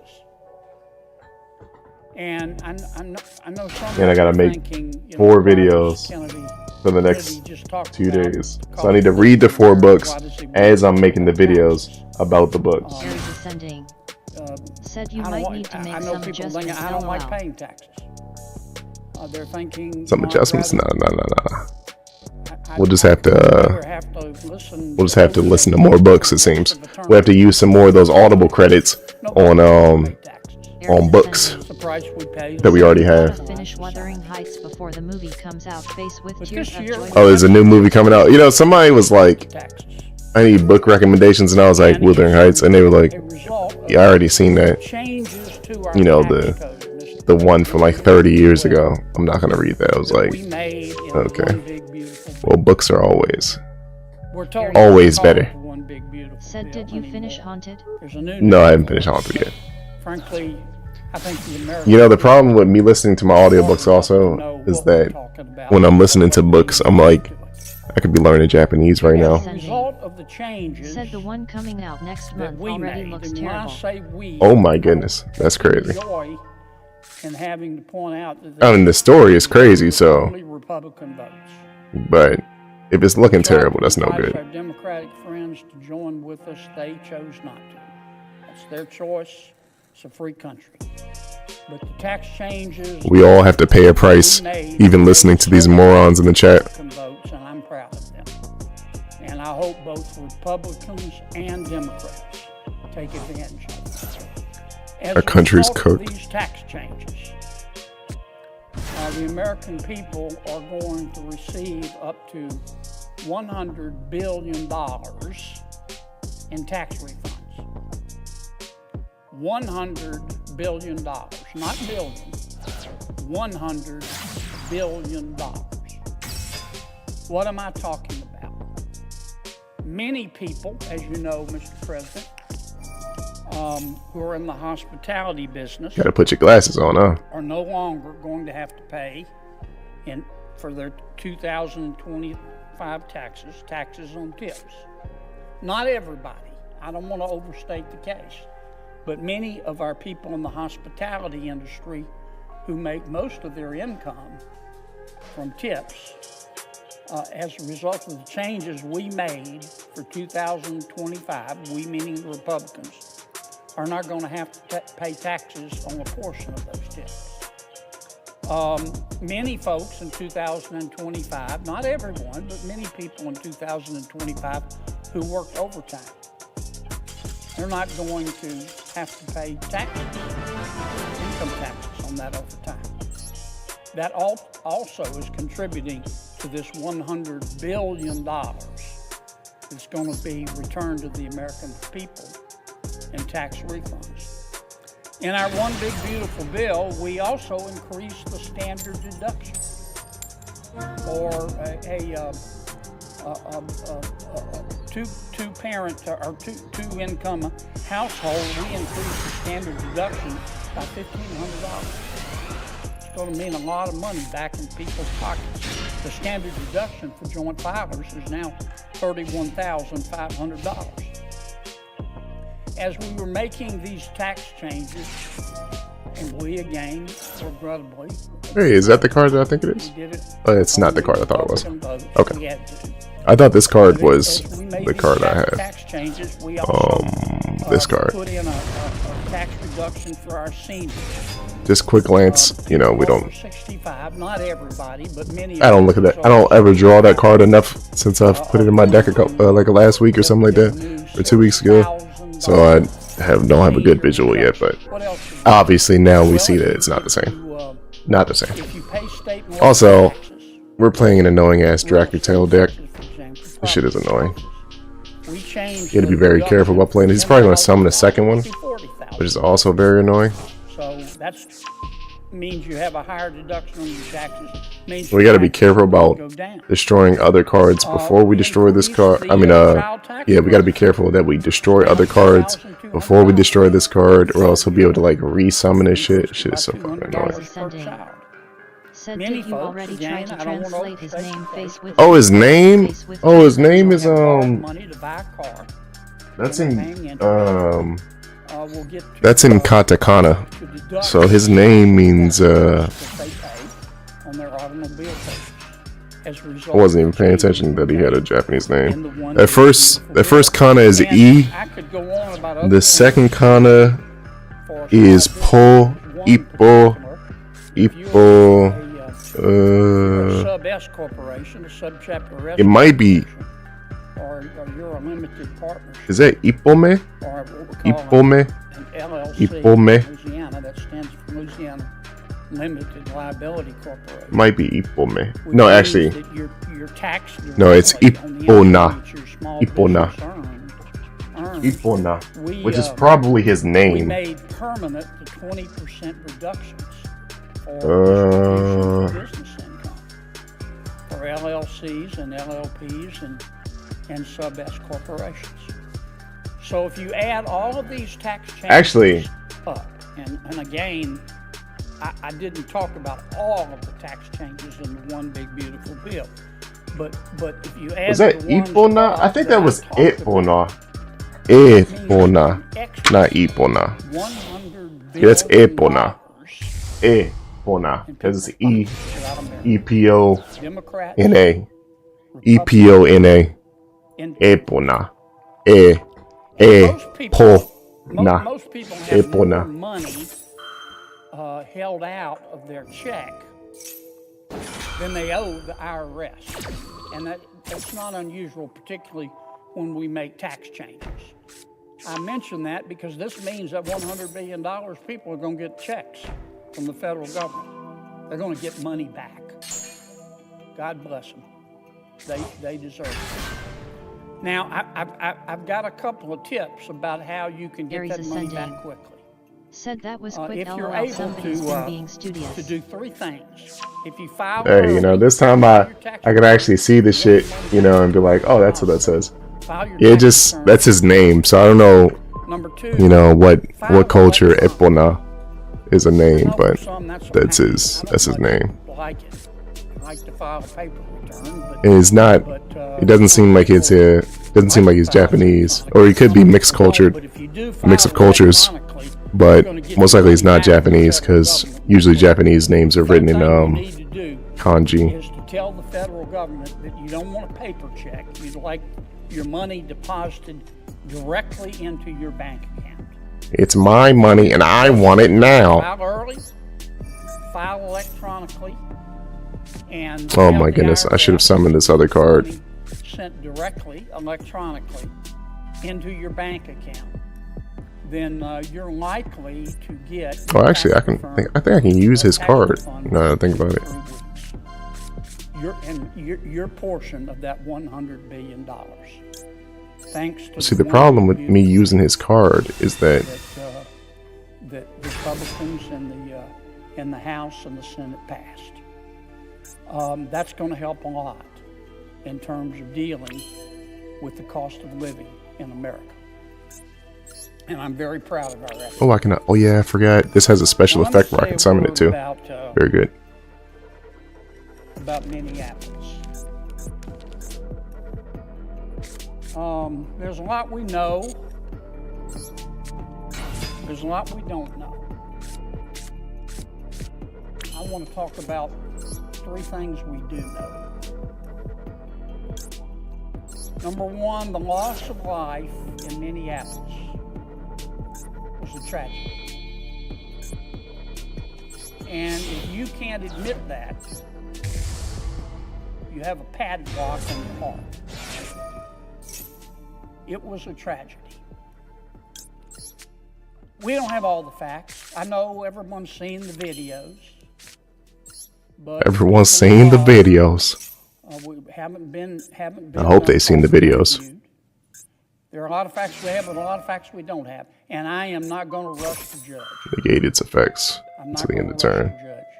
You place 1 draft to a card from your graveyard management on the bottom of your Has deck. promised Okay. a full and thorough and Who's he gonna do this on? Is he gonna do this on Tyrant Dragon? And I think. Oh, he did it on the. Oh, okay. But regardless of what we find out, Should have waited till I summoned my next card. we all have to concede. We all should concede that the loss of life in Minneapolis was a tragedy, and I'm sorry it happened.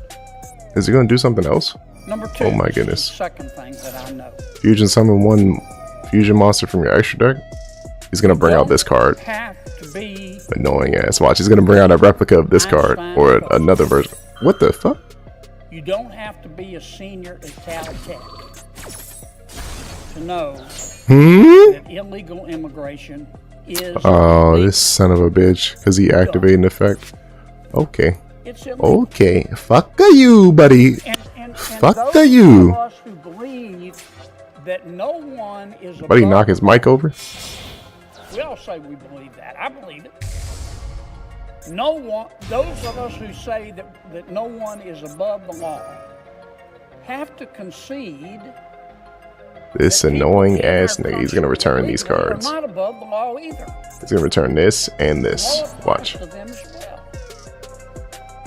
Our immigration statutes Oh, it's gonna do just the Tyrant Dragon so far? tier laws. It's unaffected by card effects though.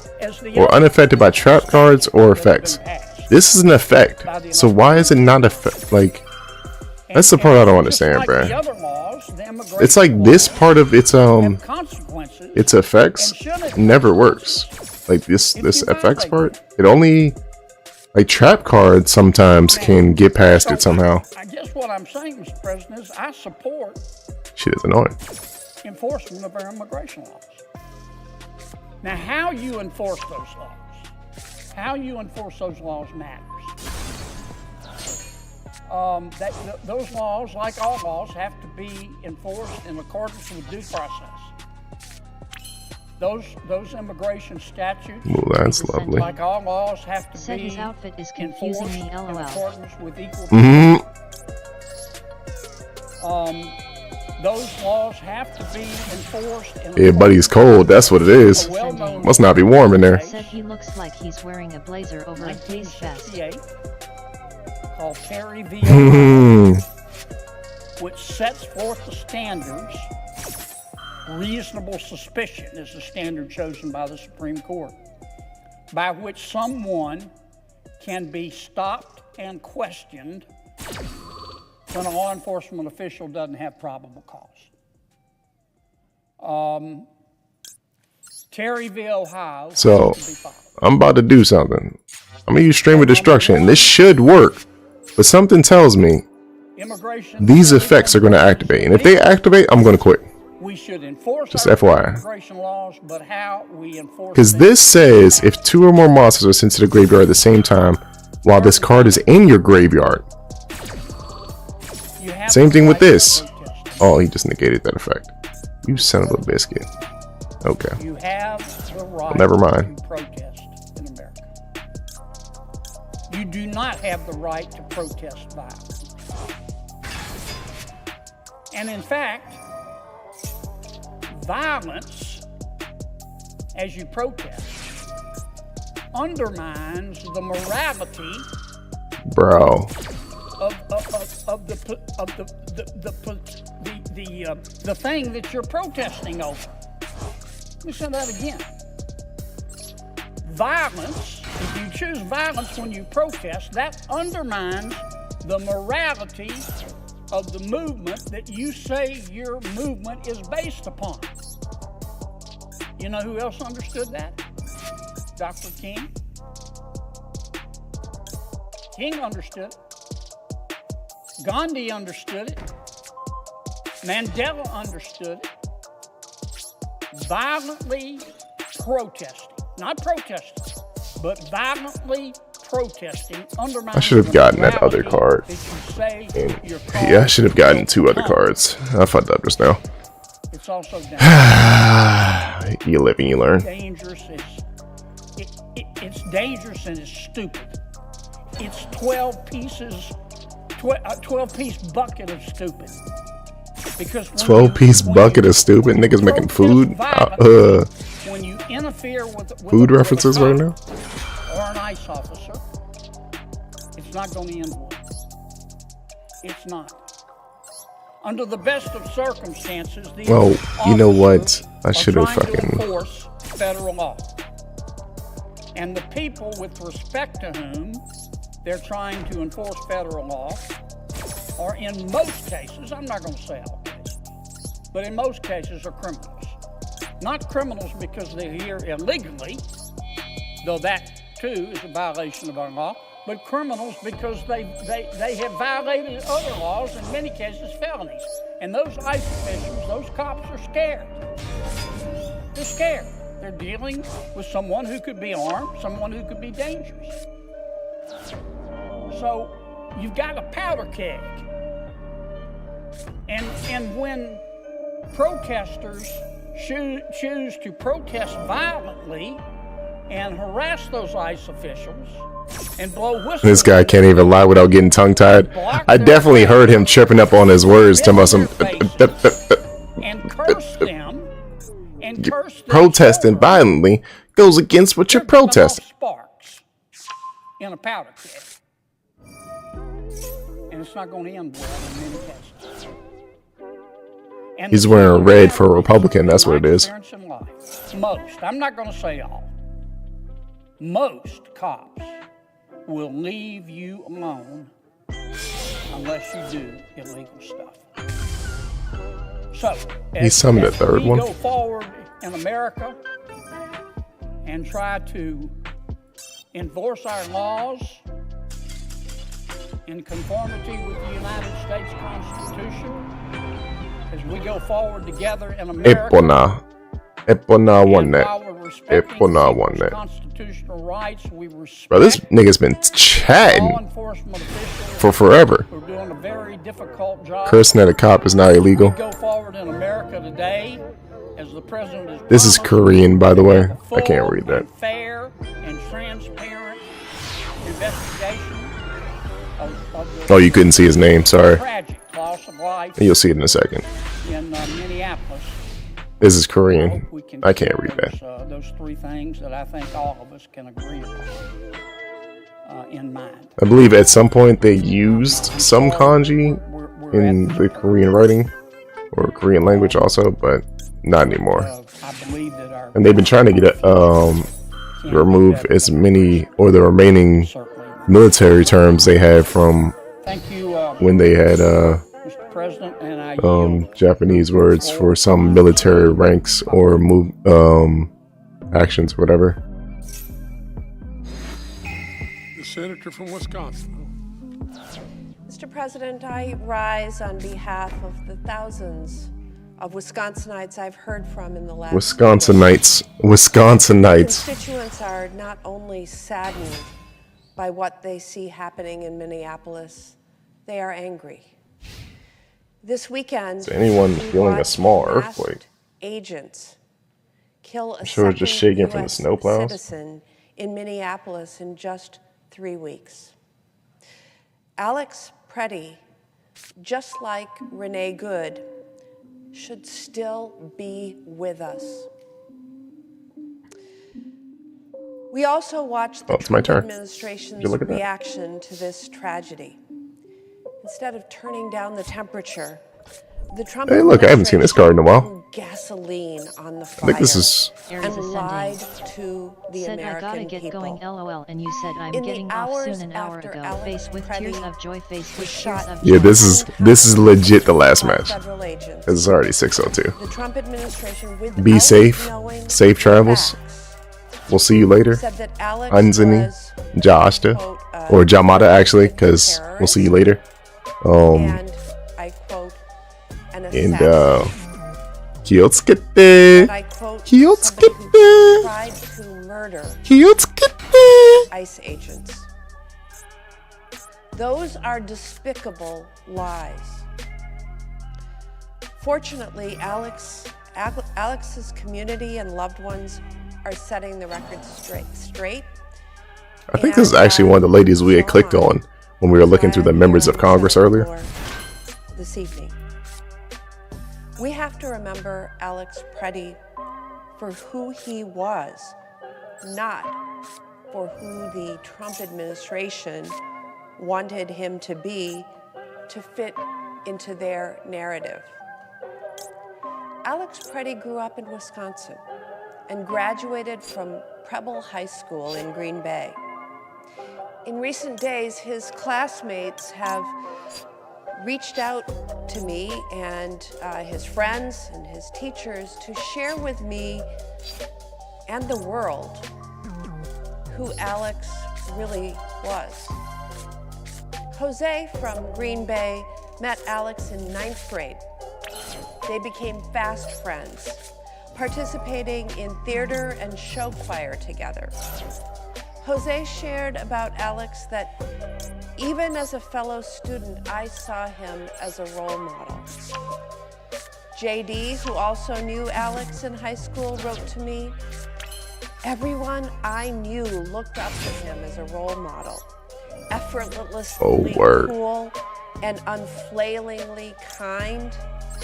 Everything I know about his life since those days and even his final act aligned completely with the person I knew, a genuinely good person who sincerely wanted to serve his community.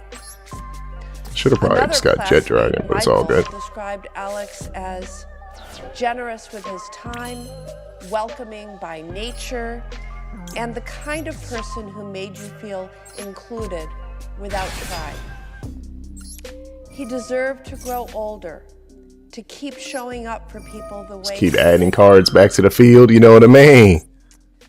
Effects upon effects. Show up for people. He went on to become a nurse serving veterans at the VA hospital in Minneapolis.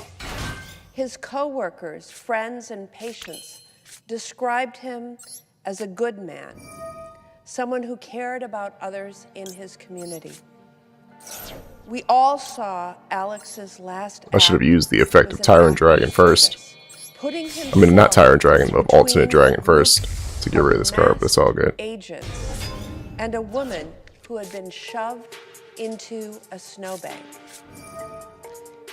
He was not a threat. He was not an assassin. He was not a domestic terrorist.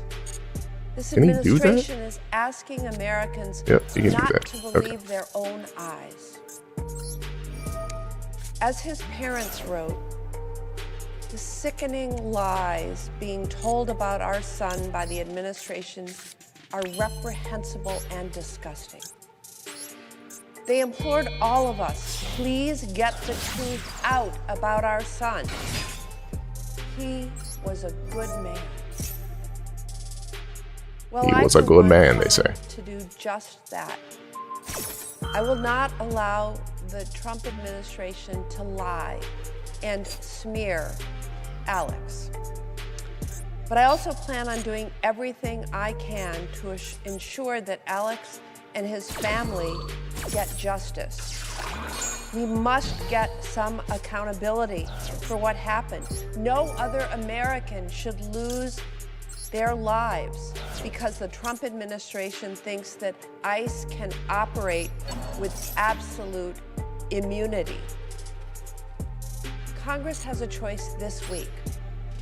My Republican colleagues can sign over another. He's drawing a bunch of cards, but I'm hoping to Kristi Noem negate his effects. Endorse this chaos and lawlessness, or Congress can do our job and stop these lawless, masked, armed agents from terrorizing another community.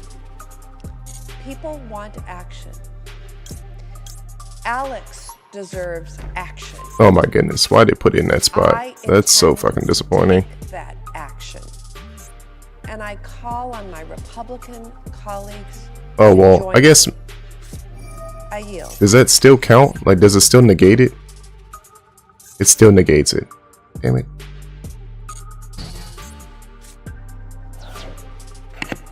Senator from Washington. Mr. President, I come to the floor to join my colleagues today to talk about the events of the last several days and to say to my colleagues here in the United States Senate on both sides of the aisle, I've talked to many Washingtonians, and they're very worried about what's transpired in Minnesota. They're very worried about what's transpired in Minnesota because they think that someone has lost their life that didn't need to lose their life. And they think that the President of the United States, instead of basically creating a system where that kind of overreach of power would be investigated, instead, he is basically accusing the victim here and basically really even attacking Second Amendment rights. So I'm here to join my colleagues to say, what are we going to do to fix this system? What are we going to do to make sure that tragedies like this don't happen and that we investigate the truth, not make up 900 about the situation minutes after it's happened? I say this because my state has struggled with these issues of justice, particularly civil liberties and the civil rights of individuals.